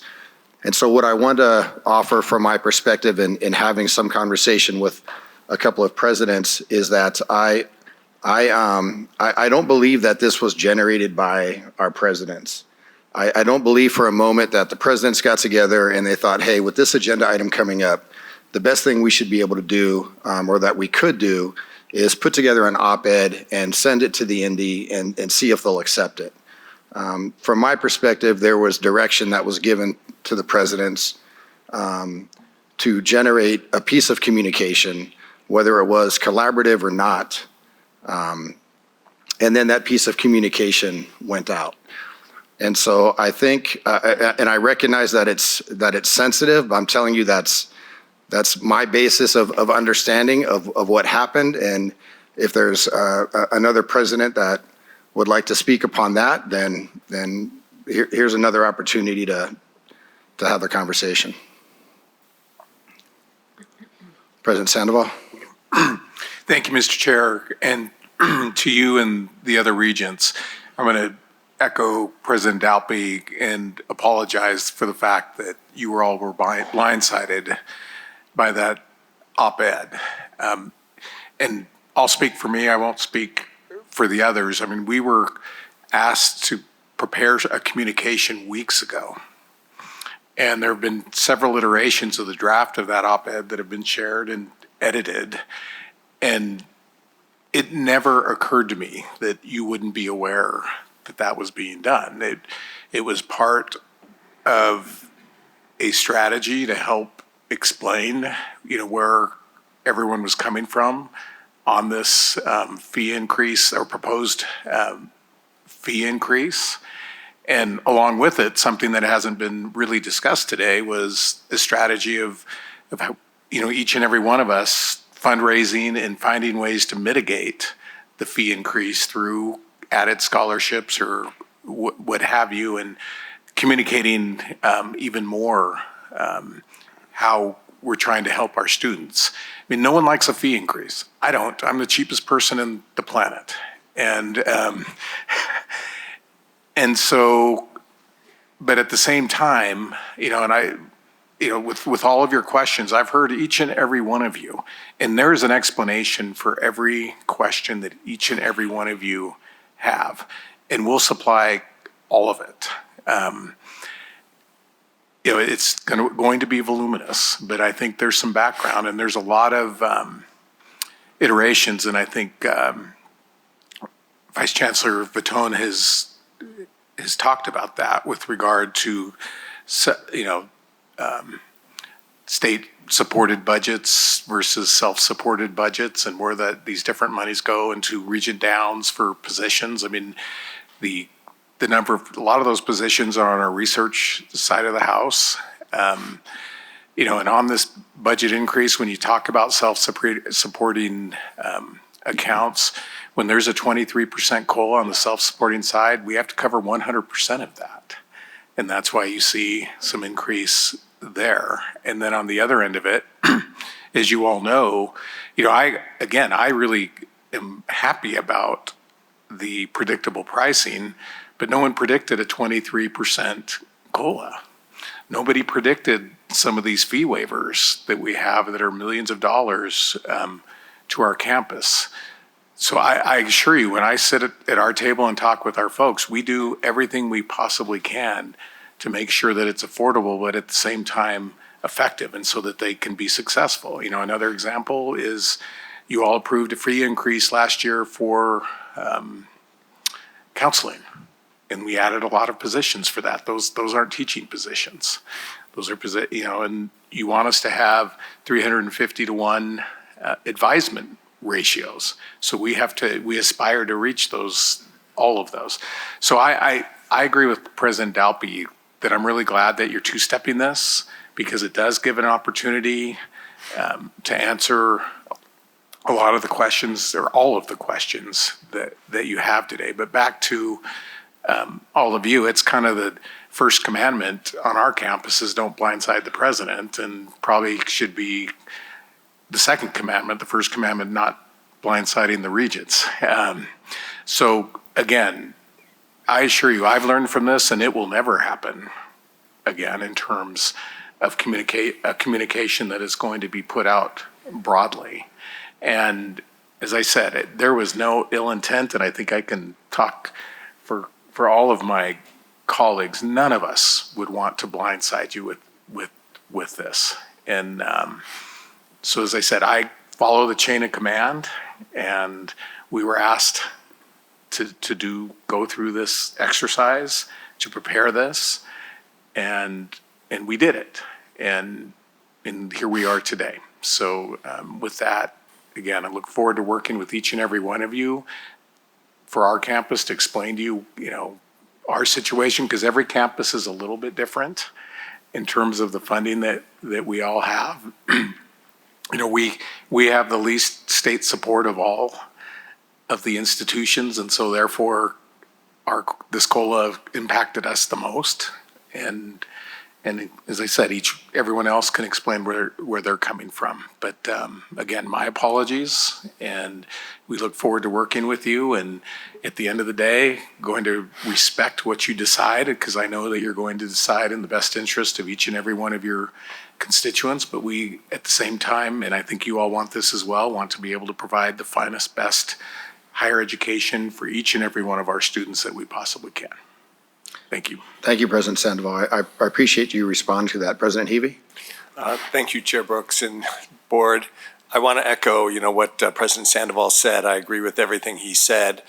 The thing I would just add is, I think we also first reiterate the apology specifically, and we didn't realize that you were not being kept in the loop of this communication that was being prepared, and so very sorry for that. And we've definitely all had the understanding that we should be notifying the Regents in advance of any substantial public communication that goes out. And I think we're all generally pretty good at that. And so sorry about this oversight that occurred in this instance.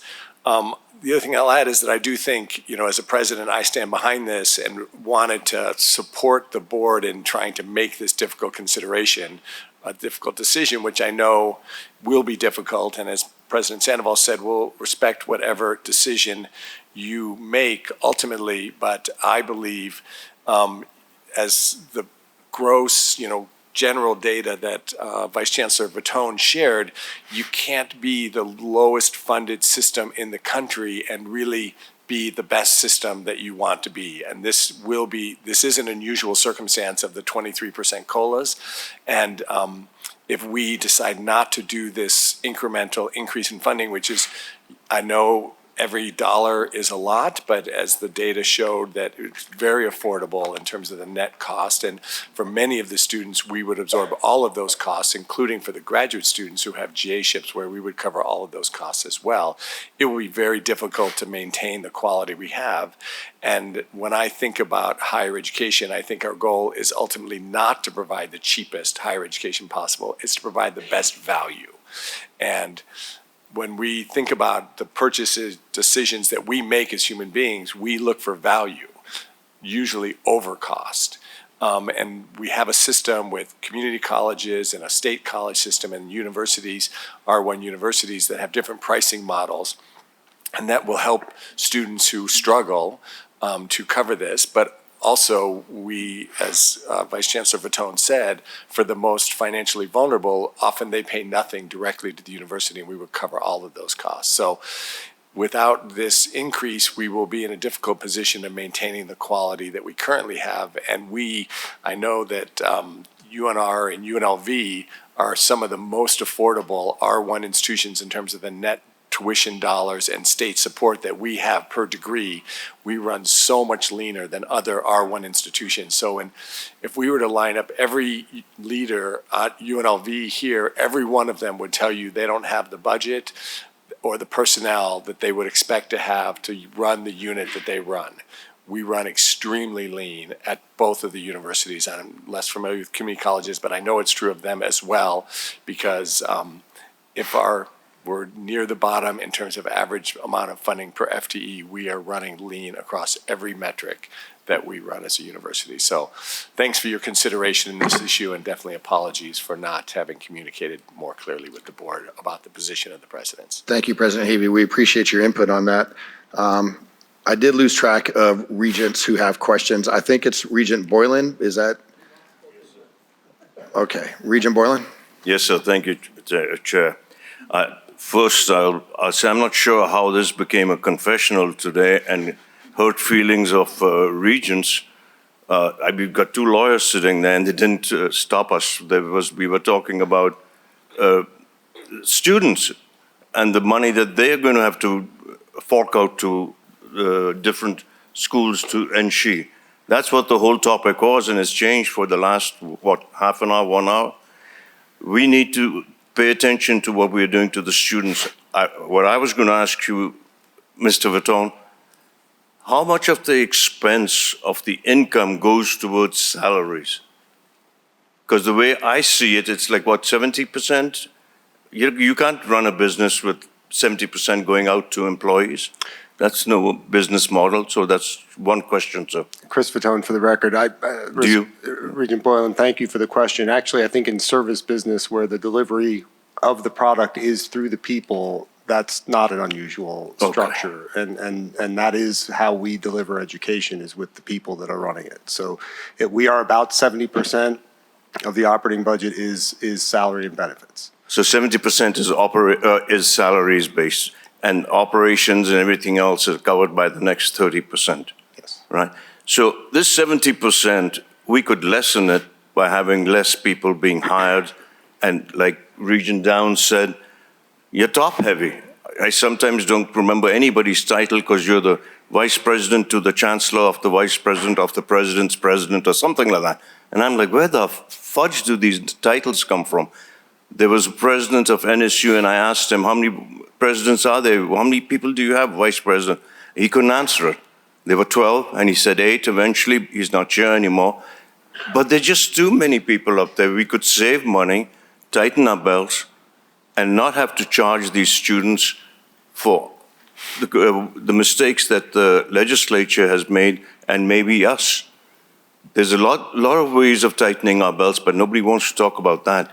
Let's stop this hiring for all the schools here, and let's just make it easier on the students. It's great to be, to help people, but we can't help them to the point that we're giving away millions of dollars for social work. We're not a social work industry. We help students first. But it seems like everybody wants to say, oh, we look so good if we give money out to people. That's not it. We have to help the students. If it's too much for them, they won't be here. They can't study properly. We heard about a student living in her car. That is disgraceful because the fees are too high. And other students who can't pay their rent because the fees are too high. And then I think you know from the beginning I've been against raising student fees. I understand things have to become more expensive, but don't put it on the students' backs. I think it's time, and I'll say it to all the presidents, it's time you guys stopped hiring people to, your direct hires, you get paid more money. Cut that out. Let's just do something for the students. We talk big, oh, we're doing this for the students, we love the students. No, bullshit. Nobody loves the students. We'll just charge you because this is a business. And we have to stop that. So I'm not directing it at you, I'm directing it at all the presidents, actually, and all the rest of the administrative staff, that we just keep hiring people, and then there's travel. We go for a meeting, then everybody from the frickin' office comes along with you. Yeah, and we've got technology, we've got Zoom, everything, but still, oh no, we've got this member, that. There's no need for them. That's expenses. Let's save some money. You're the boss with the money. Just my viewpoint, but this confessional, I really don't care about it. Okay, thanks, Mr. Vitone. You're awesome. Thank you, Chair. No problem, Regent Borland. We'll move over to Regent Carvalho. Thank you, Mr. Chair, for the leeway to give me just a little bit extra time. I just did want to say I appreciate the President's response to our concerns.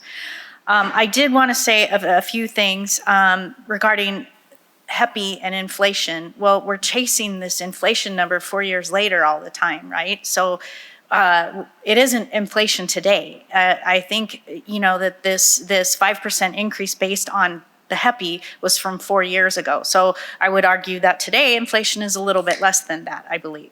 But that's part of the inherent issue with the predictable pricing model that we currently have is, a 4-year lag on inflation is difficult for our institutions to deal with as well. So I did want to make that clarifying statement that I understand inflation, but we're using inflation in just a way of increasing fees 4 years later, essentially, in my view. And also, I would say that I've thought about, my business experience in the past, and definitely controlling for expenses is something that any business should do. I completely understand that. Increasing prices is also another lever that we have, but a third lever that I think I've alluded to several times, but I don't think that we've tied to this as much and I do appreciate, President Sandoval, your comment about fundraising. I think that is another lever for our one universities and to a lesser extent for the others. And I appreciate that you brought that up, and I hope that we can work on understanding the huge impact that our foundations have on, to our institutions and specifically to our students. I think we need to, support them a lot more. But I would also say that we have a lot of opportunity to increase enrollment. From what I see, I know that we have the pending enrollment cliff coming, and we talk about that all the time. But there's a way to be innovative, which we do. I'm not discrediting that at all. But bringing in a new student will increase our bottom line much more greatly than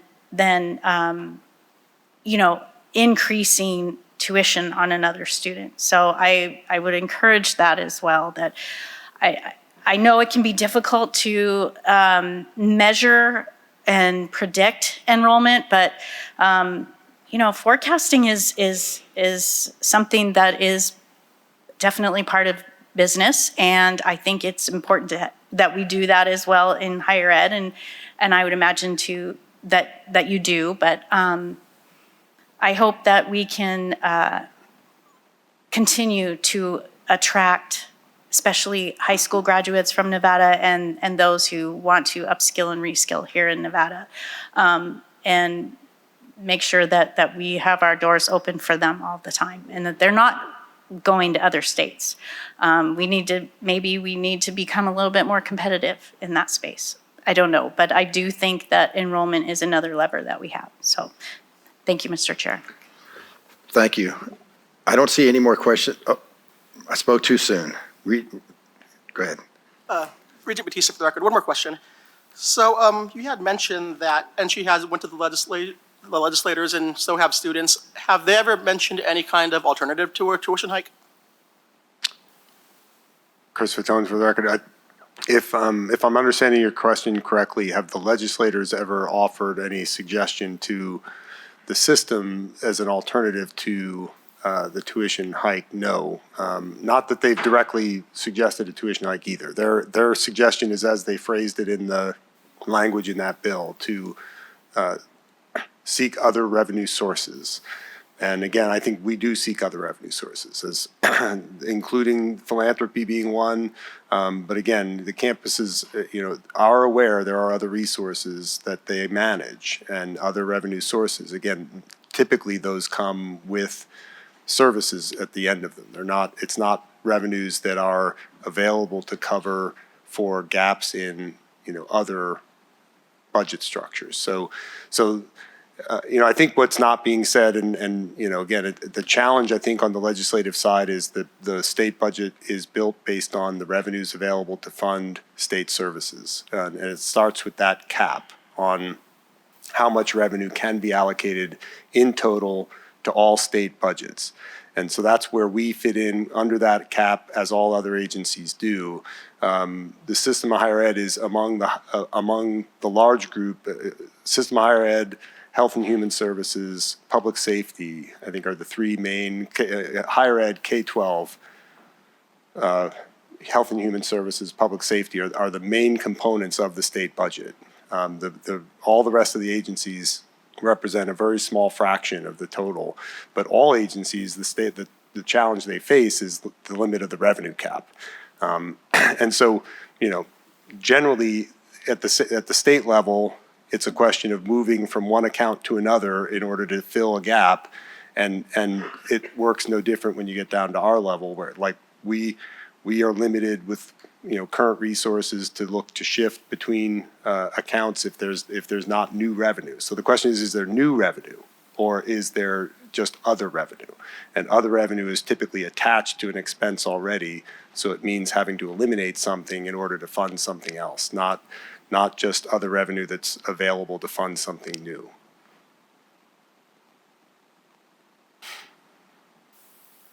Thank you. I don't see any more questions. sorry, Regent Downs, go ahead. I'll be quick and direct. So is there a name, and Regent Batistas asked this, I mean, is there a name specifically that's saying, from the legislature, that's saying that the fees, they want our fees to go up? Chris Fatone, for the record, I'm sorry, that they want our fees to go up or don't want our fees to go up? Is there anyone that the students can contact at the legislature about that want us to raise our fees? And would it be the majority leader? Would it be the Speaker of the Assembly? Personally, I think the process for any member of the public is to contact their legislator. Okay. That would be who I would ask to advocate for me. Okay.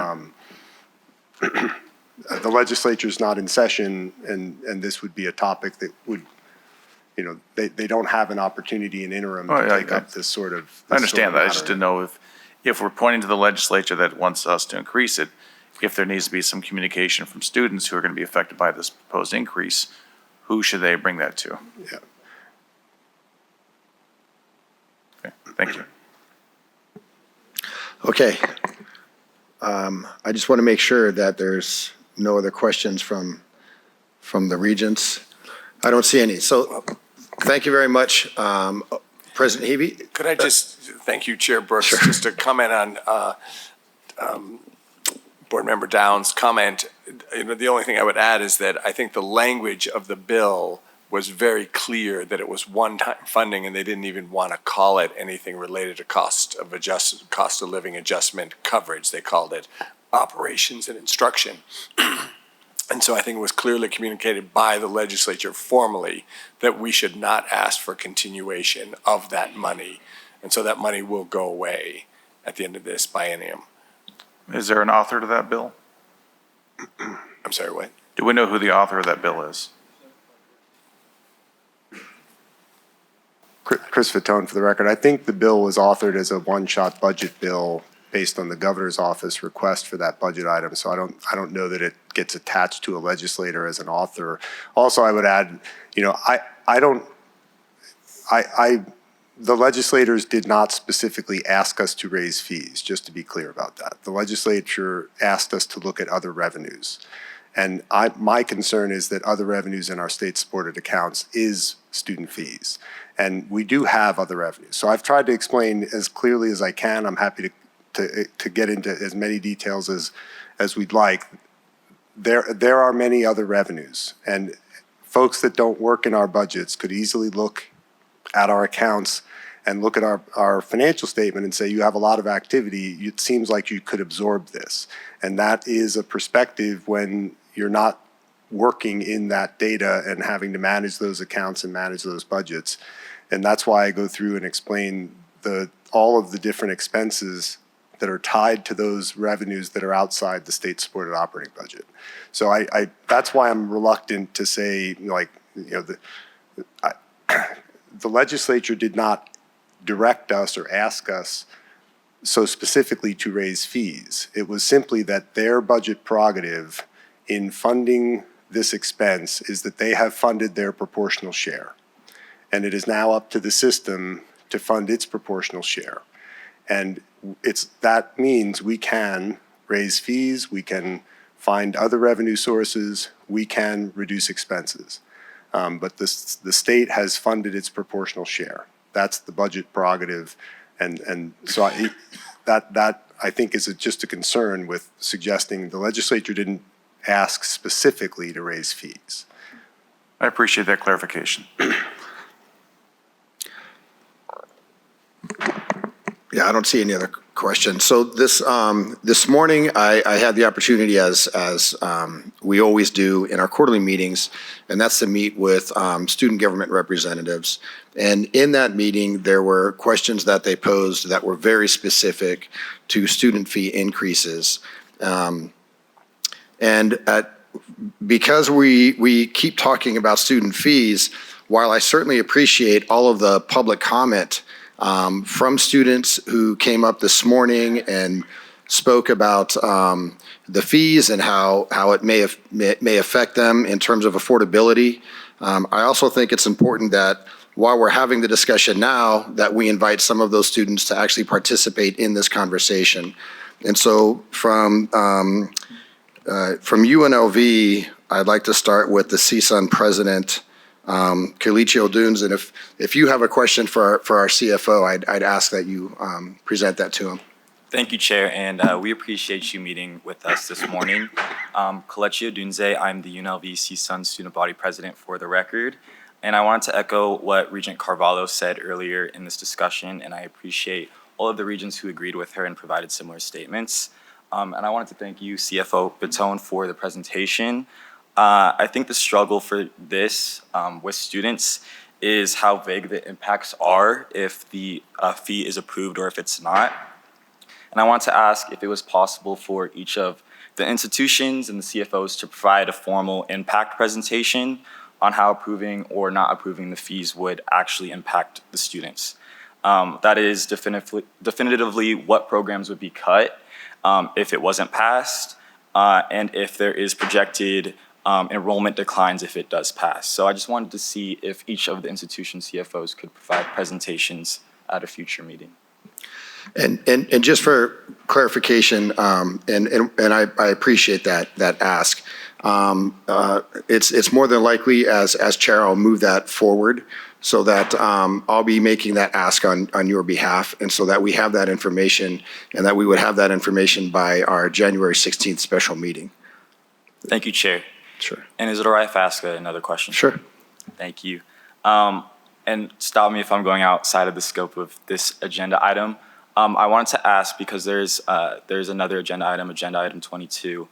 If that were to pass, would that affect how the budgets how each budget would be allocated for the institutions, if they could reallocate funds from unused student fee accounts to supplement the tuition rates that are being proposed in this agenda item? So I just want to confirm with our legal counsel, because you're speaking about an agenda item that we haven't brought forward. And so I'll defer to them in terms of whether or not we can answer that question. Yeah, Thank Chair you. Brooks, thanks for seeking my advice. My advice to you is, I think you've all gotten a lot of latitude today in this really important topic, but I think for the purposes of this, and I think you intend to, once we close out this agenda item, we will reopen up agenda item, we will eventually get to agenda item 22, and I think that would be the most appropriate place to ask that question. Perfect. Thank you. Thank you for the questions. I think it's important that we hear from the GPSA President, Devin Lopez of UNLV. Thank you, Chair. I have just a couple of quick questions regarding whether the state has exhausted all possible opportunities to avoid a tuition and fee increase. Over the past few months, the Nevada Student Alliance has met with the Chancellor and yourself to discuss some of the key concerns from students regarding this tuition proposal. And one of the members had asked what the state system was doing during this November's special legislative session to solve some of the problems currently posed by the budget shortfall. Can you summarize for us, now that the session is over, any conversations you had with legislators, or what actions NSHE took during the special session to advocate for students and reduce the total tuition hike? And then one more question, and you can answer them in any order. Second, I had requested during the several meetings of this Chancellor's ad hoc committee that the state conduct an analysis of enrollment as a result of this proposed tuition increase. However, nothing has reached my desk showing how many students would need to drop out of our institutions due to this increase. As we all know, our budgets rely on accurate projections of student enrollment. So does the current proposal include this potential drop in enrollment for students who would no longer be able to afford going to our institutions? Thank you.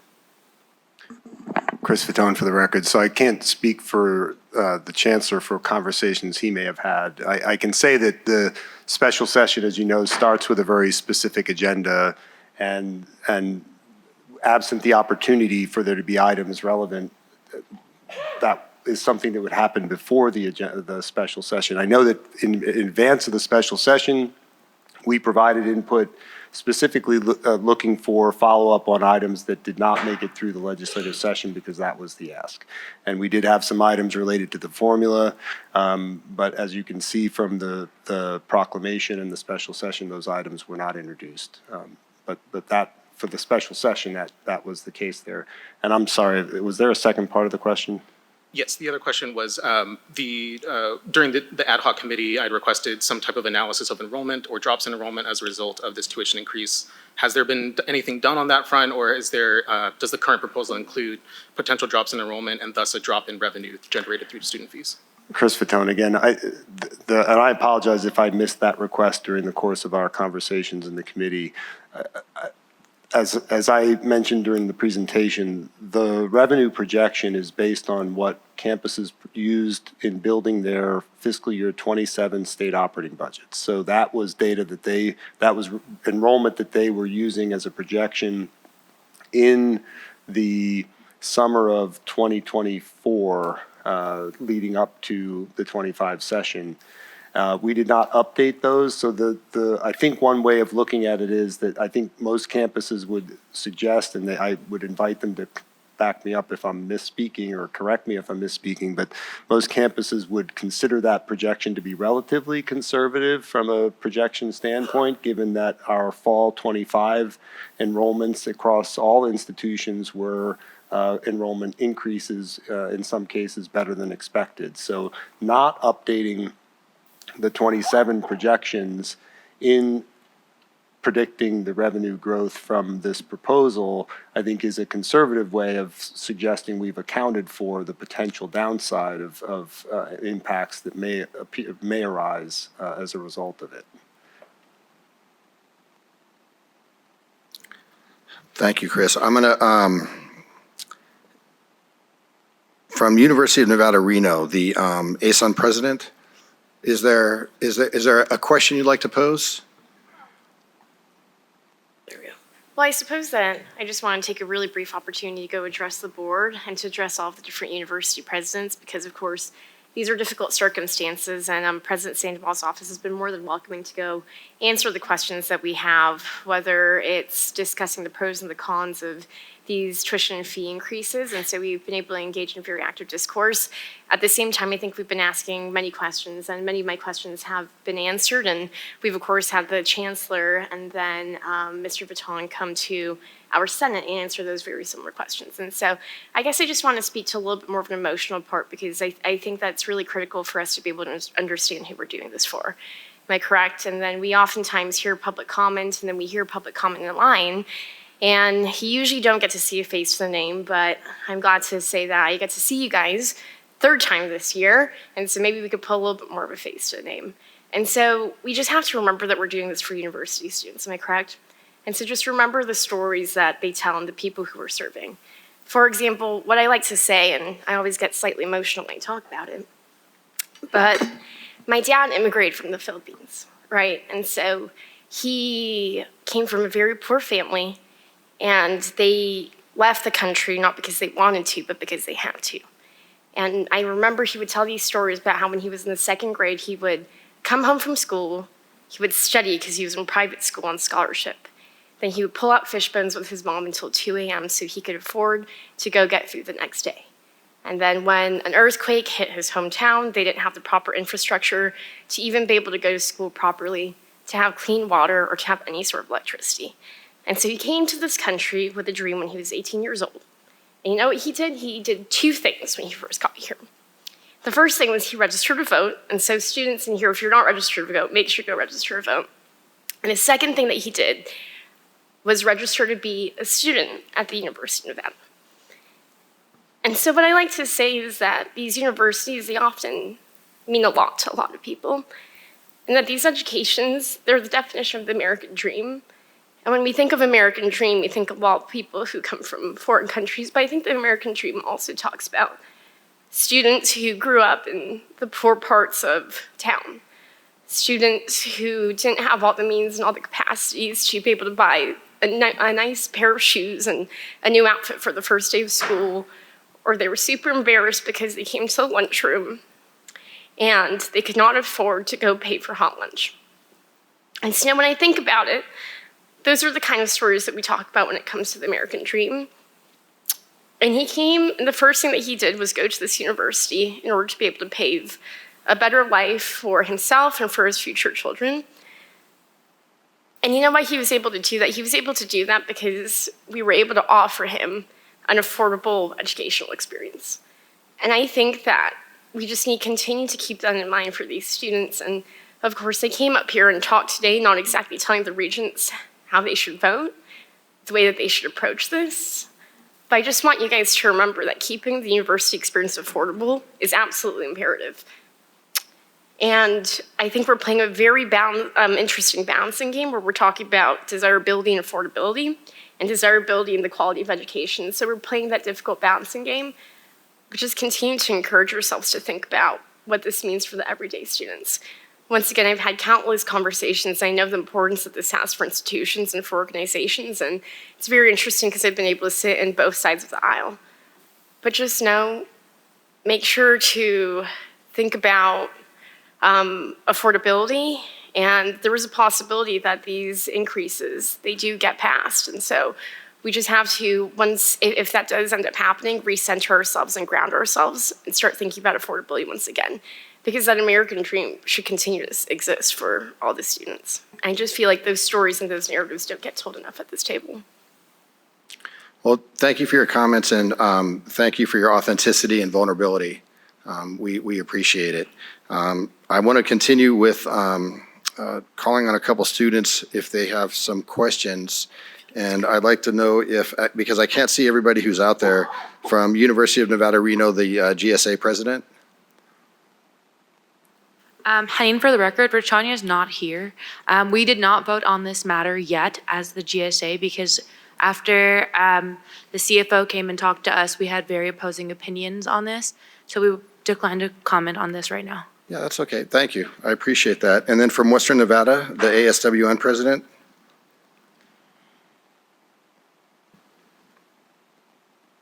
Thank you, Chair.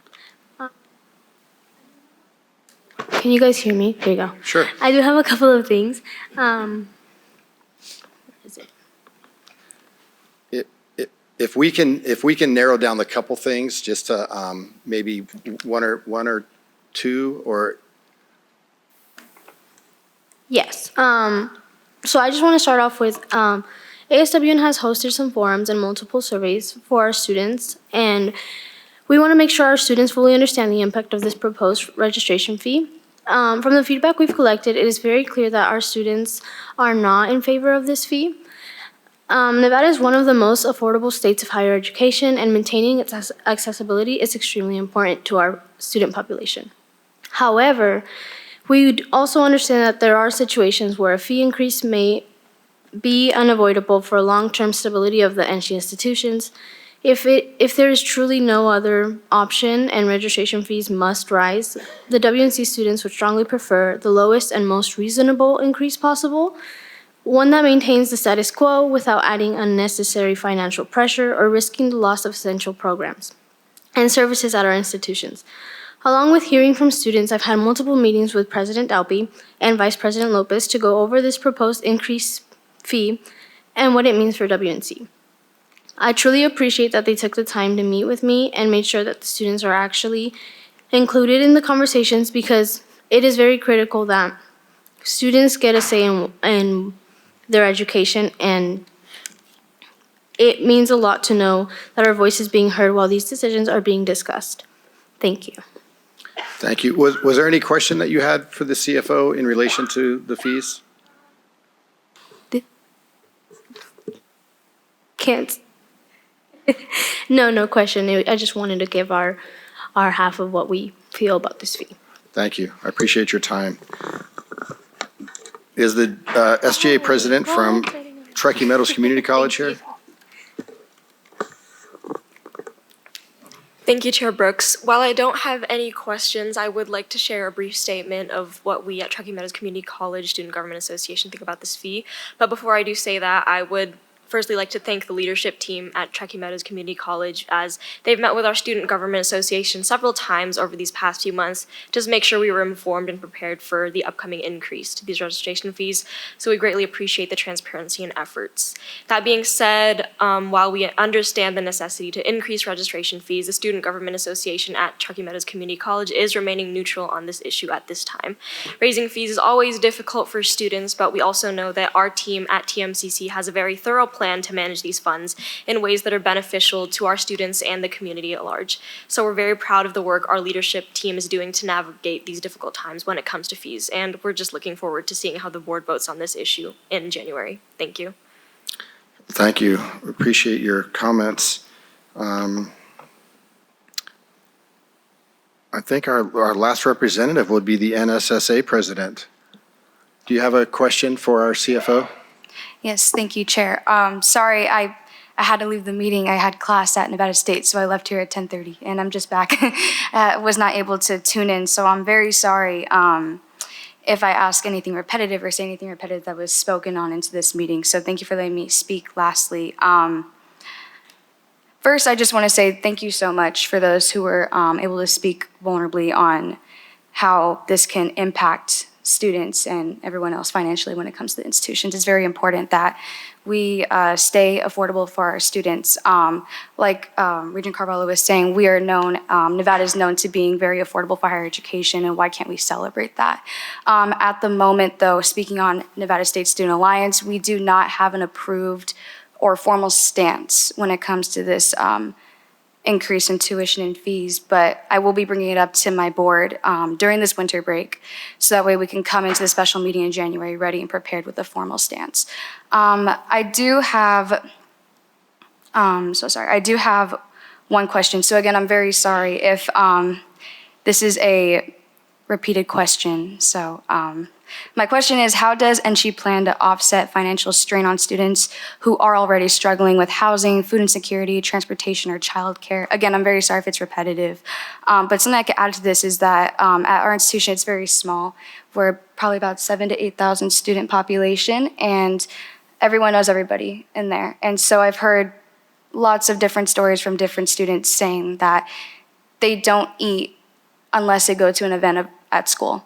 They wait to have a meal until they go to our events, or they see free snacks, or the little grab-and-go food pantry we have in front of our office. And so hearing this financial strain that could possibly happen to all students, including myself as a full-time student, it's really hard to hear.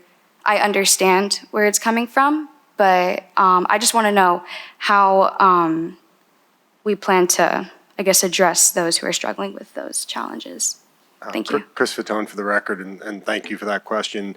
I know that this was one of the reasons that there was great concern when part of the discussion around how we might approach this included looking at the access set aside and making changes there, because access is one way that we know we can help, and maintaining that access set aside on the fee increase portion also was one thing that I think the response when we entertained that in the course of the discussions. I think understanding that at these rates, it allowed that gap that was looking to be filled to be covered without reducing the access set aside or without capping it.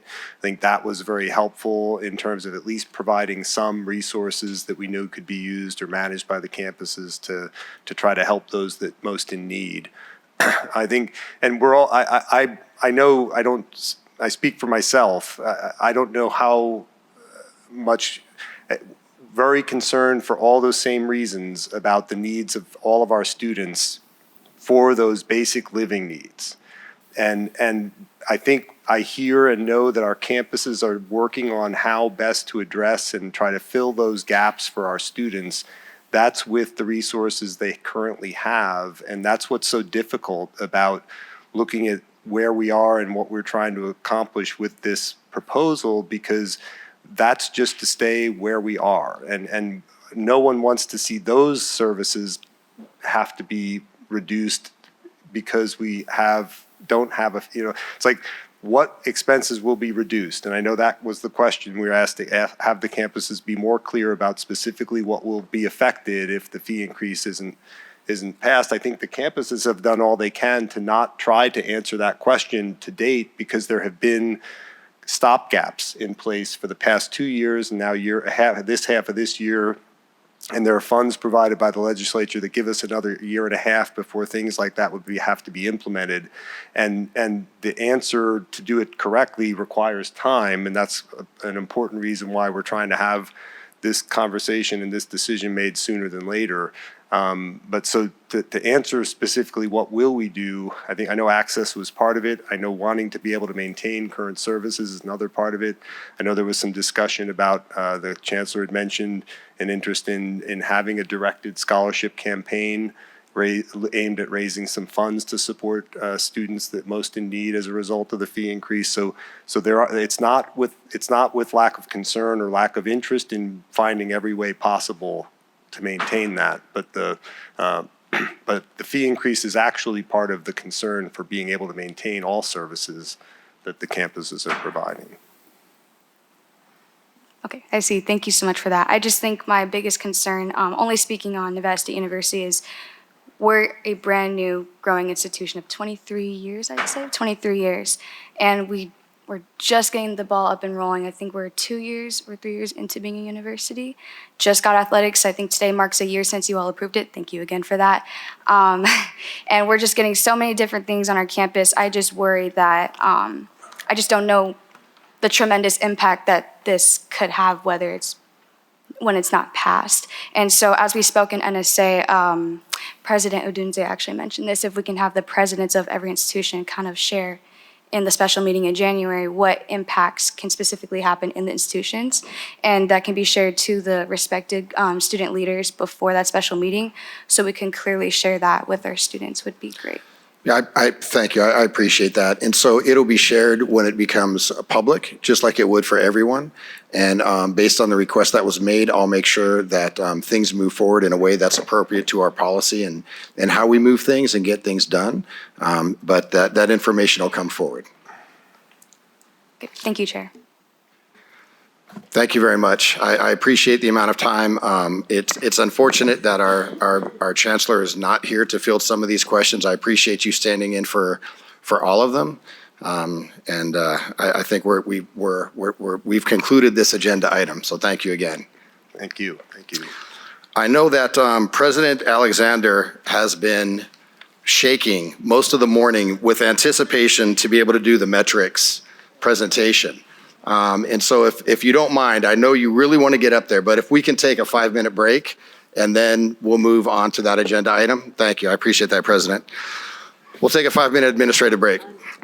Got it. I see that President Alexander is up at the podium. He's very anxious to start his metrics program. And so I'll ask that we resume seats and continue on with our meeting.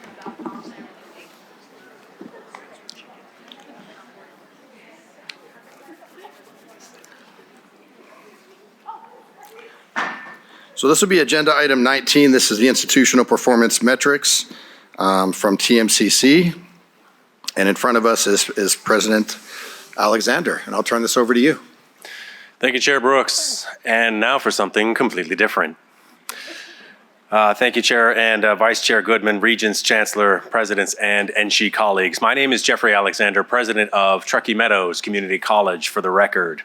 I am privileged to work with an amazing team of colleagues. It is my honor to be with you here today to tell our story, the story of Truckee Meadows Community College through data. Today we'll look at data about 3 learning pathways. They define who we are as a college, that is dual credit, gen ed transfer, and CTE training. At the same time, we know that behind every number is a student whose life is being transformed through higher education.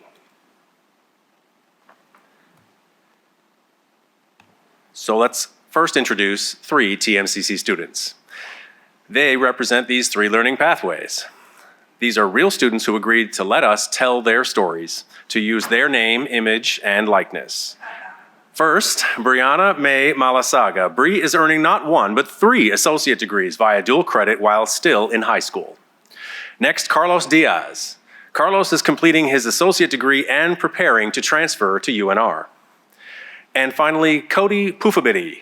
Cody is stacking CTE credentials and training for one of Nevada's most in-demand careers. We'll see each of them again and learn more about them through today's presentation. First, enrollment continues to climb at TMCC. As of the fall 2025 census, both FTE and headcount are up 8%. These increases reflect the trust that students and families place in TMCC and the relevance of our programs to today's economy. This growth has been fueled by expanded dual credit access, flexible online programs, and growing partnerships with regional employers. Diversity at TMCC also continues to increase. This fall, minority students represent 54% of our student body, up 2 points from last year. Hispanic and Latino students now comprise 37% of enrollment.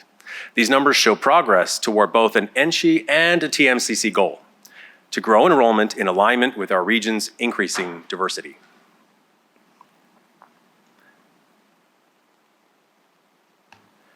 Pell funding remains essential to ensuring access and student success, helping thousands of students to cover the cost of attending college each year. Connecting students to these resources continues to be a priority as we strengthen access, equity, and completion. The share of TMCC students receiving Pell Grants has declined from about 33% in 2015 to roughly 22% in 2024. The reasons for the decline in Pell Awards are complex and include changing eligibility, increased pursuit of shorter CTE skill certificates, which are not eligible, and rising use of fee waivers.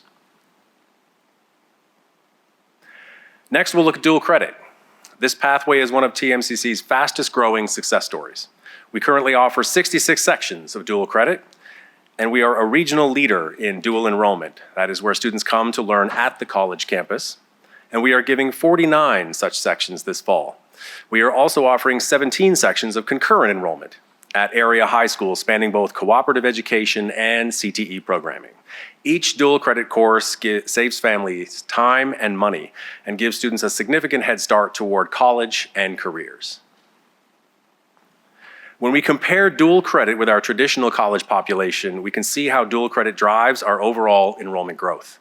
In the last 2 years, this pathway has grown significantly via partnerships chiefly with Washoe County School District and also elsewhere in Nevada. We've seen a 24% increase in new high school students just in the last year, and another 11% continuing. Dual credit students now comprise nearly 20% of TMCC's total enrollment, and they perform at exceptionally high levels. In fact, in the last academic year, our dual enrollment students had a pass rate of 92.5%, and our concurrent enrollment students had a pass rate of 97.4%. These students' early exposure to college coursework builds momentum toward degree completion and long-term persistence. And now I'd like to share the story of one of those dual credit students, someone who embodies the power of this program, Brianna Mae Malasaga. Bree is one of our most inspiring dual credit students. She serves as the president of TMCC's Student Government Association and is pursuing a triple major in biology, kinesiology, and public health. She will graduate with these associate degrees while still in high school, an incredible achievement made possible by TMCC's dual credit program. In Bree's own words, TMCC has helped me grow so much. It is where I found my confidence, my mentors, and a community that believes in me. After graduation, Bree tells us that she plans to pursue a medical degree and possibly become an anesthesiologist. She said that she aims to transfer to UNR or to an Ivy League institution. But on this point, I am sure that President Sandoval's recruiting team will be most persuasive.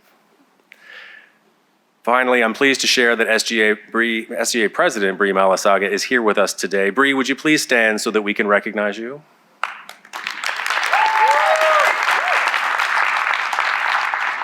Thank you very much for that. It is well deserved. Next, let's explore persistence rates. This measure remains one of our strongest indicators of student success. Full-time student persistence is holding steady, and our part-time student persistence has risen over 10% since 2020. Our advising teams, tutoring center, and engagement efforts are helping more students to stay enrolled to the end of semester and on to the next semester. Support programs deliver on improved persistence rates, and these teams are very, very valuable. Let's turn now to our graduation and transfer rates. The IPEDS data is seen here, but as we know, IPEDS measures the graduation rate solely of first-time, full-time, degree-seeking students who complete within 150% of time. At TMCC, that group represents only about 8% of our total student population. So the 2024 IPEDS data about graduation and transfer, which totals 43%, is not a good reflection of most students' performance. To give us a more accurate picture, we also use the Student Achievement Measure, or SAM data, which includes our many part-time students, who are 70% of the whole. And SAM data also includes those pursuing short-term certificates. learners who make up over a quarter of our enrollment. Through that broader lens, we find that 63% of TMCC students graduate and 17% of those transfer onward. This gives us a much clearer picture of student achievement across all pathways.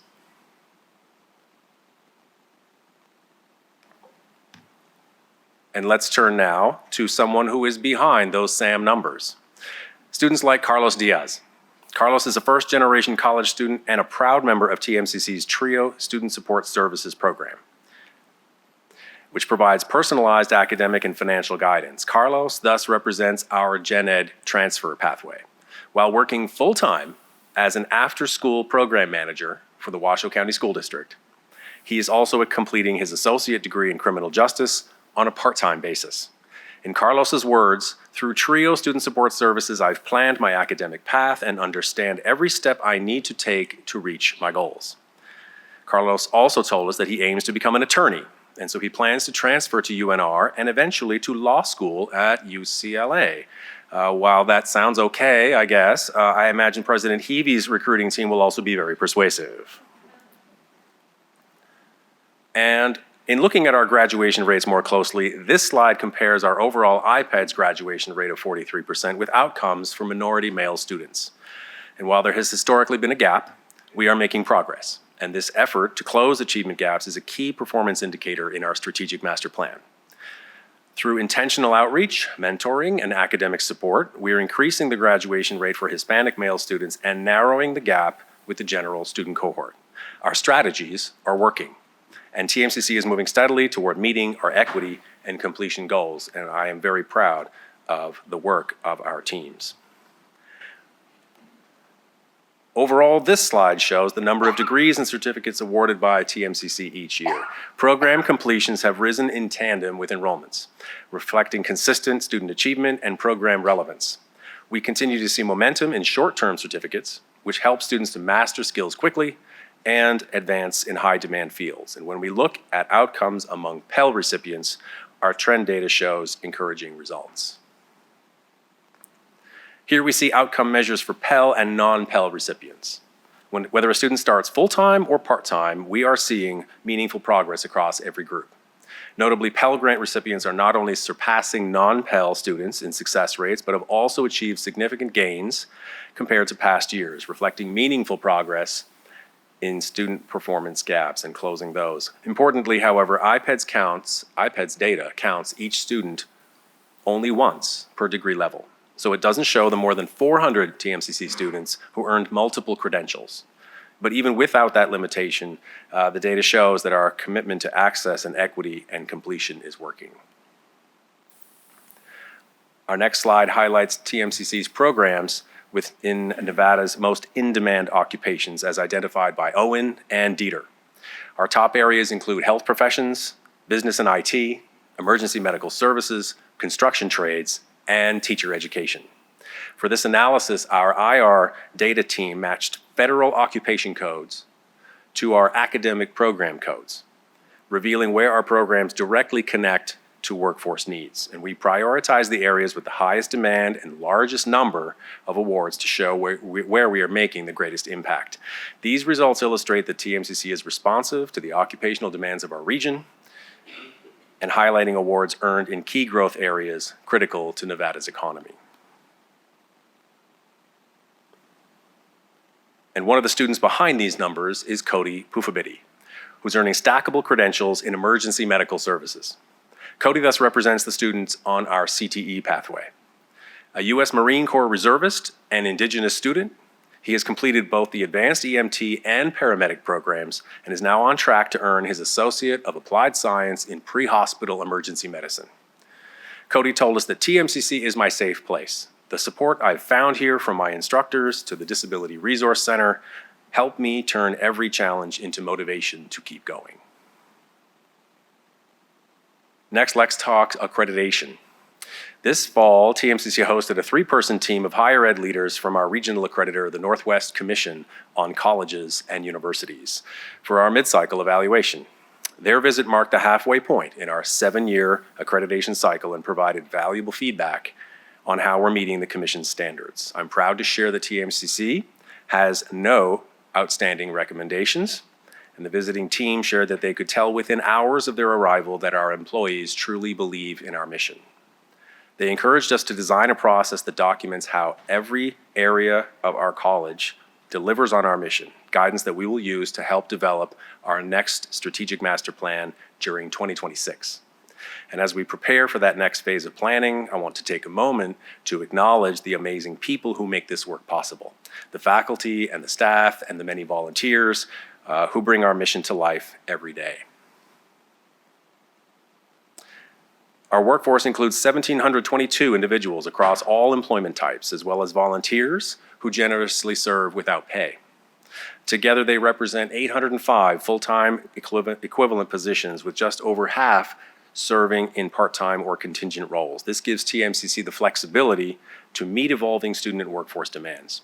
Our payroll is primarily funded on state, but with about 25% on self-support programs, 7% on grants, and 2 employees funded on gift dollars, state is not the only source of support. Whatever their funding stream, our people are at the heart of our core mission of teaching, learning, and student success, and I'm very proud of their many efforts. I will also add that at the depths of the pandemic, when enrollment was at its lowest, that was about 1,020 students, even in some cases prior to that, 9,400 students, we are now at 12,000. That's a significant increase. It's about a 21% increase. And the number of employees has risen 22%. Our employee count has risen consistent with the enrollment pattern. And the number of executives we had at that time, at the depths of the pandemic, was 17. Today it's 20. That's 3. That's a 15% increase. Again, judicious and pragmatic use of dollars in these spaces is ensuring that the hiring that we do is commensurate with the enrollment, or in many cases, under the enrollment count. Next, we'll take a deeper dive into our Student Services Division, which provides holistic support services for our students, addressing their academic and personal and basic needs. Our students obtain support through advising, counseling, financial aid, Campus Connections, the Career Center, our Wizards Warehouse food pantry, clubs and activities, and the Student Government Association. Our data shows clearly that students who engage with these services consistently achieve higher course pass rates and retention rates. For example, those who meet with an advisor or counselor persist at rates 15 to 20% higher than the average student. This is why it's so important that students meet with an advisor and a counselor and all the other support teams, because they are vital to student success. This confirms what we know to be true. Engagement drives completion, and support inside and outside of the classroom changes outcomes. Another powerful form of student support comes through the TMCC Foundation, which channels our community's generosity as a force multiplier for student access and success. In the last academic year, our foundation awarded more than 1,000 scholarships to over 800 students, providing more than $1.5 million in direct support, and we are very proud of that. And that is the best part of my week. Almost each week, I get a chance to meet a donor who writes big checks for students. And that goes into our Student Scholarship Fund, and those people are awe-inspiring and humbling, and when I grow up, I want to be just like them. These scholarships remove financial barriers, allowing students to focus on their studies and reach their goals. Behind each scholarship is a wonderful donor who believes in our mission and the potential of every student we serve. And as we look to the future, TMCC is also investing in the infrastructure that we will need in serving our coming generations of students and our community. For example, phase 1 of our planned fire rescue training center will be completed in 2026. And with luck, a $7 million capital funding request will see phase 2 adding apparatus bays, offices, and classrooms in 2027. Neighboring HOA communities are very excited that TMCC is stepping up to expand our structural and wildland firefighting training programs. And these HOAs and the Washoe County manager have kindly authored strong letters of support. In another example, the Eastview Theater and Architecture Showcase Studio, a fully self-funded investment, is expected to break ground this month and open in time for fall 2027. These investments not only expand our capacity to serve students, they strengthen Northern Nevada's economy. And for that, let's take a look at our broader economic impact. That extends well beyond our campuses, reaching into every part of Northern Nevada's economy and community. According to the job data firm Lightcast, TMCC contributes $668 million to Washoe County's economy annually and supports nearly 8,000 local jobs. 1 in every 43 across the county. Our alumni generate $553 million in regional income, driving innovation, stability, and growth across the region. The return on investment is clear. For every dollar a student invests, they gain $6.20 in lifetime earnings. Taxpayers see $1.80 in return, and the regional economy gains $9. But of course, behind these numbers are students like Bree and Carlos and Cody, who are working hard to build strong futures and to fuel our region's prosperity. Students like these represent the power of access, opportunity, and the persistence fostered by TMCC. As we look ahead, we remain deeply committed to our mission, expanding opportunity, closing performance gaps, and serving as a driving force for Northern Nevada's future. Thank you, Chair Brooks, Regents, and colleagues for your continued support and partnership. Together, we are changing lives and strengthening our community through education. And with that, I'm happy to answer any questions. Thank you, President Alexander. Are there any regents with questions for the president regarding the matrix? Regent Boylan? Thank you, Chair. A quick question. When you said you increase students, then you increase staff. Mm-hmm. So what happens if there's a decrease in students the next year or two? Do you get rid of the staff, or do you just keep them on and keep paying them to do something? And that's a great question, Regent Boylan. Thank you. Chair Brooks, to you and through to Regent Boylan.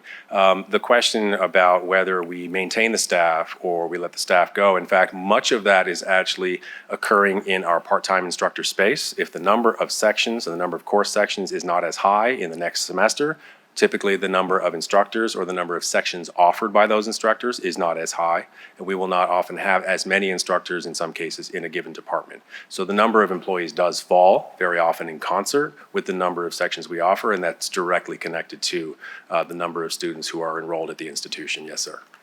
Outstanding. Thank you. Regent Downs? Thank you, Chair. So to piggyback on what Regent Boylan just asked about, you mentioned it was a 15% increase in your administrative or your executive group. Well, the numbers I'm looking at are one faculty member increase in that time period, or 0.64%. Now, I realize you can't hire part-time executives, but it's just interesting that you'd hire, and this isn't an attack on you or targeting you, but just the general approach to things is to hire more executives and then balance it off with adjunct faculty. And so, I mean, I recognize that, but I don't know if what happens on the other side of that, as Regent Boylan already asked, but just the perspective and kind of the approach to increase positions. Yes, thank you. Chair Brooks, to you and through you to Regent Downs. I think that's a fair question, certainly. The number of part-time instructors we hire when enrollment increases is very large. And we tend to be more judicious in some of the administrative spaces and executive spaces. But there too, there are increasing demands. We see demands from our regional accreditor, from our program accreditors, from the reports we produce for this board based upon code and expectations, new program reports, 1, 3, and 5 reports, low yield reports, and so forth, new program reports, closures, and so forth, attending all of the committee meetings and ensuring all of that good business happens along the way. And then, of course, responding to the federal demands and the audit demands and all of those things that happen throughout the year. None of that work is done by instructors. Very often, they may be part-time instructors in some cases, but they are also serving in coordinator roles or as chairs and so forth. So some of their time is in the classroom, but generally speaking, those folks and other administrative roles, and sometimes the executive roles too, do much of that work coming here, serving in these roles and capacities to ensure that the work of the system and the board mandated reports are delivered on time and with fidelity. Yeah, I would be open to having a discussion sometime as a whole group, maybe as an agenda item, I'm making that yet, but to look at the burden that is put on the institutions by the system office. I mean, the big thing is we're here to educate students, not to generate reports. So is there something that some balance needs to be set so the job can get done? We're a Nevada system of higher education, this isn't picking on you, this is not higher administration. So I'd like to see some consideration that way. Maybe someday we can talk about that. Thank you.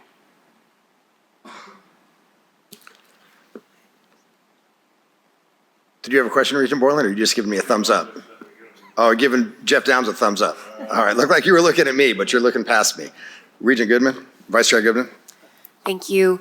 I just have to say, I just love what you're doing at that institution. I think you're just such a great fit as president, and I'm just very happy with everything that's happening there, and just had to give you some kudos, so thank you.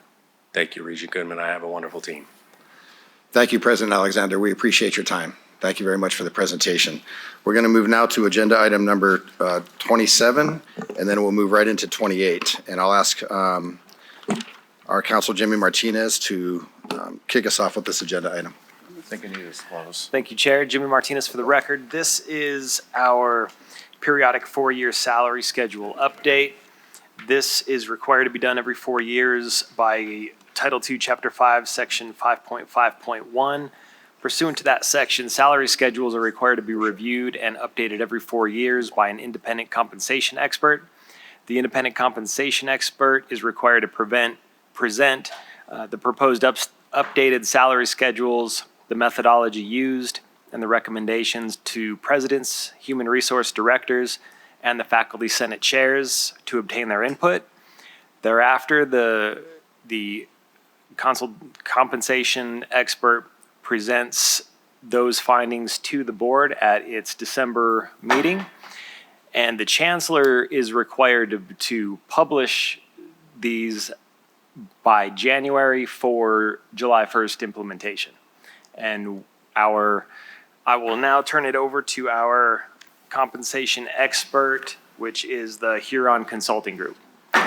Thank you for that introduction, Chair Brooks. Thank you very much for being here. I'm sorry to interrupt you, but we have a regent who's got to make a disclaimer before you can present this to us. I apologize. Yeah, I need to disclose. Pursuant to NRS Chapter 281A.420, hereby disclose I'm an employee of W&C. However, the salary schedules do not affect me in any way. It's more for incoming employees. Because of independence of a judgment of a reasonable person would not be materially affected by my situation, I will vote on this matter. Thank you, Regent Downs. Again, sorry for the interruption, but let's begin. Not at all. Thank you, Chair Brooks. Thank you, Regents, for the opportunity to present to you today and answer your questions. For the record, my name is Kurt Dorschel, last name Dorschel. I am a principal with Huron's Education and Research Practice.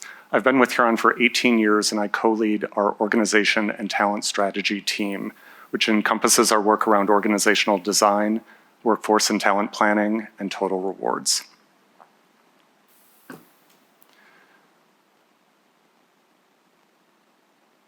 Oh, no.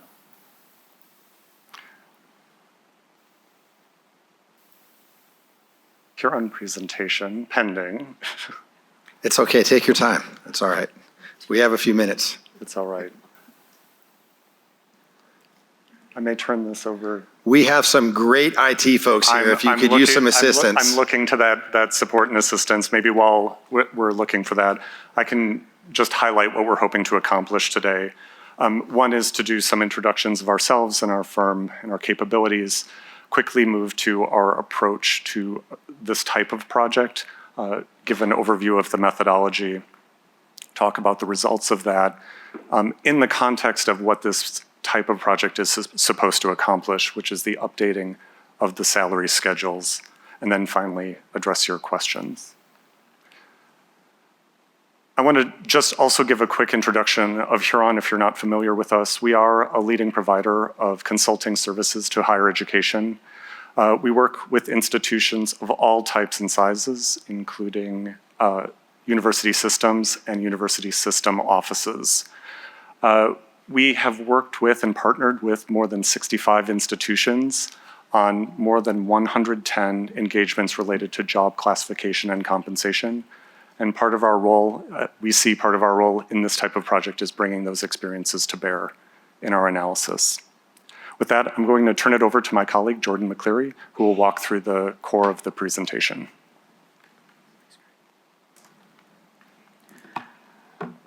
Good afternoon, everyone. Thank you for having us. Jordan McCleary, last name MCCLEERY. So I'm a director at Huron as in part of our organization and talent strategy group, where I lead our reward strategy projects. I have about 20 years of experience across multiple industries as well as institution types, as Kurt was mentioning.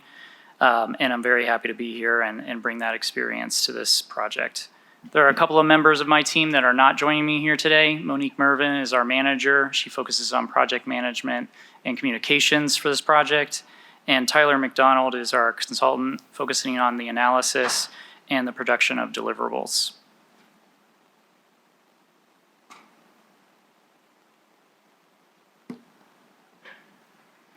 NSHE tasked us with reviewing and updating the salary schedules for positions governed by the board mandate, as indicated by Jimmy. This is outlined in the Board of Regents manual. The schedule updates include all system institutions as well as the system office itself. Huron reviewed past approaches, confirmed peer lists from each institution, and validated institutional and job data as a part of this review. The proposed structure adjustments are in alignment with the 50th percentile of market. For those of you that may not be as familiar with the statistics, the 50th percentile is a very common target to use to remain competitive with the market, especially when incorporating your peer data directly. Based on this analysis, we found that the annual schedule review and update process is generally keeping pace with the market, particularly for admin faculty, as demonstrated by the relatively small bring to minimum increase when considering the employee population of close to 7,800 individuals. The recommended adjustments for the salary schedule require an investment of just under $520,000. This would align salaries to the new range minimums for those that fall below it. I want to make a quick note here. The analysis was focused on updating the salary schedules, not focused on competitiveness of individual faculty salaries, aside from the bring to minimum impact. Compression and other competitive compensation reviews are recommended after these changes are effective, however.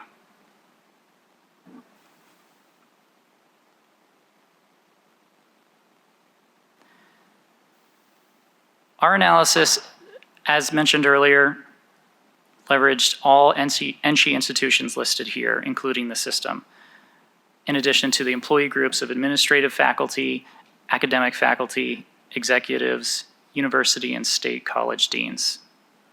This is a broad coverage analysis with few exceptions. We started this project in September of this year. The process has been collaborative and inclusive from the beginning, engaging different stakeholders from the NSHE at every stage. The process began with the core team of HR representatives from each institution that guided the work and provided input. I want to thank them particularly for their contributions in supporting this project. It was invaluable and we appreciate it. Project sponsors, NSHE System Interim CHRO Kelly Sherrato and NSHE Chancellor McNair, in addition to the NSHE Cabinet, Council of Presidents, and Faculty Senate, all provided strategic insight of the process and outputs via these milestone meetings we had in September through December. In November, we added VPs, vice provosts, and deans to the process for their input. Obviously, now we are discussing the results with you here today for a planned effective date of July 2026.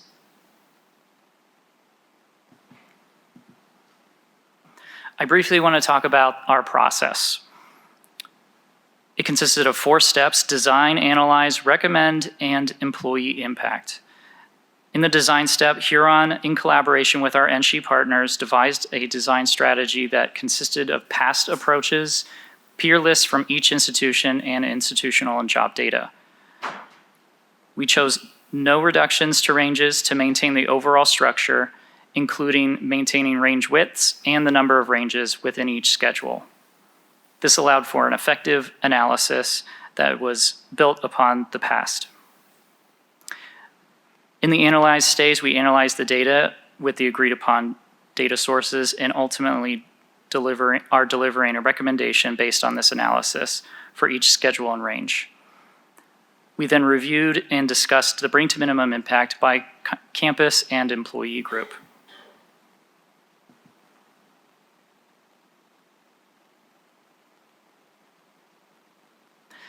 I briefly want to talk about our methodology in a little more detail for the administrative faculty.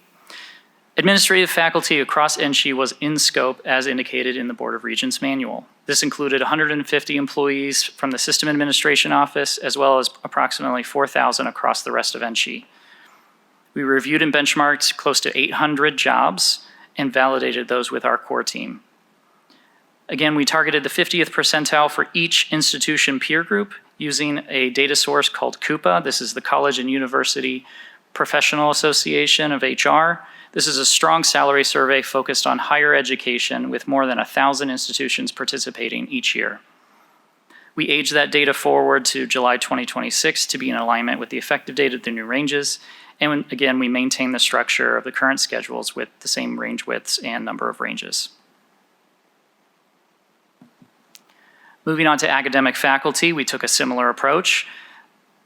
Academic faculty across NSHE was in scope and consisted of approximately 2,400 academic faculty individuals included in the study across the member institutions.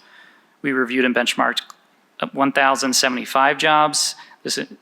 Each job would be considered a rank and discipline in this case, and this was also validated by the core team. We targeted the 50th percentile of each institution peer group, the 50th percentile of each peer group. We used this data from CUPA for the faculty survey. We also used data from OSU, that's Oklahoma State University. They produce a salary survey annually that represents primarily R1 and R2 universities concerning academic faculty positions. Using both of these surveys adds robustness and consistency to the analysis, as well as better inclusion of data for schools that were not a part of the R1s. Finally, again, we maintained the current salary structure for these schedule recommendations. Oh no, I went too far. Okay. Based on the analysis, vetted by the core team and leadership, using common benchmark competitiveness of the 50th percentile for peer institutions, and balancing external market and internal context, Huron is putting forth a recommendation of range adjustments that result in the bring to minimum impact of approximately $520,000 for 280 individuals. I would note in many cases, these are only minor adjustments needed due to rounding of the ranges.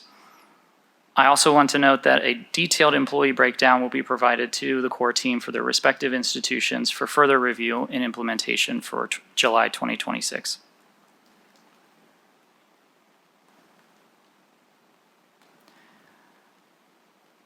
Without going into each individual schedule with you here today, I want to talk through the salary schedule highlights that we found. There are 6 schedules concerning the administrative faculty. 12 of the 44 ranges changed with a midpoint increase from 1 to 21%, with the majority of them being below a 10% shift.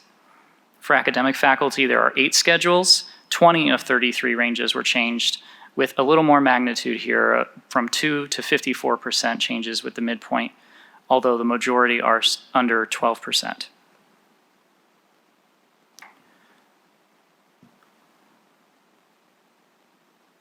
This concludes our prepared remarks. The new schedules are in the appendix, and I will open it now for questions.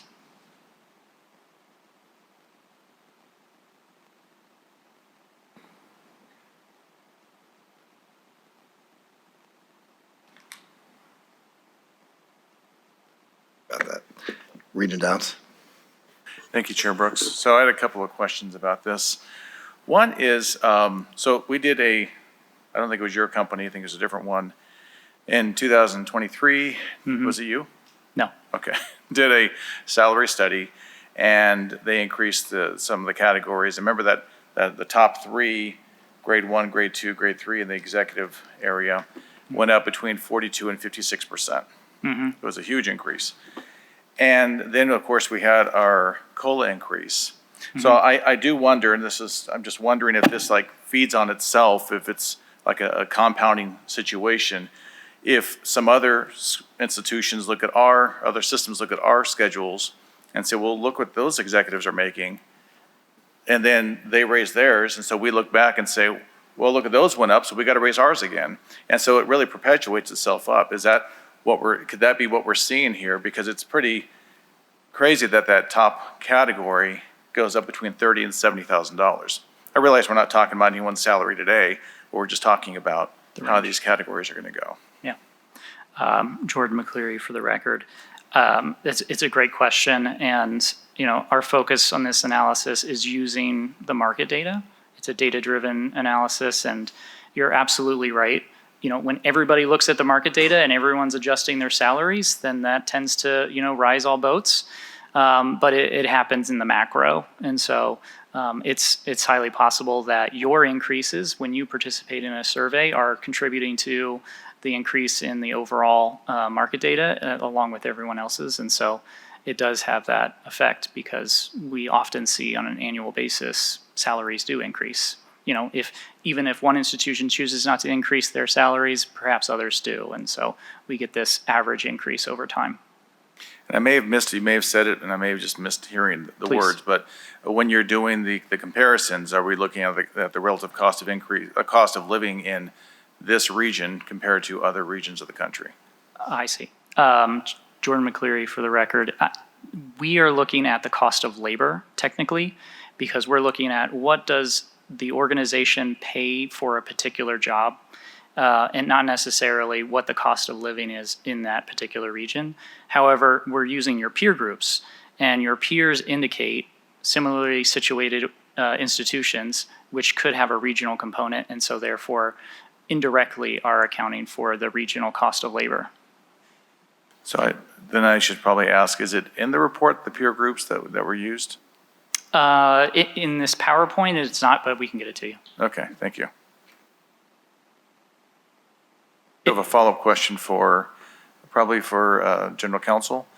On this item, is it required to pass it as a whole, or can it be passed as a part? Can we choose which parts we want to upgrade? Jimmy Martinez for the record. Of course, there's nothing that can require the board to pass it as recommended. I would always caution the board, make sure that it's evidence-based, whatever the board does. But the only real restrictions here is that the chancellor's office has to publish the salary adjustments in January per policy so that it could be effective July 1. Thank you. If I may just add something to the peer group question.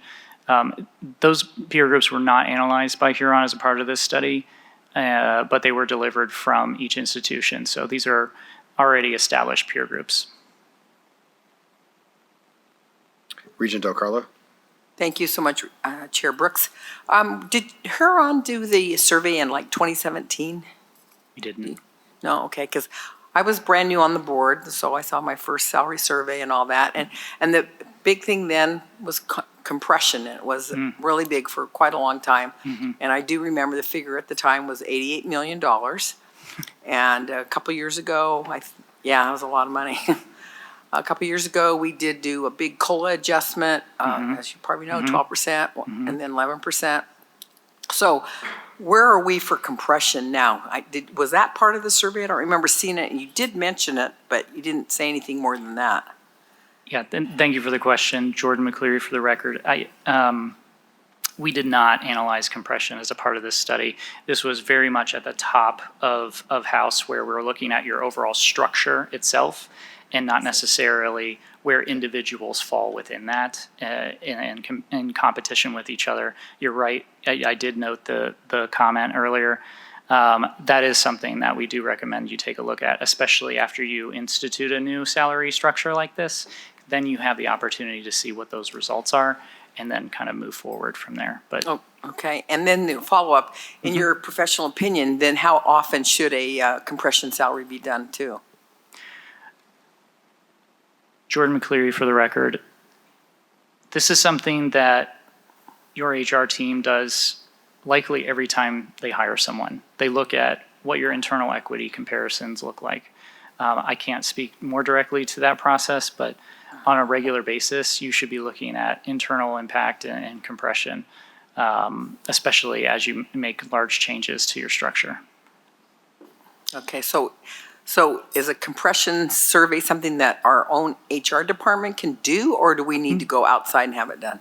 We would certainly love to help you with that, but Okay. Okay. at the same time, you have a very capable HR team, as evidenced by the support in this project, and so they could also perform that. Okay, thank you very much. You're welcome. Vice Chair Goodman? This is really an interesting timeline in that we just had a very robust discussion about raising our student fees.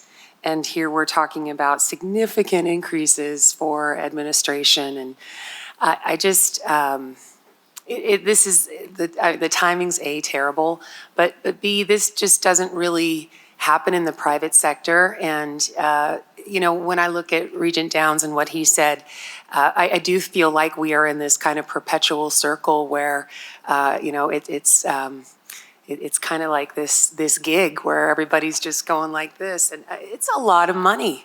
It's a lot of money, and I'm just putting on the record that it makes me uncomfortable to contemplate these kinds of increases when we're talking about our students getting hit with potential 9-12% increase in fees. So I just want to, it's not really directed towards you, although I do think you're part of the gig, so I'll just put it out there.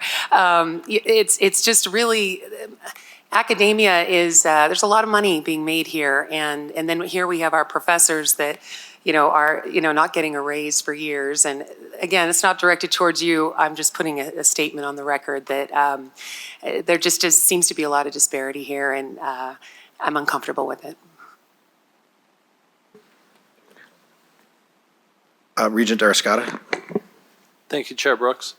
And following what Vice Chair Goodman just mentioned, I too was looking at the reference material for the Board of Regents agenda item 27. A is in alpha, and I think this provides great clarity for all of us in the room of what Vice Chair Goodman was referring to. If you go down to page 3 of the reference material, we have the NSHE executive salary going up by, for grade 1, we have it going up by 58,000.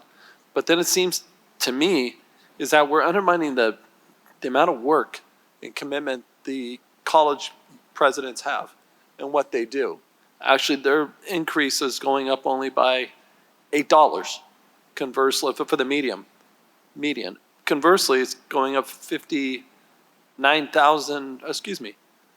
60,000 for the chancellor, presidents, for the R1s, the RI, and NSU.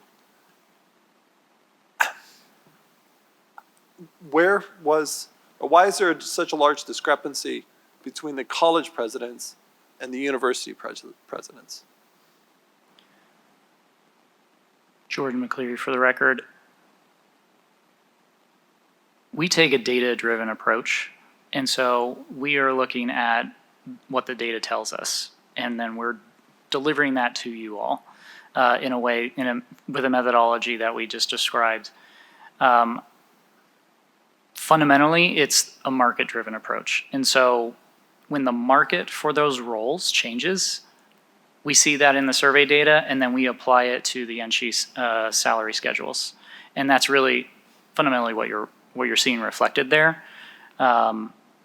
Each year, your HR team also ages these ranges forward, and so it could just be that the aging that they've done in the past impacted some of those positions greater or less than others. And so when you do this 4-year salary study, it's an opportunity to take another look at the market and see what's what and try and reassess and realign to it. Because I'm sure any of the 4 sitting to my right would challenge the workload that is on top of their shoulders compared to any other of the university presidents, and the commitment in which they're serving to our great NSHE Nevada system of higher education. But when you go down to page, but also on that same document, going down to page, come on, page 7 of 11, and I believe Regent Downs was referring to this also, with the academic salary schedule. Once again, these are going up minimal or minimally, where actually some of the professors, associate professors of numerous rankings are actually declining, which does not leave a good taste. I'd just like to have a little bit more justification on that one also. Can you repeat that page that you were looking at? Sure can, 7.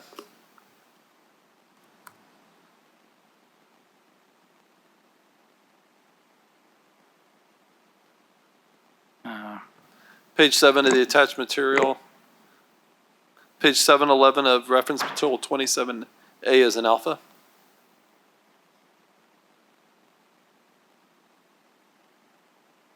Your pages may I'm be sorry. different than ours, so it's okay. 27A is our reference material that we received. And I apologize, you don't have that, not on your listings there, but on everybody on the dais and in the audience, they can access this. And let's say rank 4, title professor, even a minimum 9 to 12 months. You have a starting salary of $97,000, last year you'll have a $97,240 starting salary. And then once this goes through in July of next year, or June of next year, it'll be reduced by $40. Mainly due to RAM. Kurt Dorschel for the record. That is in part just due to rounding. So I do understand the optics that you're talking about when we're looking at those changes in salary schedule. I want to reiterate something that Jordan highlighted, though. We are not making an evaluation of the value or contribution of these individual roles or positions. We are looking at the market data, matching that to the positions as they're defined. And so I don't want to ignore the importance of that and the importance of thinking of those positions in relationship to one another, but also want to keep it relevant to the scope that we were assigned. Something else I might highlight too is just a feature of your overall salary schedule, which is something we would call a broadband schedule. We are looking at lots of different types of roles generally in any of these ranges. And so the actual market movement for positions within a range may be very different position to position. In some ways, these broadbands aggregate that effect. And so that more detailed analysis that Jordan referred to earlier is what starts to unpack that kind of individual position level change. There's ramifications of this because it is this academic salary and the academic salary schedule. If it's implemented or when it's implemented, it's those students to your left or right that are going to mostly be paying this for that faculty, those high quality level faculty members. We want to make sure if their tuition is going to be increased, that the quality of the individuals that are providing the pedagogy is also going to be at a high level. Thank you very much. And by the way, in the delivery of your presentation, it is soothing. I mean, it is smooth. Thank you very much for the calming response. Thank you. Thank you. Yeah, thank you. And I appreciate you speaking to specifically, this is data-driven statistics. You're aggregating information. You're not in front of us to justify the numbers as much as you're here to present the numbers. And so we certainly appreciate that. You just happen to be coming in on a day where we have had so much conversation about a potential student fee increase that this is the end of the day and you're coming in on the heels of those conversations. So I think there's some sensitivity that's still among us when it comes to taking a look at something like this. But thank you. Regent. Thank you. Regent Carvalho? Okay. Thank you, Mr. Chair. I understand that this is market driven and that it's based on the data that you've provided, but I also feel like our top level executive pay. It's uncomfortable to me that has increased so much compared to, and I look at our community college faculty members, and I would like to phone a friend, as President Sandoval likes to say, and ask, I don't know if there's somebody here, one of our community college presidents or HR representatives here. I'm curious, first of all, to know what is a representative education level? What would that look like for somebody who may come in at that minimum grade 1? And maybe this is, I'm throwing this out there and maybe you don't really know, but I'm curious, like their education level or experience level, or what kind of professor may fall into that level. No. Or if it's okay for Regent Downs to maybe use his lived experience. So I wanted to, thank you, Regent Carvalho. I wanted to see if there was somebody who might be able to answer your question specifically, and if not, then we'll move to Regent Downs to be able to help out. Because I do have a follow-up question to that as well. Excuse me, Regent Carvalho, which salary schedule are you looking at? Is it at the academic salary schedule for community colleges, and specifically at that very entry-level grade 1 minimum, the new pay would be $51,400. Okay. Last page, okay. It's down. 11 of 11. Yes, page 11 of 11.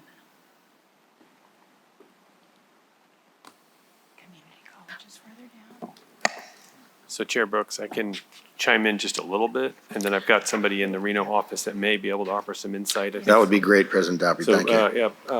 President Dalby, for the record, I'm looking at the minimum grade 1 academic community college at $51,400. I don't know that we would have anybody place at that that's the bottom of the range, but somebody coming in a CTE program that does not have, maybe has industry experience and a minimal level of like certificates, but not an academic degree, we would start placing based on the level of credentials and experience based on that number and move them up. So if somebody came in with like industry experience for a CTE position, non-transfer type program, could end up in that lower range right there. That's the one thing I could think of. Thank you, and that's what I thought might be the case on that, but I don't want to assume. But I'd be curious to know like how many people fall in that range, but that's a different question. And I'm asking because I see the salary range for, and somebody might say that you're not supposed to go there, but salary range for the Clark County School District, their minimum salary for a teacher is $58,000, and we do hear, I've heard several times where people have left our system to go to the Clark County School District here in Southern Nevada. So I don't know if that probably is outside the scope of what you're looking at, but I would be happy if you would like to chime in on that. Kurt Dorschel for the record. I think this, again, fits to that idea of setting those individual salary rates as opposed to setting the overall salary schedule. So the idea is that each position may fit in a different place within that broader range. And so, and of course, as per board policy, there are a number of factors that can be considered: experience, length of service, education, qualifications, and certifications. Those are hard to all factor into, a broader discussion like this. But certainly that overlap, I think you're highlighting also something we are hearing with other higher education institutions, is that we're not always only competing with higher education. The market analysis that was done for this relies on comparisons to academic peers, and those peers as identified by each individual institution. It doesn't include an analysis of competition with other sectors. fair enough. I know that that could greatly expand the work that you do, but I do feel like it's something that we should consider. And I appreciate that there's a fairly large, band, so to speak, in this particular schedule to be able to do that. So thank you for that. And like I said, I glad to see that there's some movement on the community college academic salary schedule. I personally would like to see more, but we have to manage that with what we are also doing with our fees and our budgets. I know that can be difficult, but I do have a lot of concern about our top level executives. Thank you. Thank you, Regent Carvalho. I just wanted to pose a question real quick to council. And if you don't know, it's really okay. But I'm sitting here and I didn't voice my frustration when it came to other agenda items, but I'm getting a little frustrated. And what I'm most frustrated with is that we have items in front of us that have to do with substantial decisions that have to be made that are tied into budget and, lots of different spokes on the wheel when we talk about fiscal responsibility for the system of higher education. And we have regents who are asking very valid questions about what some of these numbers are and what the implications are. But we seem to be lacking in the folks that can provide the best sound guidance when those questions are posed. And so I saw this yesterday during BFF, and now we're looking at it again today in terms of, so I realize that I might be on a bit of a rant, and I didn't mean to be, but I'm just wondering if we could take a lesson learned in terms of how agenda items are coming forward and discussions that we're having to make sure that all the pieces are there so that there is, a resource for specific questions like this. And maybe this is not a question, just a quick statement. What I was trying to figure out was how did this come about without having somebody here who can answer questions? Jimmy Martinez for the record. This is really acknowledging the timing that is unfortunate with this item. This item is really driven by the policy. The policy says what we have to do and exactly when we have to do it. And by no means does the board have to take any action on it at all. But I would just point out that System HR is here as well as the consultants, and I believe the individual human resource officers from the campuses are available as well, I believe. So I believe the appropriate individuals to answer some of these questions are here to the best of our ability at this time. I appreciate that. Maybe that's fair. And so what I would ask is that if there are, and I'm not specifically addressing the consultants who are here providing us the information. I appreciate the data. I really do. But I also recognize that you can't answer some of the questions. This is not your fault. It's just a fact. If you're identifying HR as somebody who can answer questions and you're saying there's others, let's identify who those others are so that a question that was simply posed by Regent Carvalho could be answered, because there was quite a pause after she asked that question and who could do it. And maybe we have a regent that can answer the question, and then we had a president that might be able to answer the question. Where are we at on this? Jimmy Martinez for the record. Kelly Shrado, our interim CHRO, is present. She'll be able to speak to what other individuals are available for questions from the board. Thank you. I appreciate that. Regent Goicoechea. Thank you, Mr. Chair, and I appreciate just looking, and again, you presented us a schedule and a range, and this is where we are. But I do have a question, i.e. HR or somebody else. You've got entry level, first quarter, but how prevalent is it here that maybe you would hire, let's say, an associate professor and bring him in at, in the third quarter of the schedule? You could clearly do that, right? Yes. And so, there's a huge difference. Entry levels at 70,000, top of the levels 146. Again, who makes that call? That would be the individual institution in the hiring unit and appointing authority. And that's why the band is structured the way that it is, with the flexibility for individual institutions to be able to make decisions based on budget, based on PDQ, which is the position description questionnaire, based on education, experience, certification, and the needs of each individual institution. So they have the ability to have that flexibility. I thank you for that, and I just wanted to point that out. We've got a schedule and a range here, but it doesn't mean anything. You can still hire at the top end. And you can hire beyond the top end too. We don't recommend that. But there is a process outlined in our Board of Regents handbook that allows for those things with due justification, and that does run through the Chancellor's office. Right, right. And that's something that we have our eyes on as well.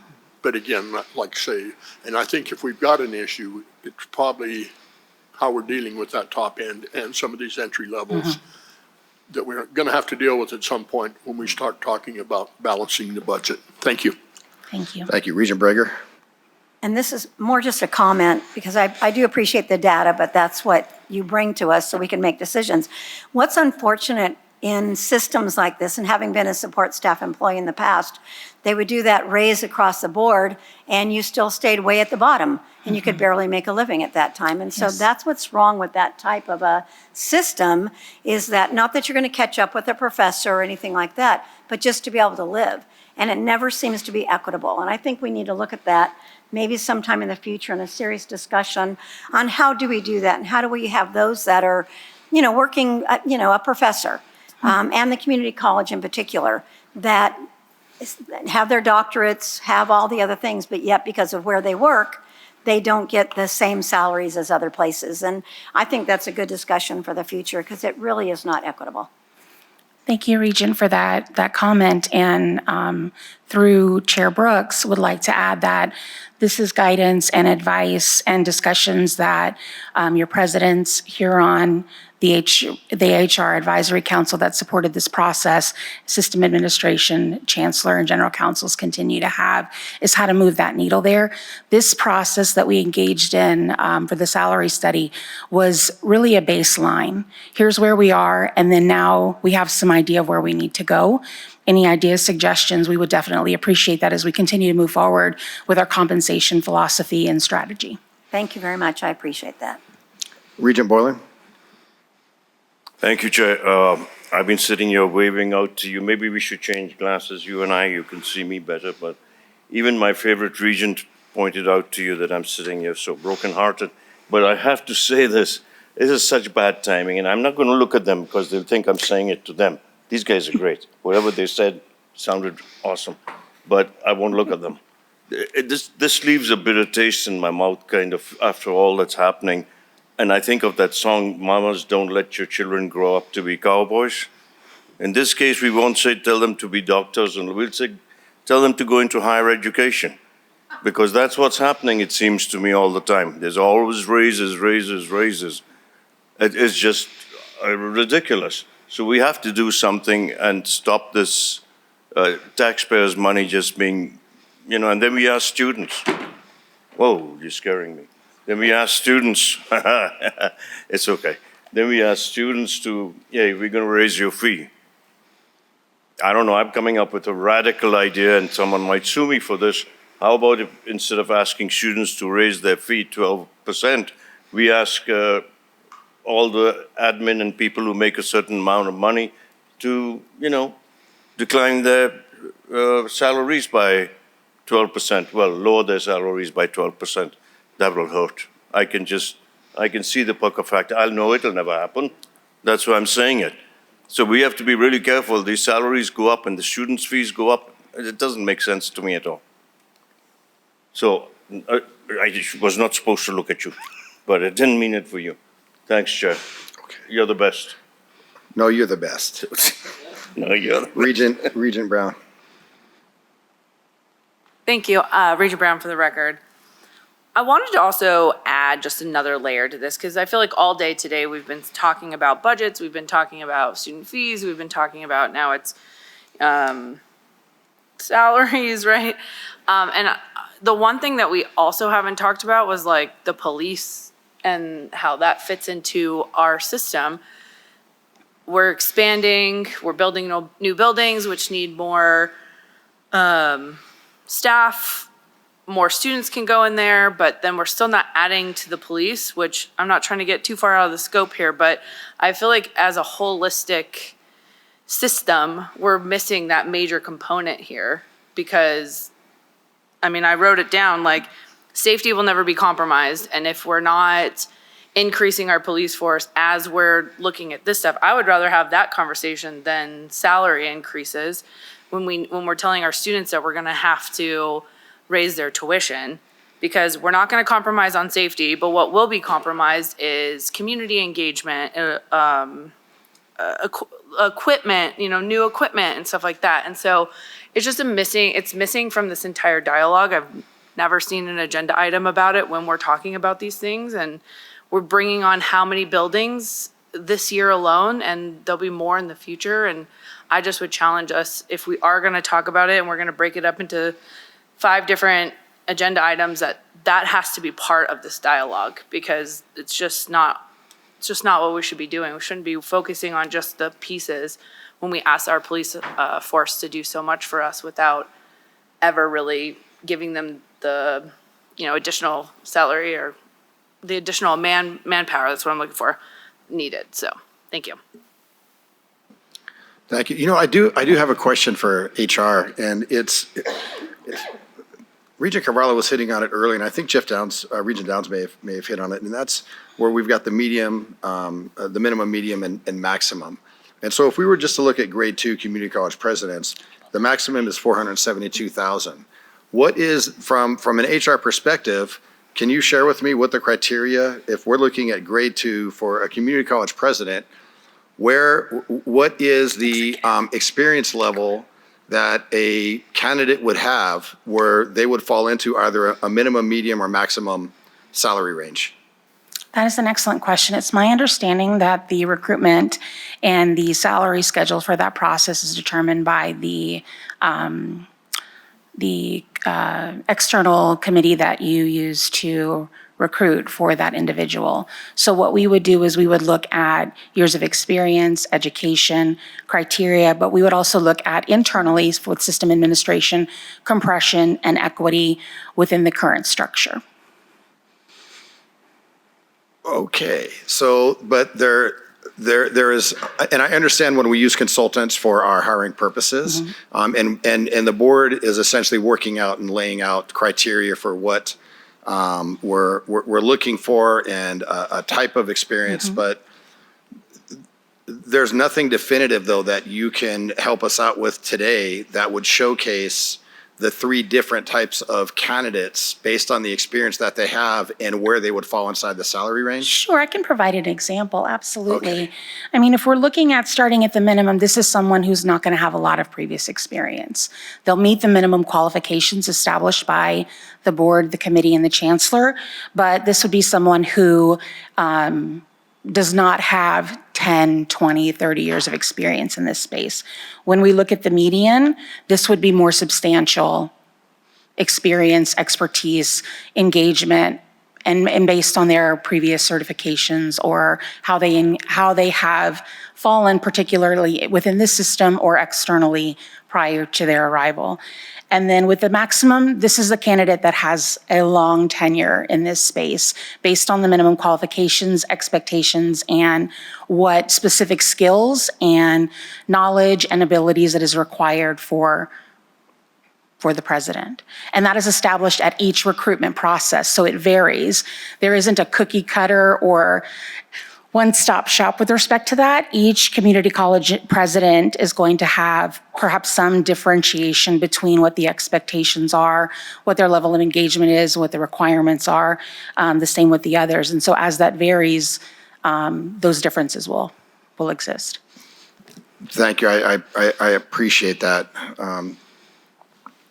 There was some conversation that I heard that was just off to the side, and it sounded like, based on the way that the agenda is being presented to us and perhaps some of the lack of resources that we have and the additional questions that regents are asking, that I still think it would be great to have concrete answers for. At this time, is there anyone that would like to make a motion to perhaps bring this item back? Regent Del Carlo? Thank you. You're right about his eyes. No, just kidding. I totally agree. You know, it's almost 4 o'clock. We've had 2 very intense days. I'm very tired. I have to make the flight. We've got graduation at UNR tomorrow. So with that, I think we should postpone this agenda item.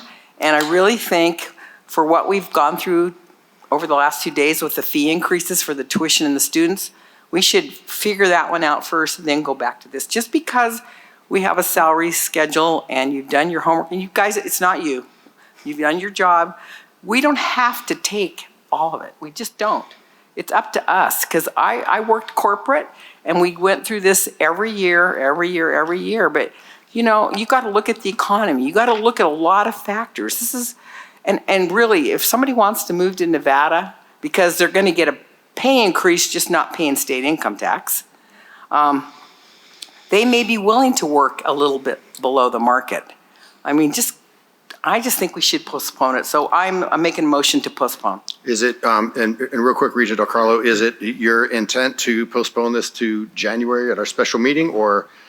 I believe someone here said that we had to present this in, I think it was Jimmy said it, we have to present this sometime in January to make it effective June 1st. Did I hear that correctly? Yes. Jimmy Council? Martinez for the record. Yes, the policy specifically requires that it be presented at this board meeting to the board, and that the chancellor's office publish any changes to the salary schedule in January so they can take effect on July 1st. Now, this is, if changes are going to be effective on July 1st, that's the process. But the board can take no action and then nothing changes also. So it sounds like the challenge for the board are 2 things that I would just suggest is 1, timeliness, but 2, our own policy is a shortcoming in terms of how we're taking a look at this. And I would be surprised if there's something that we can't get done in January, if the deadline for actual, we'll say, you know, positioning is in July. Seems to me like there's enough time to have something done in January so that it does get rolled out by July.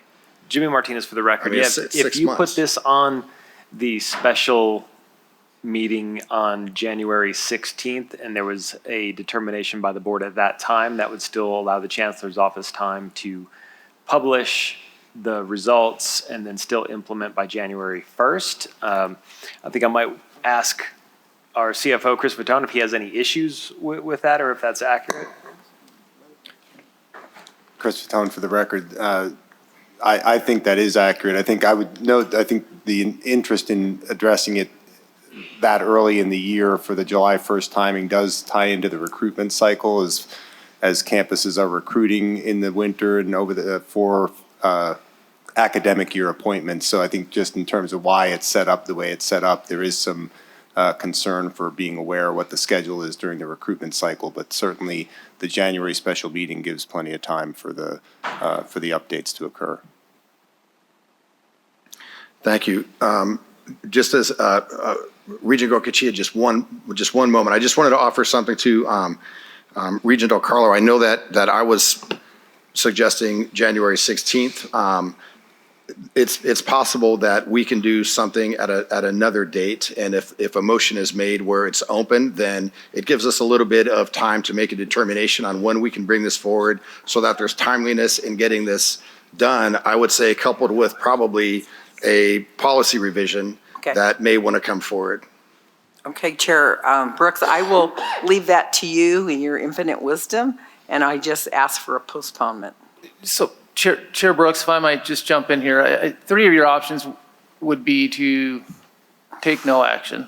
Another option would be to a motion to postpone indefinitely, or a motion to postpone to a date certain, such as a January 16th meeting or something along those lines. So those are really, I believe, your 3 options right now.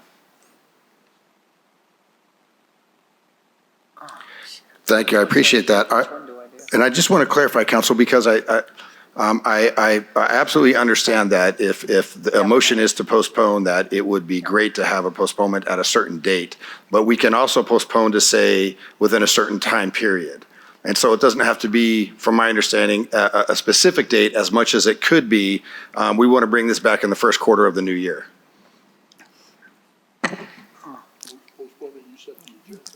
I think that type of, Chair Brooks, I think that type of motion would be permissible under the Roberts rules as well. But I'll just tell you, like, either, any of those options will still give the board an opportunity to revisit this item. I mean, all three or four options can lead you to where you need to go, if that makes sense. Can I ask a question on that then? So if we don't do anything, when there's no vote, there's no motion, nothing, nobody makes a motion, so it comes up later at his discretion, correct? Correct. And then under your bylaws, correct, Regent Del Carlo, the chair would have, as approving the agenda, has that discretion. Okay, I'm going to withdraw my motion then. I don't believe I had a second, and leave it at your discretion, Chair Brooks.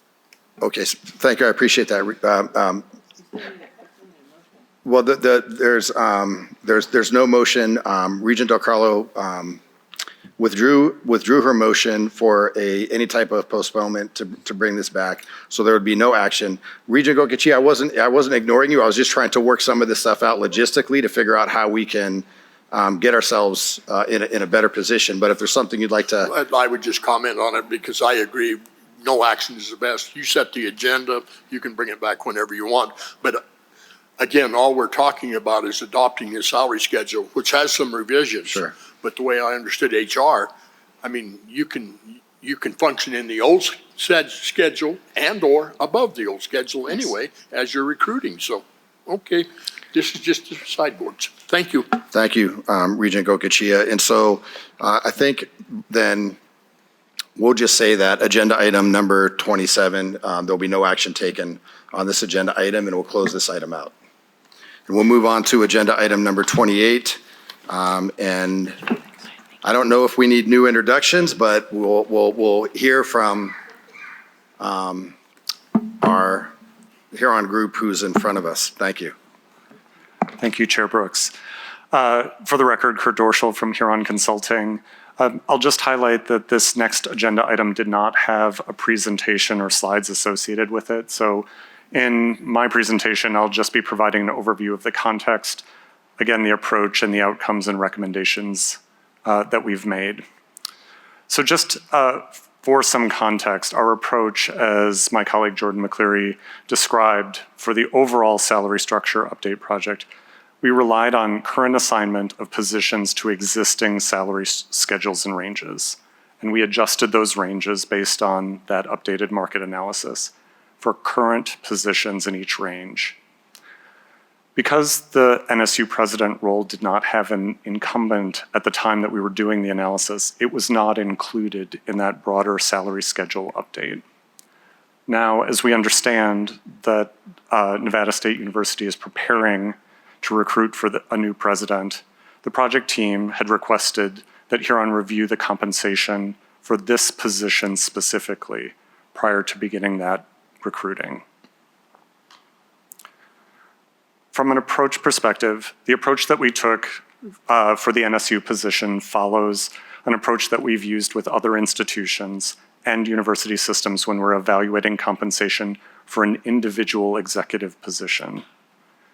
To conduct that salary benchmarking, we use two data sources to analyze the market data for the role. The first is the Coupa HR data, which we referenced in the prior presentation. And this was Coupa HR data for a peer group of 34 institutions. And again, those institutions were identified by NSU. We also used another data source from the Economic Research Institute, or ERI, that models salaries, and we focused on a model for higher education organizations with an annual fiscal budget of $65 million. In both cases, the market data was aged to January 1st, 2026. I'll highlight that that's a difference than what we were talking about for the aging of the other data, which was to July 1st, to be commensurate with when the salary structure changes would happen. We chose January 1st because we understand that that's the likely start date for the recruitment. In this case, we did consider a geographic differential. The geographic differential attributed to Henderson according to the data, is identical to the national average. So we did not make any adjustment for geography.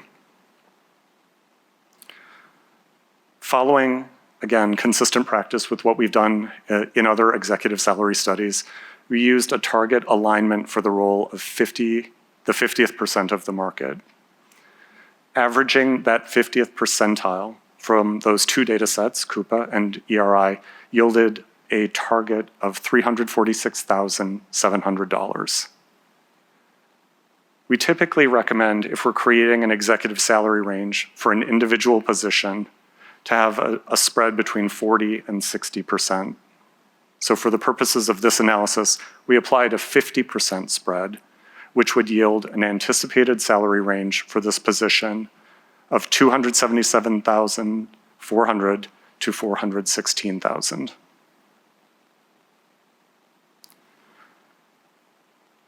Our recommendations related to that updated market analysis. First, in order to maintain the consistency and the integrity of the overall salary structure and schedules that you have, we actually recommend shifting the NSU president position to the NSHE Executive 2 pay grade.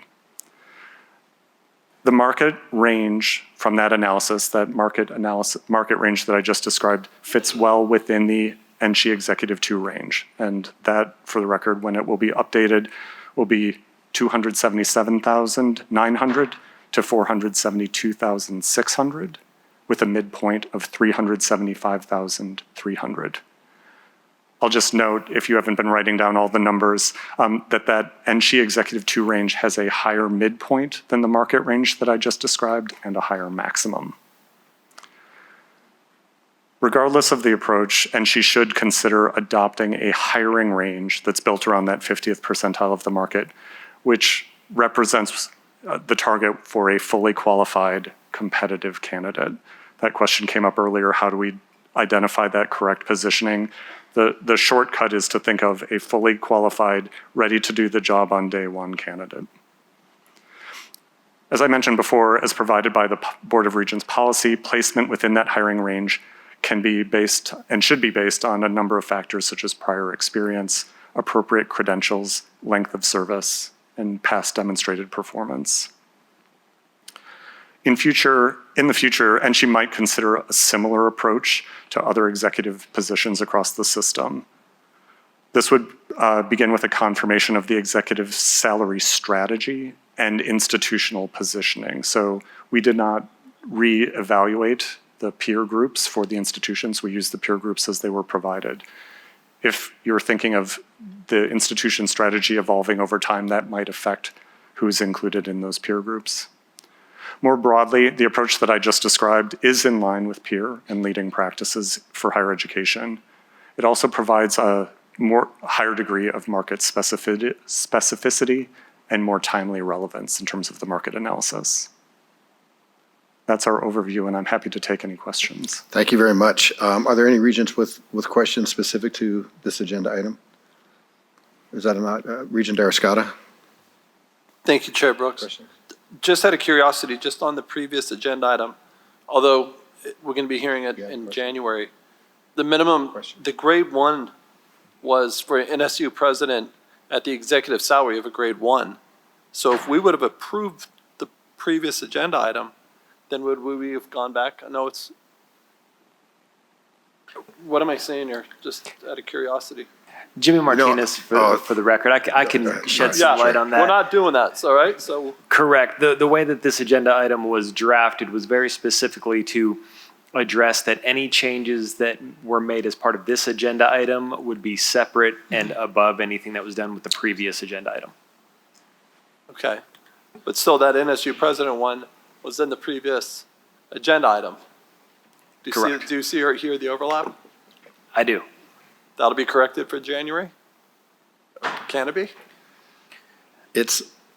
Sorry, I was going to try to take a stab at it. It's, you know what, it's different in that that first agenda item, we're not taking any action on. Correct. It's dead, right? This agenda item, the way that it's laid out is it puts the NSU president in grade 2. Got it. And it won't, this will have no effect on the previous agenda item. Beautiful. Thank you. Regent, Vice Chair Goodman? I would just like to make a point, just because I want to. This is what I talked about when we voted making Nevada State College a university.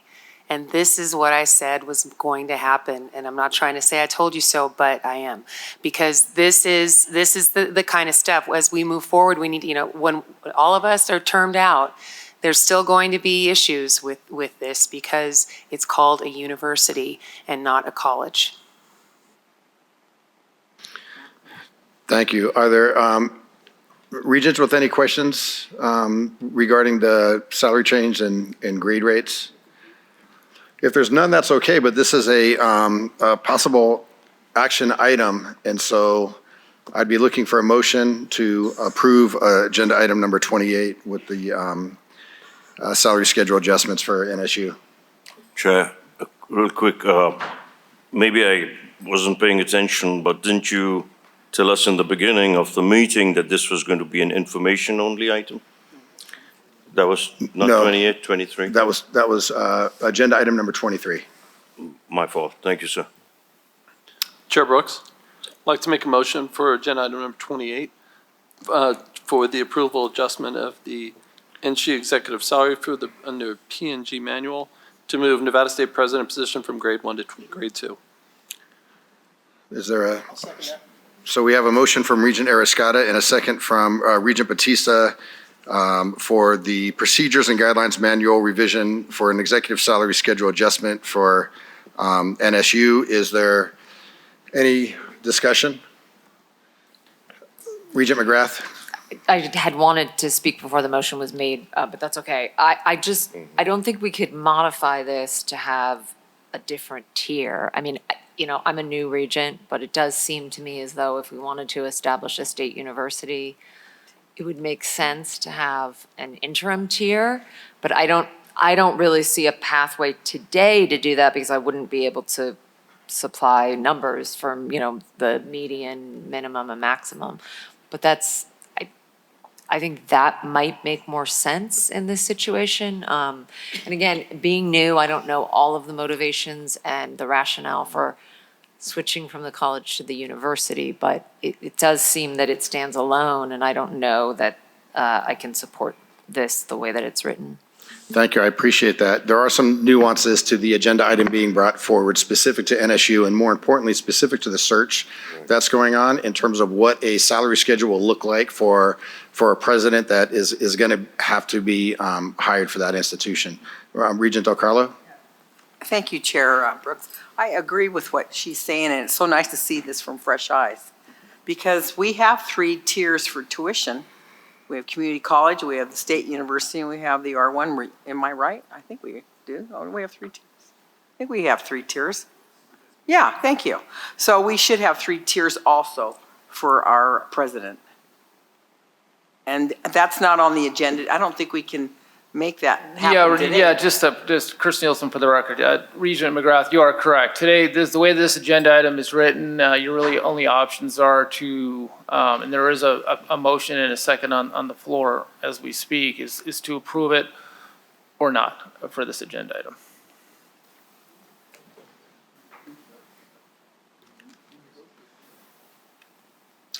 Yeah, and I was just trying, just because we're on the record, Regent Gokachia made a point about things that can be modified in terms of the scale. I would just offer that while I absolutely understand your perspective on this, it may make sense to be able to do something so that we can continue on with our search, because there's going to be a discrepancy in salary range specifically to what the salary is right now and what it would be with a new president coming in. Yeah, Regent Goycochea. Again, all we're dealing with here is a midpoint salary range that will be advertised. And again, it's open to negotiations at the point you enter into the process and the contract. So all we're looking for is just an advertised place to start. We've got that with the search. Thank you. Thank you. There's Regent Downs, you have a... Well, I want to kind of go along with what Regent McGrath had said. And I have this memory, and I don't know where it's coming from, that there was a category for NSU, or back then NSC and DRI, between the community college level and the, and the grade 1 level. But did that disappear? Did that never exist? It was just a memory, a fake memory. And I think there's room for us to, because right now we're seeing in all three categories, all three men, medium, and max, a 55.6% jump.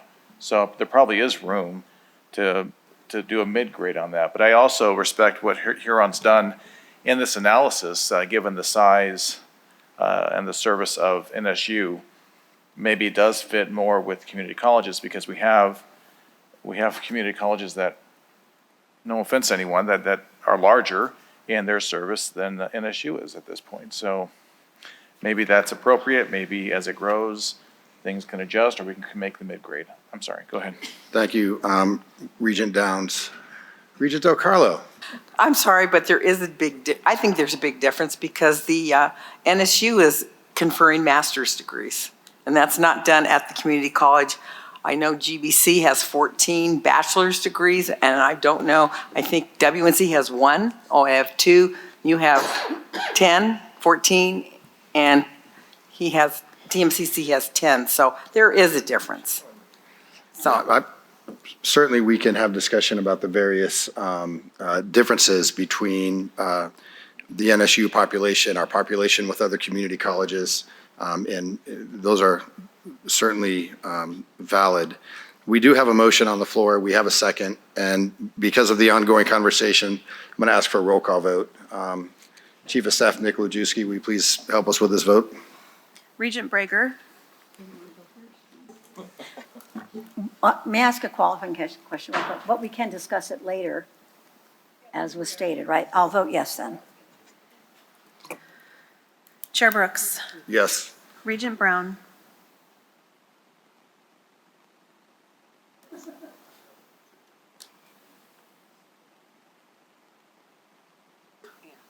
Approved. Yes. Regent Carvalho. Yes. Regent Del Carlo. yes. Regent Downs. Yes. Regent Fernandez. Yes. Regent Goycochea. Yes. Vice Chair Goodman. Yes. Regent McGrath. Yes. Regent Arascata. Yes. Regent Batista. Yes. Regent Boylan. Yeah. The motion passes.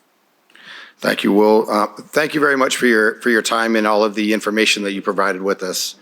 We certainly appreciate it, and I know that there's a lot of work that went into that. So thank you very much for the amount of time and information you're able to provide. I'm sure that as we move forward, we'll reference your materials in future conversations. So thank you very much. Chair Brooks and Regents, thank you for your time, and thank you for the discussion. Thank you. I'm going to just see what the will of the board wants to do, because I could use probably 5 minutes. Do we want to take a break, or? We can race through this. So we'll go to agenda item number 21. And I will ask our CFO, Chris Fatone, to lead us off. Thank you, Chair Brooks and Regents. Chris Fatone for the record. I'll try to be really quick. I know although this is a large item, and I do not want to rush you on your questions, but I'll at least try to get through my comments quickly. Item 21 is the annual fee account balance report. And I think we talked a little bit about this at your last quarterly meeting. We went through quite a bit of work to redesign this report and put a lot more information into it for you for this cycle, based on the feedback and the concerns that came up in last year's reporting cycle on this report. So what we actually undertook over the past year was working with each of the campuses, looking at their fee mapping coming out of the student information system. That involved looking at over 1,300 charge items that happen throughout the system, with all the different institutions doing their billing, and mapping into over 1,000 fee accounts. Looking at that and making sure that fees were mapping to the appropriate funds so that they could be picked up in this reporting process to address the concerns as to whether or not all fee balances were being reported, all fee balances were being picked up. That was the first very significant effort that we undertook.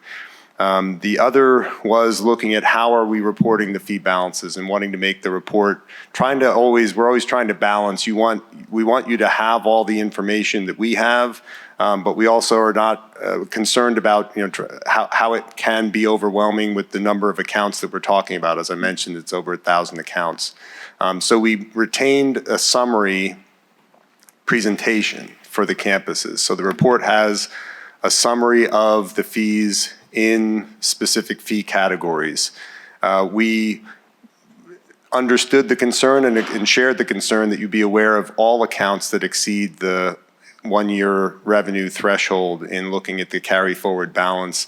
And so you see in the summary section of the report now a listing of any individual account within a fee category, regardless of the overall standing of that fee category, any individual account within that category that exceeds 100% of the current year revenues is now listed in that summary schedule with an explanation that followed as to what their plans were for that account.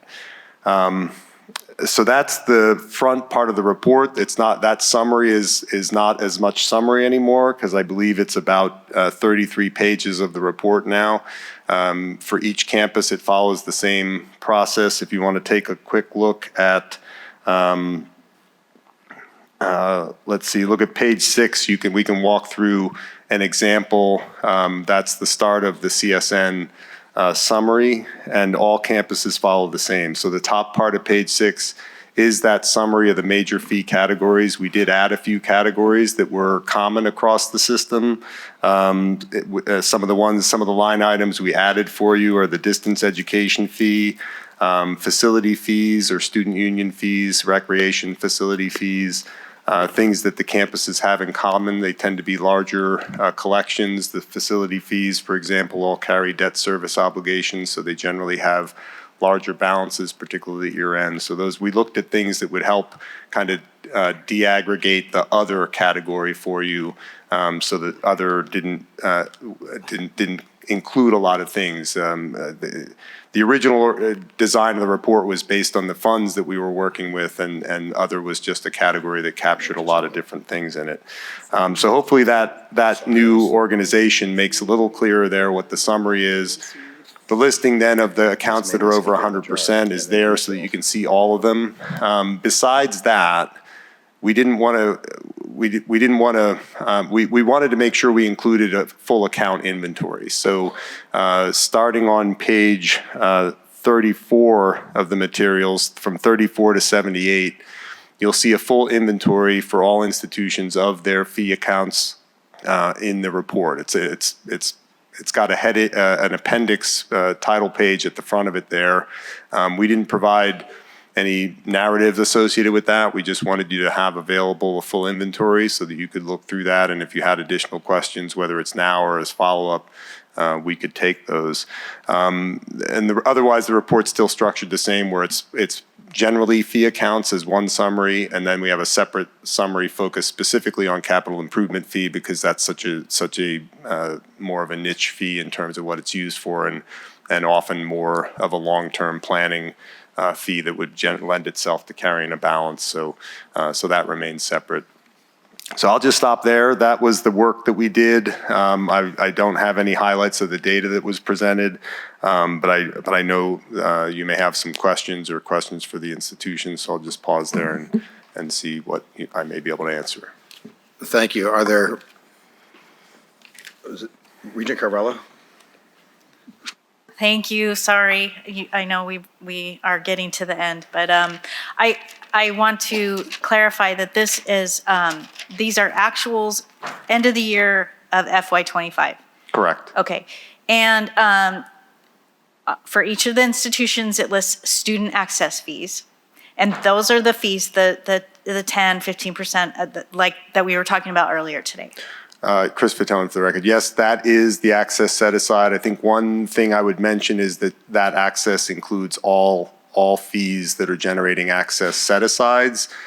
So for UNR and UNLV, they have professional schools, the law school, medical school, dental school. They carry separate balances at within the institution's accounts. They'll carry separate accounts for access generated by medical school fees, and they'll be used for medical school students and law school for law school students, things like that. So the one line is all access, but in the account inventory in the appendix, you would see the individual account accessing accounts in that category.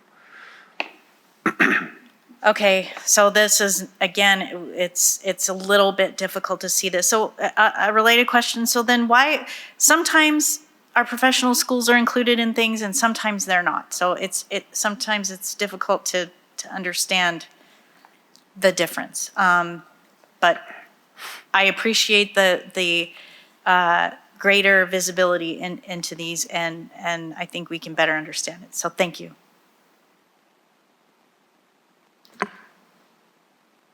Are there any other questions from Regents? Regent Brown? Thank you, Regent Brown, for the record. The folks I wanted to talk to are no longer here, so I will definitely want to bring this back up. But I had asked the chancellor in anticipation for this budget item, because this was a little messy last year. I am just wondering if over the course of the last year, have these budgets been streamlined to what Regent Carvalho was just talking about? Is a fee the same, is a fee treated the same across the board? Are there certain schools that are including, different line items and other schools that aren't? And then I have a follow-up question. Chris Fatone, for the record, I will say without question, we made every effort possible to make sure that every fee is being treated exactly the same. And that was what I was referring to in the work that we did, looking at how at the charges so the charges, the way the process works, they're billed in the student information system, and then they're mapped into the financial system where we categorize them by funds and we refer to fee funds. And we look at the fee funds for those balances. Our work was looking at that mapping to make sure that there weren't fees that were not appearing where we would expect to see them, and so that we could make sure that as we pulled reports, we were capturing everything. And so I'm with over 1,000 accounts and 1,300 items, I'm always reluctant to be able to say without question 100%, but I feel really confident that we are not missing fees in this balance. We went through several scrubs and drafts before we landed on this final copy that you're seeing. So I'm very, very confident that there's nothing that, there is not a widespread error in terms of items missing in the report this year. Definitely not. I think that's good for us to just hear, because I know we asked for it and it doesn't always happen. So I'm happy that you guys have, I know that was probably a ton of work. My follow-up question to that, though, and this is what I had originally asked the chancellor to see, something that was maybe a little bit back it up. This is just one sliver of the overall large budget that an institution has. And I am curious that in how they come up with the different line items, are there any transfers that happen between accounts, so between other budgets, that are showed up as expenditures on here, which will either lower a certain item or a whole category, but they aren't technically spent, they're just out of this budget? Because if I look at year over year, which is what I've been doing, it's just, there's some examples on here, and unfortunately the people aren't here for me to talk about, so I'll ask for this at a later date. But I just want to know, are we also making sure that doesn't happen? I know it's not allowed in policy, but we also know it was happening. Chris Fatone, for the record again. So one of the things, the other changes that we made on the report to try to make it possible to identify whether there were transfers and where there are for them to be able to be explained, is by removing transfers from the category revenue and expense. So they're not blended with fee revenue, transfers in with fee revenue or transfers out with other expenditures. You have a column in the summary now that is labeled net transfers. And so you will see some net transfers. Some of these accounts are obligated to pay debt service or obligated to pay other services. So you'll see transfers, but we've tried to make it clear what's the difference between a transfer activity and revenue and expense. Okay, that's helpful. I wasn't sure if that was all encompassing, but you're saying that it should be in that column. Yeah, and in terms of how transfers are managed in the system, transfers are their own category of expenditure, and that's what allowed us to pull them out and report them or summarize them. Revenue transfers and expense transfers are netted. And the reason we did them net is because, for example, within the category general improvement fee, a campus will generally collect the general improvement fee in a central account and then allocate it out for department programs in separate sub-accounts within the system. And to do that, it's a transfer out of one and into the other. And that nets to zero within the general improvement fee fund. And so the net transfers lets you see if there's net transfer in or net transfer out within that fee category. And this is where my limitations on this will start to, if you are transferring out and it's meant for an expenditure, but it's not actually spent yet, wouldn't it be more accurate to have it be reflected in this budget? Because what we're doing is we're taking a snapshot on June 30th, and then we're making a determination if the student fees are being spent at a reasonable rate. But if I'm above a percentage and a threshold, what's to stop me from transferring that, the overage to an account, labeling it as spent because it's earmarked for something, but it's not actually spent as of that date?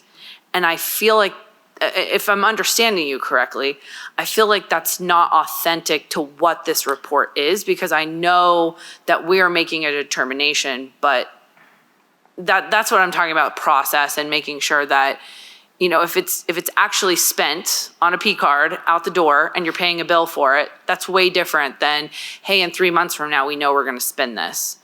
Chris Fatone for the record again. I think I'm understanding your question, and I'd like to say that the intention of your policy and the way we would expect or ask the campuses, or we'd expect the campuses to be managing their funds, is that if let's talk about general improvement fee as a perfect example, because it is a larger fee that's generated and allocated generally through that type of process. If I'm allocating general improvement fee to a department program, I want to retain that fee balance within the general improvement fee fund. So I don't transfer it outside general improvement fee, so I can retain its identity as general improvement fee. I don't lose that character, and then it's still in this report. And so you'll see in the account inventory, you'll see these sub-accounts that aren't getting direct revenue, they're getting transfer revenue. Because of how we do want to, there are complications that come up when the allocation of the fee may go to a project, in particular a capital project or a maintenance project. If it's something like that, we manage that activity in a non-fee fund. It's a project fund. And so that type of transfer has to be recorded as a transfer out. If they're paying debt service, that goes through a debt service fund. And so we have to have a transfer out. So you will see net transfers out that are perfectly appropriate and should be timed reasonably around the activity that's going to occur. So it's not what you're concerned could occur isn't impossible to occur. It's just not the design of the system, but the design would show transfers that are valid transfers for purposes like that. There could be other purposes. So what I would suggest is if you see transfer activity in a summary and we haven't explained that transfer activity, the question might be what is that transfer activity? And we can look at that and make sure that campuses are following those protocols, because that's the intention is to retain the character of the fee in the fund so that we don't lose track of it being general improvement fee and that it can follow the requirements of the general fee use.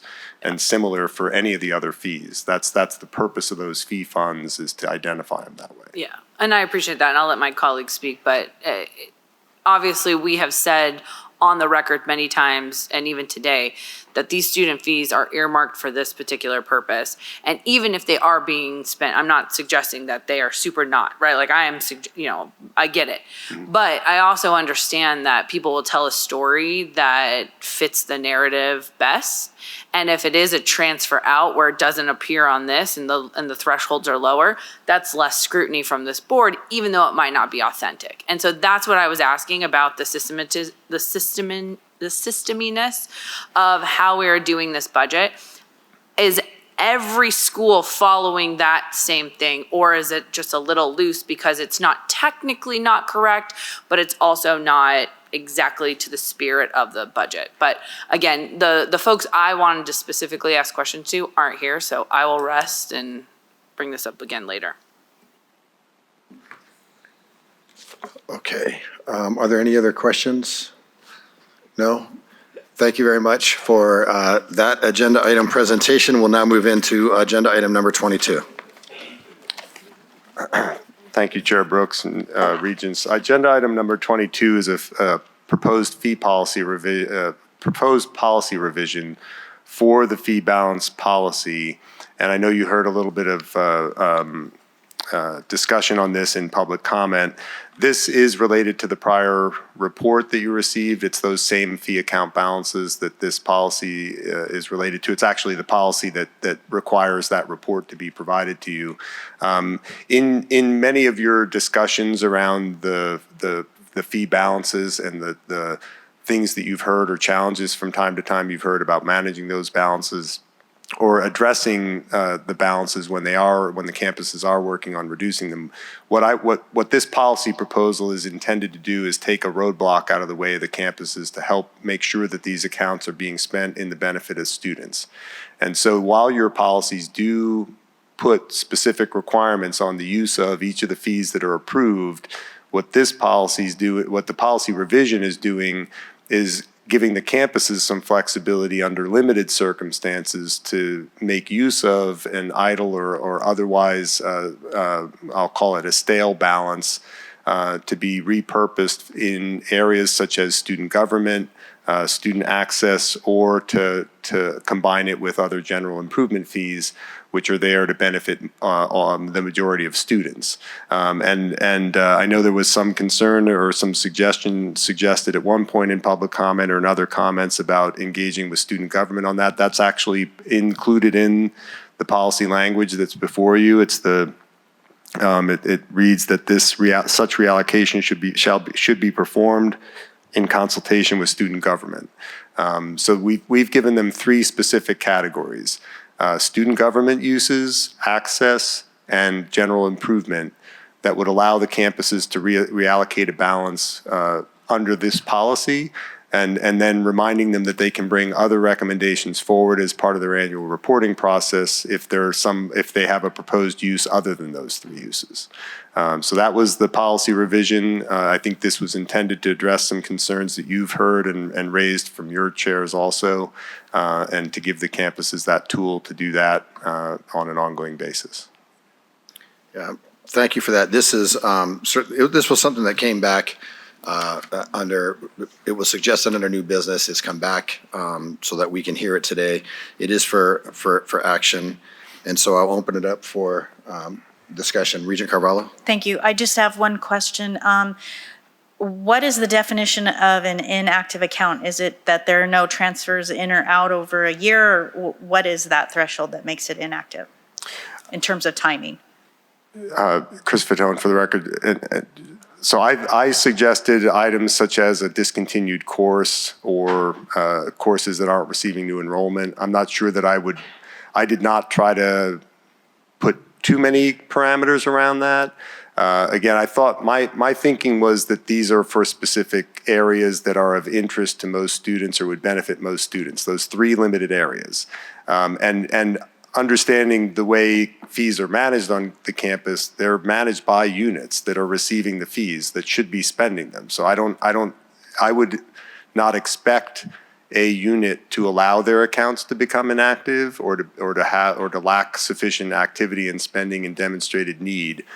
This is intended to pick up where where that lets off. So if that's not happening, it just provides the campus a tool to address that in another way besides, repeatedly going back and looking for a resolution. Or, I mean, obviously you'll see some of the items you're not hearing today in the fee items. The campuses do also go back and adjust fees and remove them or eliminate them, lower them as another way. But this was just intended to give them a very direct way to address it in between fee cycles without having it depend additional action because there are three specific areas that we felt were very aligned with being able to use the fee revenues to benefit most students, consistent with your desires there. Okay, thank you. If there's no other questions, then I'd ask for a motion. I'll move to approve this policy revision. So we have a motion by Regent Carvalho to approve the handbook revision fee account balances. Is there a second? I'll second that. Regent Goicoechea.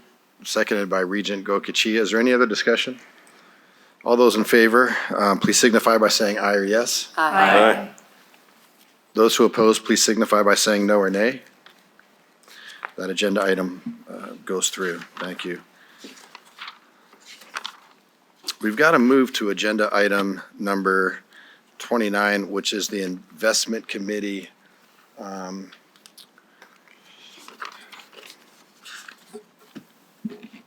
So on the investment, I'm sorry, I should have said committee reports, but investment committee popped right up on this paper for me. So the committee reports items 29 through 34 can be considered for approval in one motion unless an item is pulled for separate consideration, and that before accepting a motion, each committee chair is invited to offer brief highlights or remarks specific to their committee and things that had gone on in their meeting. And I would just ask that it's an invitation for committee chairs to speak about what went on in their meeting, but if we could limit it to 2 minutes, I think that would be great. And so I will ask if there is either a motion or if there is a committee chair that would Chair. like to, Regent Boylan? Thank you, Chair. I had too many remarks and things to say them today. I'll just give you a report later because there's just too much that's going on.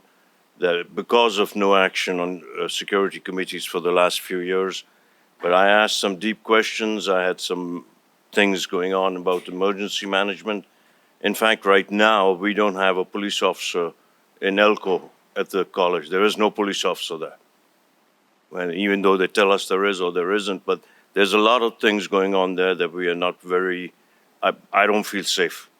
And so it's something that I'd like to discuss or explain to you more later in a report or something. Can I do that, Council? Because I have to thank you for putting all of this together, but there's just too much for me to say right now, and everybody's wanting to get home, I guess. Look, I'm sorry, I don't mean to interrupt you, Regent Boylan, but what I would ask is, I think it's important that we have these type of discussions and communications. And so I would be more interested in you feeling like you can have a conversation as the chair of a committee opposed to not having the conversation. I'm not sure what type of reporting would look like if you're going to try to email something out or, verbally communicate. But if there are things that you want to talk about, then I'm saying as the chair of that committee, you should talk about them. This is your time.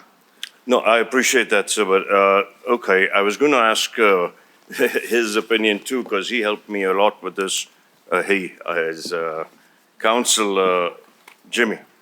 But I had a bunch of things that I found really make me feel unsafe. The whole structure of our emergency management and safety protocol is just unbelievable. It would not pass anywhere in the private industry or in the military or in any institution that I think is wanting to keep people safe.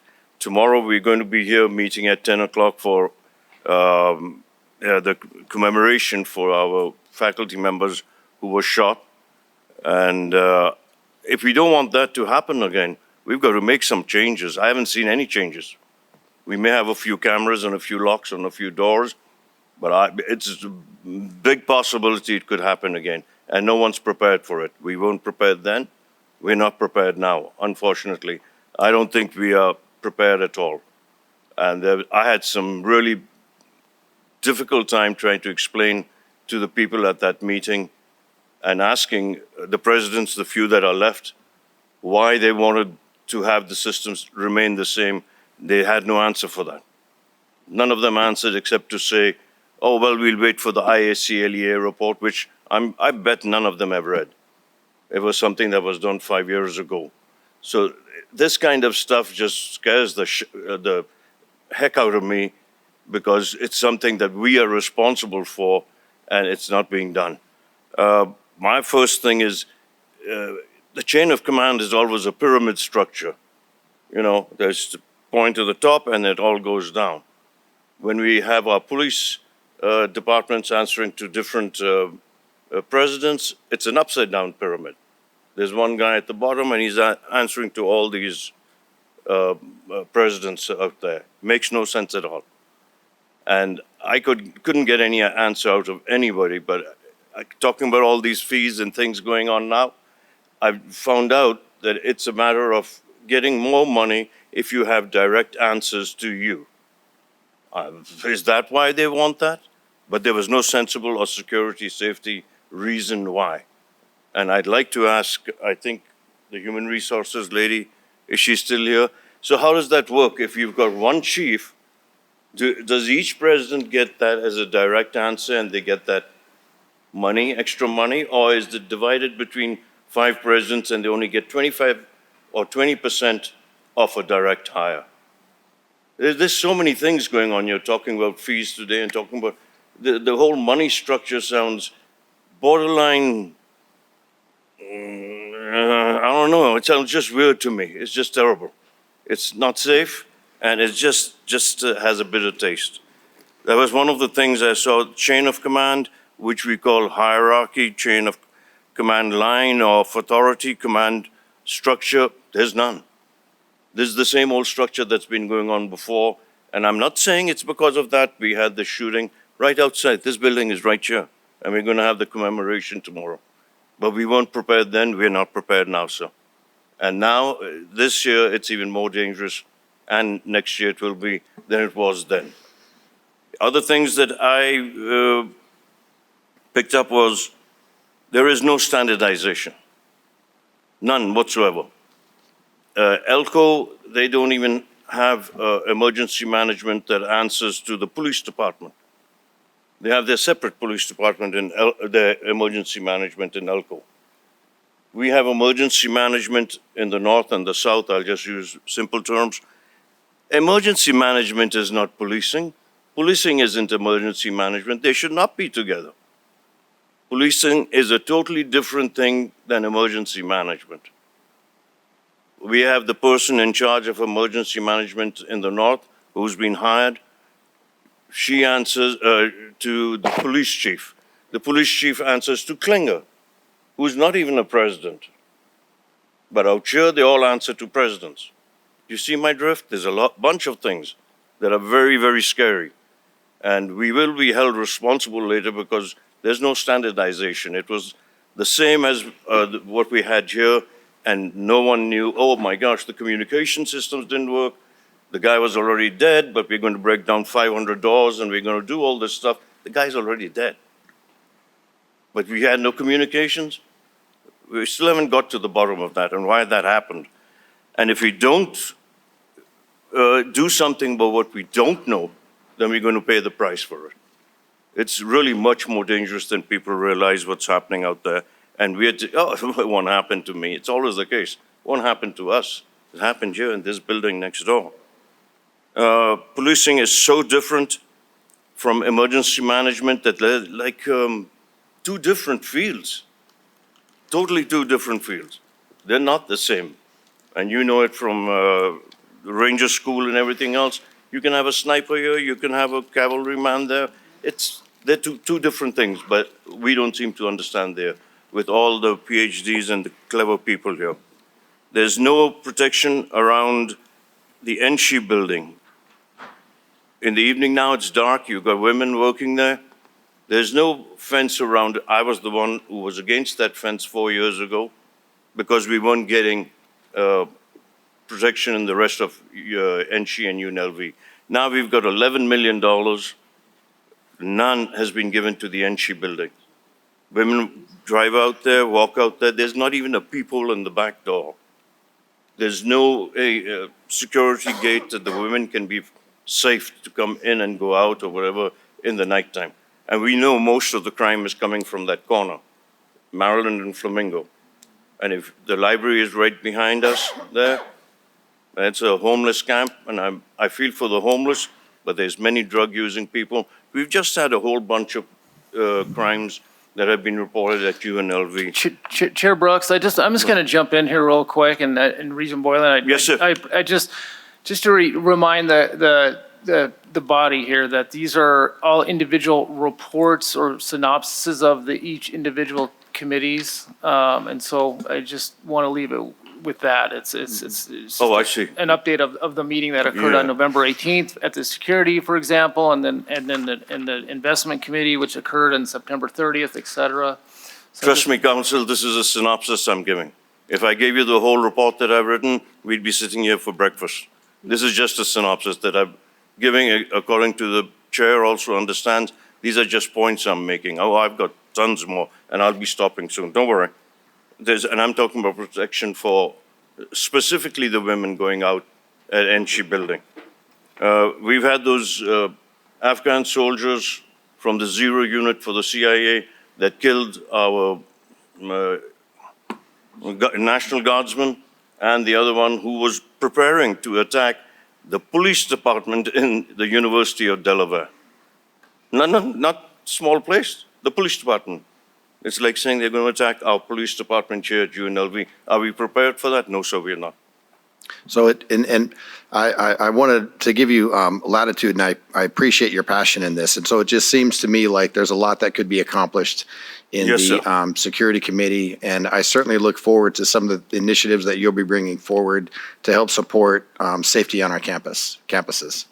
I will, sir, and that's my duty. You selected me to be the chair, and I appreciate that. I take my duties very seriously, and I will be reporting, I will be letting you know the rest of it. Just a synopsis here, Council. I appreciate it. Thank you, sir. Thank you. Thank you, Regent Borland. Is there any other chairs of committees that would like to offer? Regent Brown? I'd like to make a motion to approve agenda item 29 through 34. Is there a second? Second it? Okay. So we have a motion to approve the committee reports, agenda items number 29 through 34. Motion was made by Regent Brown, seconded by Vice Chair Goodman. I don't believe there'll be any discussion. All those in favor, please signify by saying aye or yes. Aye. Those who oppose, please signify by saying no or nay. Those reports have been accepted.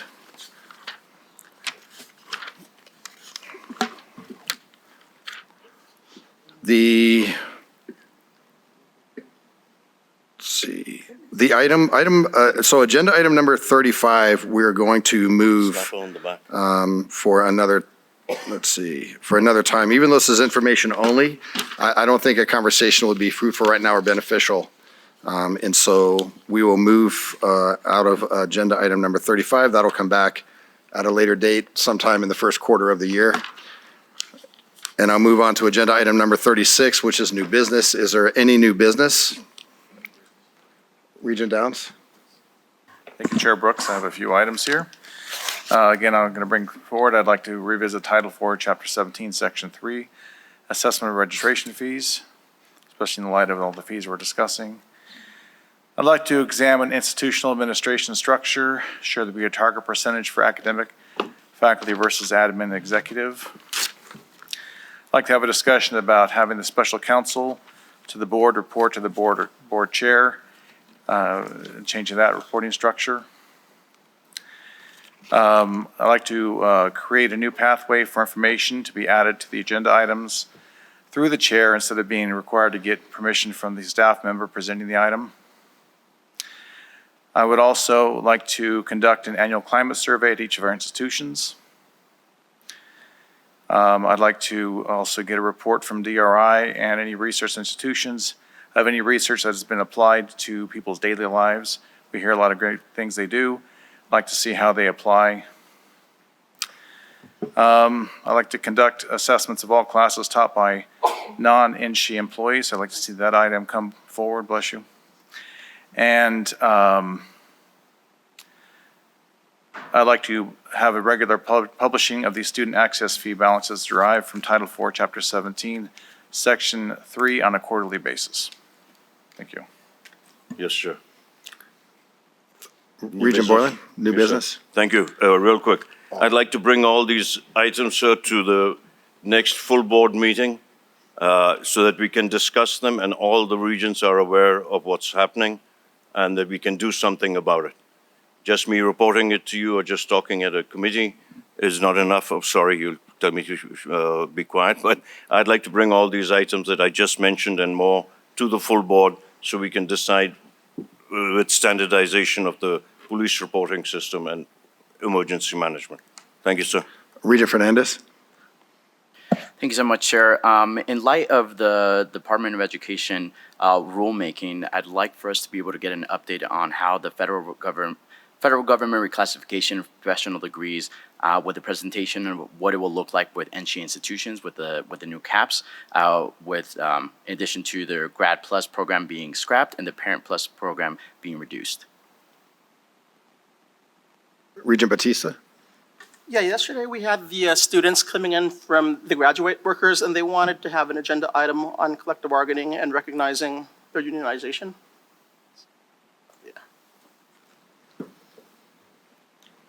Regent Fernandez. I apologize. I also had here being able to revisit the Nevada State University salary to be able to find a mid-range to that. And then during the student fee balance report, it was explained that student fees are now being reported. So a question and what I'd like to get the clarity on and perhaps have a presentation on is, Regent Brown asked if student fees are being transferred out of the fee fund are also being reported. So what the assurement that CFO Vatone assured that there are protocols in place to maintain the fee funds. Sorry, wrote this down here, but that with that in mind, that fees can be transferred out. So can the account inventory list be reviewed by the system to ensure that all accounts are within the fee funds? That's it. Okay. Anyone else with new business? Okay. Seeing none, we'll move on to agenda item number 37, which is public comment. Is there any public comment at GBC? I don't hear any. Is there any public comment at the system office in Reno? No public comment. Thank you. Thank you. We'll move to public comment here. There's no public comment here at UNOV. SES, is there any public comment on the phone? There's no callers at this time, Mr. Chair. Thank you.